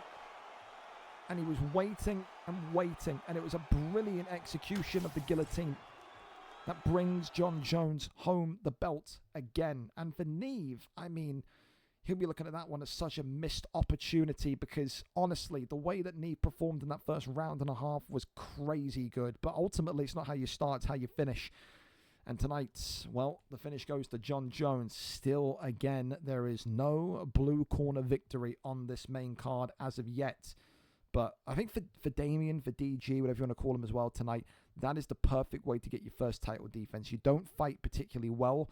You're having to dig a little bit in the dirty books, you know, for some fake glove touches, some fake glove touch takedowns, but you get it over the line. It's not about how you perform, it's about getting it over the line. Winning when having an off night is so impressive, especially when you're so patient on the ground game as well, especially at light heavyweight level. Phenomenal work. I loved it. Congratulations to you. Up next then, co-main event of the evening, and it is the ultimate grudge match, isn't it? Sir DJD against Luchak. These two have been going at each other all day for the last couple of days now.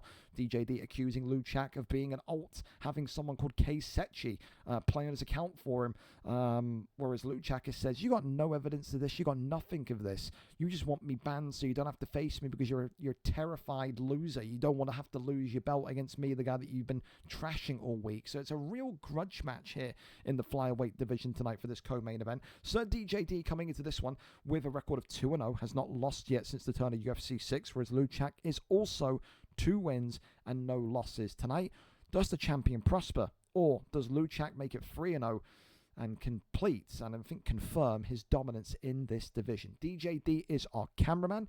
We are here for tonight's co-main event of the evening. Brandon Royval against Tatsuro Taira here this evening. 32 is the ping. These two expected to have good ping.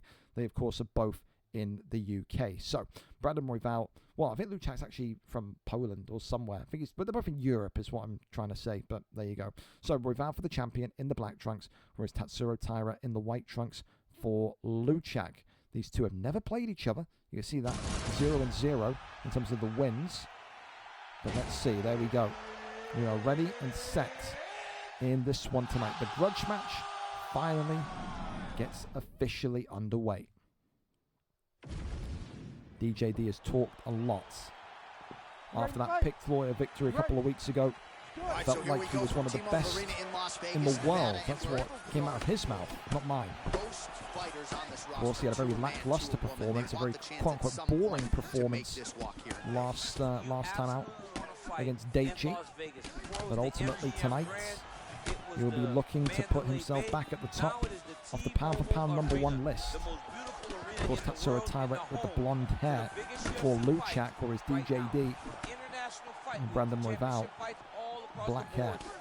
DJD, of course, has won championship straps before PlayStation division back in UFC 5. Luchak, of course, only his 3rd fight as a VFL fighter.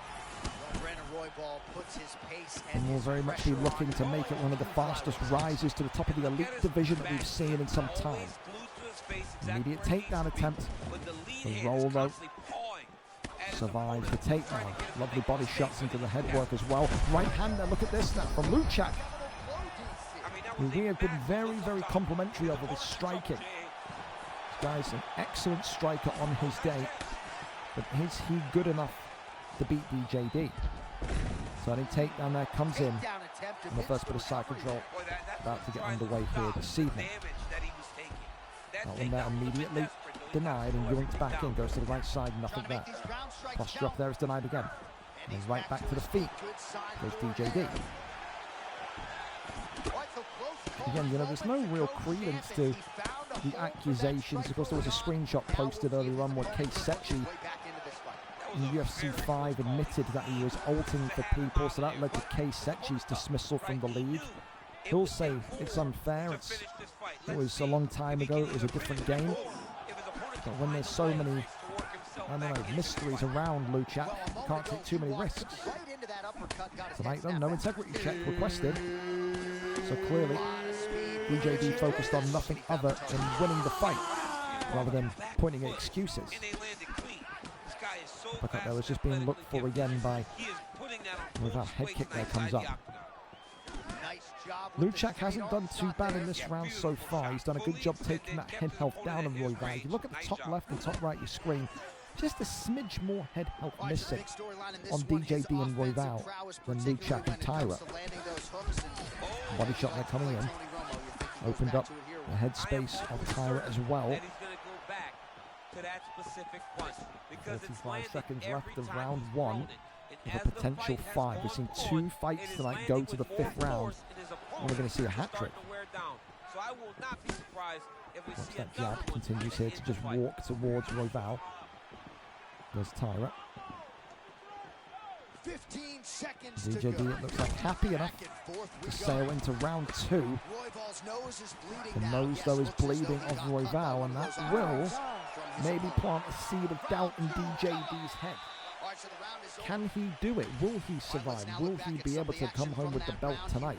I think you've got to give that round to Luchak. I do. I just felt like Luchak was more accurate. And I'm wrong. There you go. 18 to 15. It's a very close round. It's a very close round. Brandon Royval, though, will take that round through the scoring of significant strikes. Second round underway. Round number 2. And a glove touch. That's rare. 2 people that have just done nothing but slam each other all day. Having a bit of a respectful moment there. Oh, nice, isn't it? Friends forever. Maybe they'll go fishing together after the fight. Who knows? Body shot there comes in. Marshals him back towards the cage. Left hand, right hand, beautiful shots. Continuing to be targeted here. Oh god, DJD is in trouble. Luchak there, winning the exchange. Without coming right back with his own uppercut there, that just shoos Tyra away. Well, he somehow stayed on the feet, but he got hit cleanly there, champ. He got rocked bad. Good job again, left and right. Tyra looking for that execution shot. But you have to set the trap for that shot to come. Oh my god. Oh god, DJD now. Yeah, he's doing a great job. Very, very fluid performance from both of these two. Oh, it stuns him. And DJD now working body shots. That was nasty. He's got his opponent hurt real bad. Now he's got to go for a finish. 3 minutes left of round 2. And this is a round where both of these two have prospered. I am almost certain he's going to go. Almost a kind of, Don't panic. No, I am. Because I'm going to almost a kind of stall here in terms of neither of these two wanting to throw the first significant strike after that flurry. A lot of feints from Tatsuro Taira, looking physically strong. Uppercut. I like the way Tatsuro Taira fights. Never going in one direction, moving back and forth. It's interesting that Tyra Luchak is continuing to almost kind of resist the urge to shoot the first strike. Still going to shoot. DJD shoots the takedown, denied, and then goes right into a beautiful takedown of his own Luchak. Look at these denies now. And DJD maybe starting to get a little bit spooked by what he's seeing. And ultimately Luchak says, I want it back on the feet. Which is interesting because you think with those denies that he had there, why not risk a little cheeky submission move? You know? Oh, right hand clips him. Tyra here.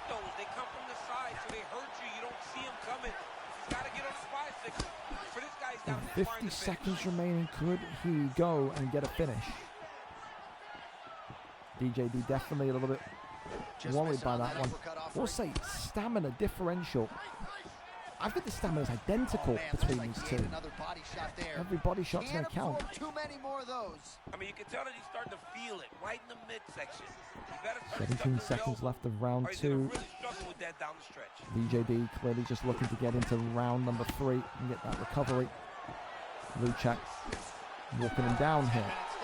End of round 2. difficult more rounds, I think, to score 2 stuns to 1, but significant strikes again. I feel like DJD's won that round as well. I do. Ready to fight? Ready. I think watching the fight in real life, I'd say 1-1, but knowing what we know about the scoring, I think it has to be 2-0 DJD. I think it is. Oh, stuns them. I mean, the scorecards mean absolutely nothing when you've got 3 more rounds of action to sit through. Luchak has got to just pick his moments. Left hand uppercut. Avoids that uppercut from Tyra there, just rolls out. It's a brilliant fight, it's a tense fight. No doubt the boys over at McDonald's MMA are feeling it. No doubt the DJD haters are loving it. You better keep your guard ready, because if you're not ready, that dude's gonna pop you with that Wonder jab. what that flyweight division are thinking of it. Left hand, right hand. Oh my goodness me, lovely from Luchak. Oh, it's all over! Just like that. 116, 126, excuse me, into round 3. And it's a dangerous uppercut from Luchak that seals the deal. The talk is over, and Luchak brings the flyweight strap back to McDonald's MMA. A perfectly timed right uppercut that catches DJD and sleeps him. All the talks of ults, of you can't do this, you aren't that good, blah, blah, blah, blah, blah, is over. It was a fight in which DJD was winning on the scorecards 2 rounds to 0, but the damage was never really too convincing. And ultimately tonight, DJD has been slept in round number 3. The conversation and question marks, I'm sure, will go on about Luchak, but for tonight, it's his moment. Ladies and gentlemen, referee Herb Dean has called a stop to this contest at 1 minute, 26 seconds of round number 3. Declaring the winner. It sneezed again, but it's gone. You can see the belt put around him. Wow, there you go, there's Dana. Good fight though, man. Really tense, felt like it was always back and forth. You can look at the scorecards only so much, but for Luchak tonight, just catches him with a beautiful uppercut. And what does that do for the flyweight division now? What do people think of Luchak as their champion? Is that more or less of an easy prospect than DJD? Round 3, 126 for your new flyweight champion of the world, and the first blue corner victory on the main card this evening. Congratulations to him. I think as well, that's I think only the second ever Tatsuro Taira champion in VFL. He was used like back when he was first put in UFC 5, but yeah, he wasn't ever really a consistent pick in flyweight, I don't think. So there you go. Maybe a little bit of nicheness there for Luchak tonight. Congratulations once again to him. And with that, we can go over to our main event of the evening, our final fight of the evening. Main event is now live, as it is, of course, the great nation of America against the great nation of Colombia. Dirty Dave tonight takes on JuanFe in a battle for the ages. You think about Dave's kind of style. People used to call him in the comp days, in his really early comp days, decisionated Dave. This is a guy that if he couldn't crack you down, he would just find a way to get over the line on the scorecards. He can dominate with his wrestling, but he's also a silky smooth striker. This guy is so good at UFC, he forgets to sniff and he forgets to breathe. I've been in parties with him when he plays comp fights for VSFL and whatnot. He literally, I said to him one time, he said, wow, something smells good downstairs. I've got dinner cooking. I said, what is it? To which he replied, I can't sniff in at the minute. I'm in a comp fight. So this guy is fucking crazy. He's got no ability to disengage himself from an actual UFC fight. That makes him dangerous, but also makes him strange. He's like a robot, but he's, I don't know, a non-showering robot. He's a stinky cunt that is very good at clicking buttons on UFC. Wow. For JuanFe, he's made his way to this division in the correct steps, from dominating in the featherweight division at the end of UFC 5, being the most notorious and dangerous knockout artist in the 145 division, just walking through every single challenge in front of him in that featherweight division, to now being in the bantamweight division and winning fights in that same brutal fashion. Today, he comes in with a lot of optimism, but I think as well a lot of knowledge that this will be his hardest fight to date. Dave comes in today, the champion, a perfect 2-0 record, whereas JuanFe, a perfect record of 3-0. Does Colombia crown its first ever VFL bantamweight champion tonight, or does Dirty Dave again remind us as to why he is categorically, no questions asked, the greatest of all time? We're there, we're set, and we're ready to go for our main event here this evening. Dominic Cruz against Umar Nurmagomedov is the pick. So, let's see what it will be. Is JuanFe confident enough to wrestle tonight? We're going to find out. Ping is at a steady 92. Again, not really going to see it peak into yellow because they are closer to each other than maybe we are. There we go, though. Dave, the champion, in the black and white with Dom Cruz. JuanFe in the purple with Umar Nurmagomedov. We've already seen a new champion tonight in the flyweight division. Will we see a new champion tonight in the bantamweight division? Here we go. Dave with Dominic Cruz is the most Dave pick you will see. It's the movement, it's the nimbleness, it's the silkiness of Dominic Cruz, whereas you think of JuanFe, it's actually surprising to me he's gone with Umar. Maybe it's because he's got that little bit of wrestling background as well, but I expected a pure Yan pick tonight. I really did. I thought maybe JuanFe would look to try and stop Dave with all that stopping power that Yan has. But ultimately that's not the road that he's chosen to go down. Of course, since Dave has re-entered the octagon in UFC 6, we haven't really seen him go through those kind of rounds of control. You go back to those brilliant fights against Nightfall and the other guy that I can't remember the name of that disappeared. They had a trilogy against, you know, where he was wrestling, and he was wrestling with such dominance. You know, we don't really see that version of Dave here anymore. Maybe we'll see it here tonight if the striking gets a little bit out of control. Right now, though, so far, it's just that timing from Dave that is just working wonders. Shoots the takedown, and maybe he's heard us there because he shoots, and he gets the first one of the evening. Straight to side control we go. For JuanFe, he showed us a little bit of his wrestling background as well. Don't forget, I think it was back in the UFC 5 in the featherweight division. He wrestled someone into oblivion, and he even apologized to me about it afterwards. He said, "Don't apologize to me, man. Featherweight division, you know, you've got to have a little bit of everything." I feel he feels obligated to have banger fights. He feels obligated to have banger finishes. Against Dave tonight, you could have the most boring victory of your life. All that matters is the win. All that matters is the potential of beating a multi-time Hall of Famer, a guy that's won International Fighter of the Year multiple times, a guy that's been pound for pound #1 the most weeks out of anybody in this league when you add them all together. And you're playing against the living legend in there. And sure, he may not shower, he may not drink water, and his family may not let him use an oven because they're afraid of what the fuck he'll do. But when it comes to laying his bony hands on this fine controller of his, he's different gravy. He is. A couple of taps there, of course. Now JuanFe has top position for the first time in this fight. Happy enough to kind of wade in the miniature strikes and get this one into round number 2. A couple of elbows now from side control from Umar Nurmagomedov. Full guard attempt. Not much more to see from there. Right side flipped and rotated. Half guard position. Posture up denied. More and more damage coming in. But it's very minimal damage because of these rabbit punches. These two ending the round in a stalemate. Round 1 though on the scorecard 7-6. So, again, you don't have to agree with it, but it's based on how UFC scores things. JuanFe will have won that round by 1 significant strike.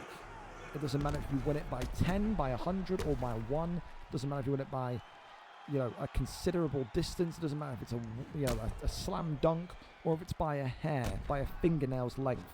Right now, JuanFe 10-9 up against Dirty Dave. Neither have taken significant damage.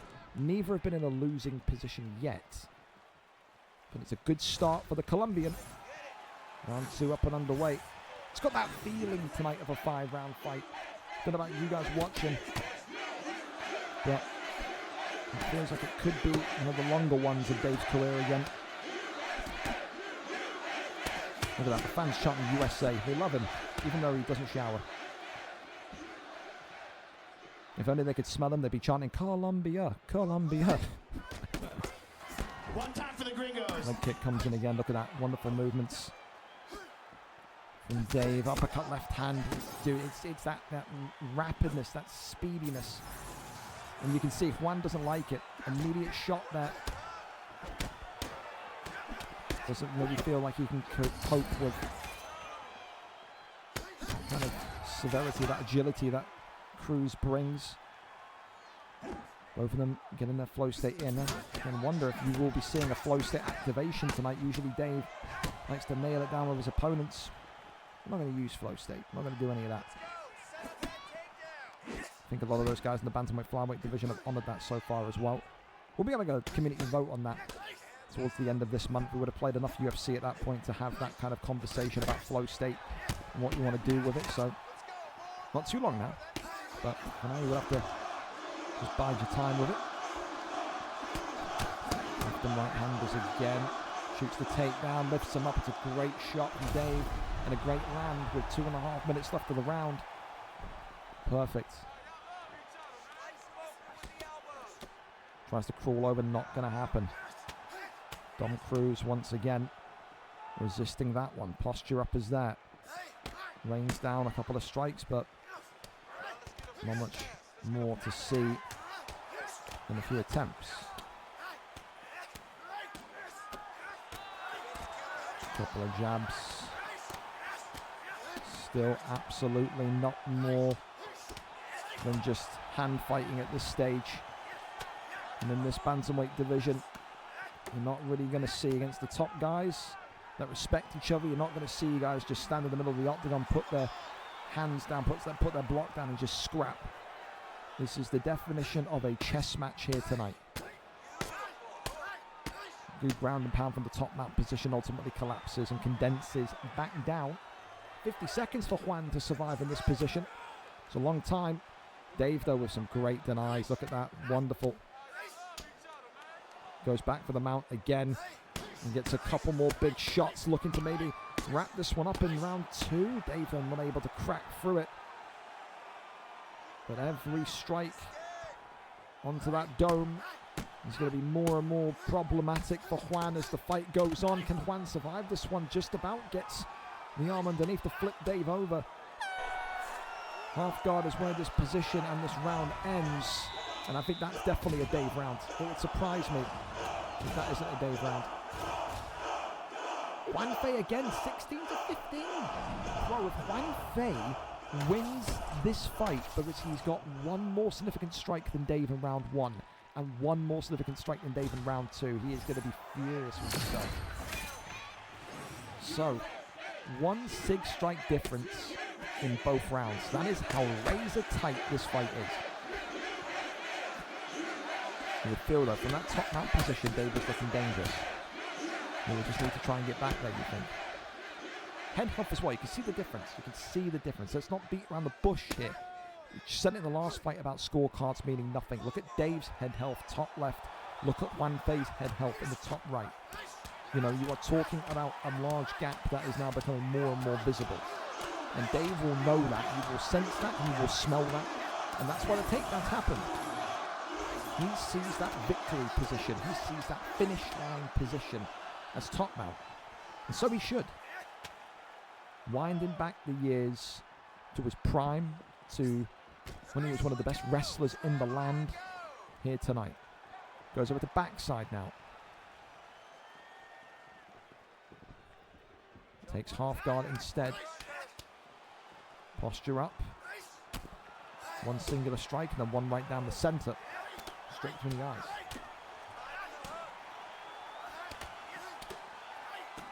And Dave just continues to rabbit punch and tries to make that move into top mount. Tries to get that transition. Here we are, cage butterfly though. Ultimately keeps him seated. And then takes him down into Sakti. It's just wonderful. This is... I said tonight, I wasn't sure if we're going to see wrestling from Dave or not because we saw more striking, but this is just a reminder of just how well-rounded this bony, skeletal, pizza bagel, fucking Dorito salad, but there's no salad-loving motherfucker has, man. He's got everything. It's the complete package, apart from culinary skills and hygiene. His insides are like the nuclear reactor of Chernobyl. But Christ, he can hold top mount well. Left hand there swings across JuanFe again. Juan is doing enough to survive in there, but again, I just wonder how much more damage is he going to continue to take, because right now, again, he's winning it marginally on the scorecards, but that's a oh, hang on a minute, guillotine in. I tell you what, Dave could be in some serious trouble here. He's got out, he's into top mount though, collapses back down. Imagine if that submission came off, Dave would have made a big mistake. All right, well, JuanFe now in the position that Dave's been trying his best to get to. Top mounts. 18 seconds left of round 3. As he goes for a rear naked choke here. And ultimately gives up on that one. 3 out of 4 title fights tonight go to championship rounds. And again, that round you could give to Dave 10 sig strikes to 2. So for Dave, on points, if we get there, first round for the champion. 2-1 to JuanFe with 2 rounds still to go. You just wonder if Dave's going to need to have that level of aggression once again that we just saw, to only limit Juan to 2 significant ones. That is the lowest amount of significant strikes I've seen Juan have in any of his fights, win or loss, since he's come in here. Left and right handers again. Uppercut. Just connecting on the button. Back down low to the body. It's a wonderful fight though. It is. You have to give credit to JuanFe as well. He's done his part. It's been really, really good. Back and forth. It's a good flurry. That's probably one of the best flurries Dave's had there. 3-piece. Landed with some venom there. Shoots the takedown. Not going to happen. Back down low to the body. The body shot comes in. Not much more than a block. And now a walk down from Dave.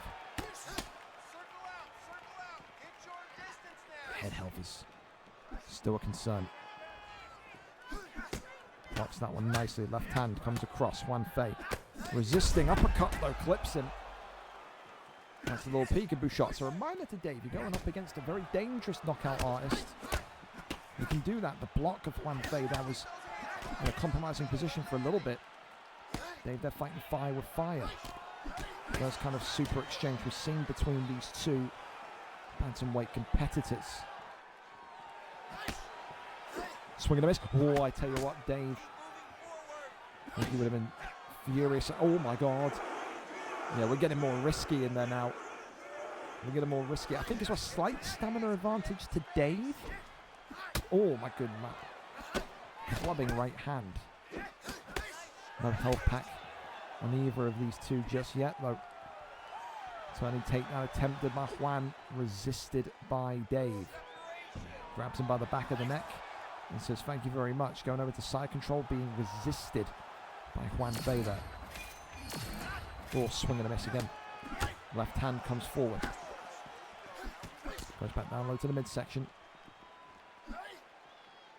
Amazing how Umar Nurmagomedov has been at that kind of same level of head health for so long now, and it's not moved a single inch. Dave as well mixing those body shots in, taking the wind out of the sails, the gas out the tank for Nurmagomedov, but he gets caught with one of those Umar uppercuts. He's waking up in the back of an ambulance. Oh my God, dude, the way that Dave keeps hunting for this kind of like lunging left is really concerning me, because it's only going to take one mistimed strike there.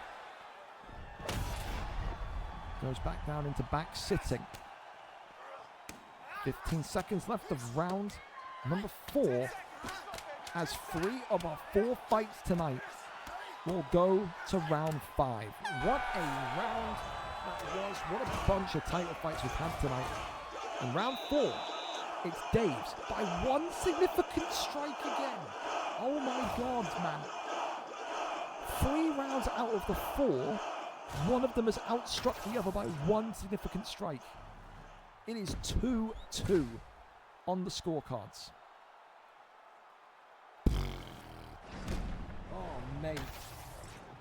Wow. All right, then. It is tighter than anything you've ever seen. 5th and final round.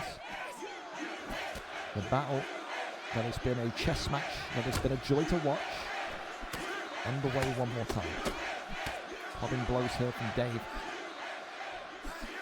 Block as well is held up really nicely from Umar, I will say.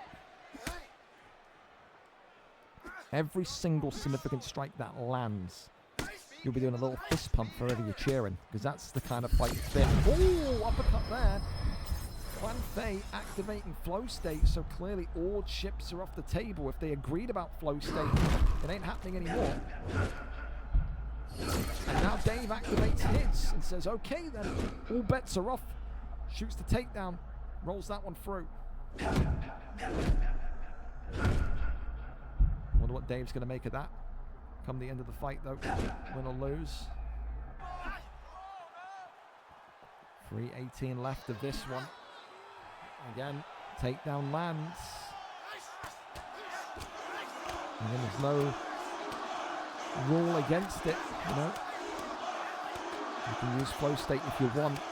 I think Dave would have just probably been saying to himself, if there was an agreement, and he's not a man of his word, but I don't think JuanFe will care as long as he brings the championship gold home, man.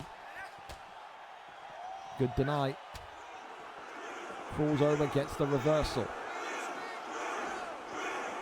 This fight's been fucking crazy, mate. Strikes to the body here, keeping him locked up in sprawl. Is Dave going to make that move? The backside, no. Gets up against the cage. Shuffles away. Head kick there. He's blocked up. Look at the stamina of JuanFe. Another lofting uppercut. Gets that trip reversal. Brilliant from Dave. 1:30 here to go. It's not been a fight that's had these stuns and knockdowns and action, but from a viewing perspective at the top level, the top of the top, the elite of the elite, a tight fight like this, a close one like this, you can't help but enjoy. It's been absolutely phenomenal. But what way does it go, bro? Because it looks like it is going to be a decision tonight. Dave crawls over into half guard. 40 accelerated seconds. Oh, Dave's made a gamble. That could be the difference maker, couldn't it? It's one big clubbing elbow down there. And if you're JuanFe, maybe going over into sprawl is not the bad decision that you think maybe it is, because I'm going to try for a Darce choke. But this one tonight goes the distance. Tight fight, bro. You're talking about rounds that were decided either way by one strike, 6-7, 15-16. The clearest round that was won was Dave in round 4, 10 significant strikes to 2.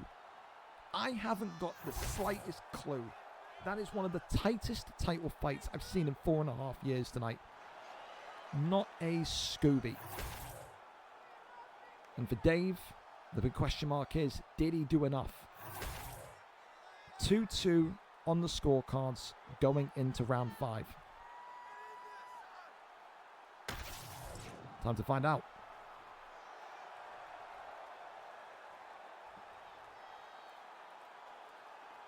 Ladies and gentlemen, after 5 rounds, we go to the judges' scorecards for a decision. The judges score the contest 49-46, 49-47, and 49-46. Declared the winner by unanimous decision. It's gotta be Dave. Dominic Cruz, again, you think about significant strikes and you think about what we see. I'm relieved, man, because if you're watching that fight in real life, you're not going, oh, we landed one more strike. You're not going, oh, well, it's one more strike difference. 49-46, which indicates there that Dave won 4 rounds out of 5, which, if I'm giving you my scorecards, I think I have a 4-1 or 3-2 to Dave would be fair. But you can see the metrics, bro. Look at that. He out-stunned him. He out-significant striked him. He out-total striked him. He out-takedowned him. He out-control timed him. That right there, with a JuanFe is annoyed. I don't think Juan will be annoyed. He's a good competitor. He's a good guy. But I don't think there's anyone that can look at that and say JuanFe's been robbed tonight. Every single metric in Dave's favor. Decisionator Dave, just like the good old days, he's back. Dave gets it done on decision tonight against a very, very tough Colombian fighter. Commiserations to JuanFe, not his night tonight, but for Dave, what a victory and another notch on the belt, because he wants to go and break that title defense record, man. He does. Congratulations to him, commiserations to Juan. Hope to see him again instantly next week. Great fighter, man. In the levels that Juan has gone through from the end of UFC 5 to now, Jesus, he deserves to be in that division so much. A recap then tonight of your title holders after the dust has settled, and still heavyweight champion of the world Zero Jin, and still light heavyweight champion of the world DG49, and new flyweight champion of the world Luchak, and still bantamweight champion of the world Dirty Dave. Performance bonuses tonight are as follows. Knockout of the night went to Tim Cold-Winter with his Esteban Ribovic's pick. Fight of the night was Ash Axon and Stan the Demigod. Submission of the night was Robbie 87878. And performance of the night was G09G with his King Green performance. Again, for me, I know you need, for fight of the night, you need knockdowns, you need violence, you need all that. I really enjoyed that Dave JuanFe fight. That is a tactical back and forth fight. That was just very, very nervy from the outset. But someone's got to win and someone's got to lose, man. And listen, we haven't got to wait too long to get right back into the octagon, because we're back on Thursday with VFL 244. We know now that Luchak will be defending his belt for the first time against Big J 4555. I wonder what the outpouring of messages is in that fight alliance between Luchak and, of course, DJD. I don't think that one's going to be settled anytime soon. Again, a big thank you to everyone tonight that not only fought on the card, but showed up on time. Everything finished perfectly on time. There was limited issues. I was panicked to fuck that people would go, what do you mean the fight's on Tuesday? It's not Thursday. So thank you for reading. And again, just really, really, happy that there's enough interest in the league and there's enough interest in live fights for us to have 2 cards a week again. I don't mind doing it if you guys enjoy it. And like I said, the whole purpose of VFL when we made this UFC league is to get as many live fights as possible. The fact that we've had, something like, how many live fights today? 1, 2, 3, 4, 5, 6, 7, 8, 9, 10, 11, 12, 13, 14, 15, 16, 17, 18, 19, 20, 21, 22, 23 live fights today. You got another, another 27 live fights. So 50 live fights in a week. I mean, we're doing well there. We're doing fantastically well. So I appreciate you so much for making that happen. And again, for allowing yourselves to have more airtime, more camera time. As well, I missed a couple of followers and subs during the last couple of fights. So thank you to Mr. Hold at UFC for the follow, Lou Chat for the tier 1 sub, and also Millie Baddison for the tier 1, as also No Respect GG for the follow 2 hours ago. A really, really fun card. And excited to come back on Thursday and do it all over again when my voice is rested up, because clearly you can tell it's fucking evaporating quickly. So much thank yous again to everyone. A big well done to everyone. The 2 card a week project so far is a success. I will see you on Thursday night. Take care, take it easy. Don't get shot, don't get stabbed. We'll see you when we see you. Good night. We're out.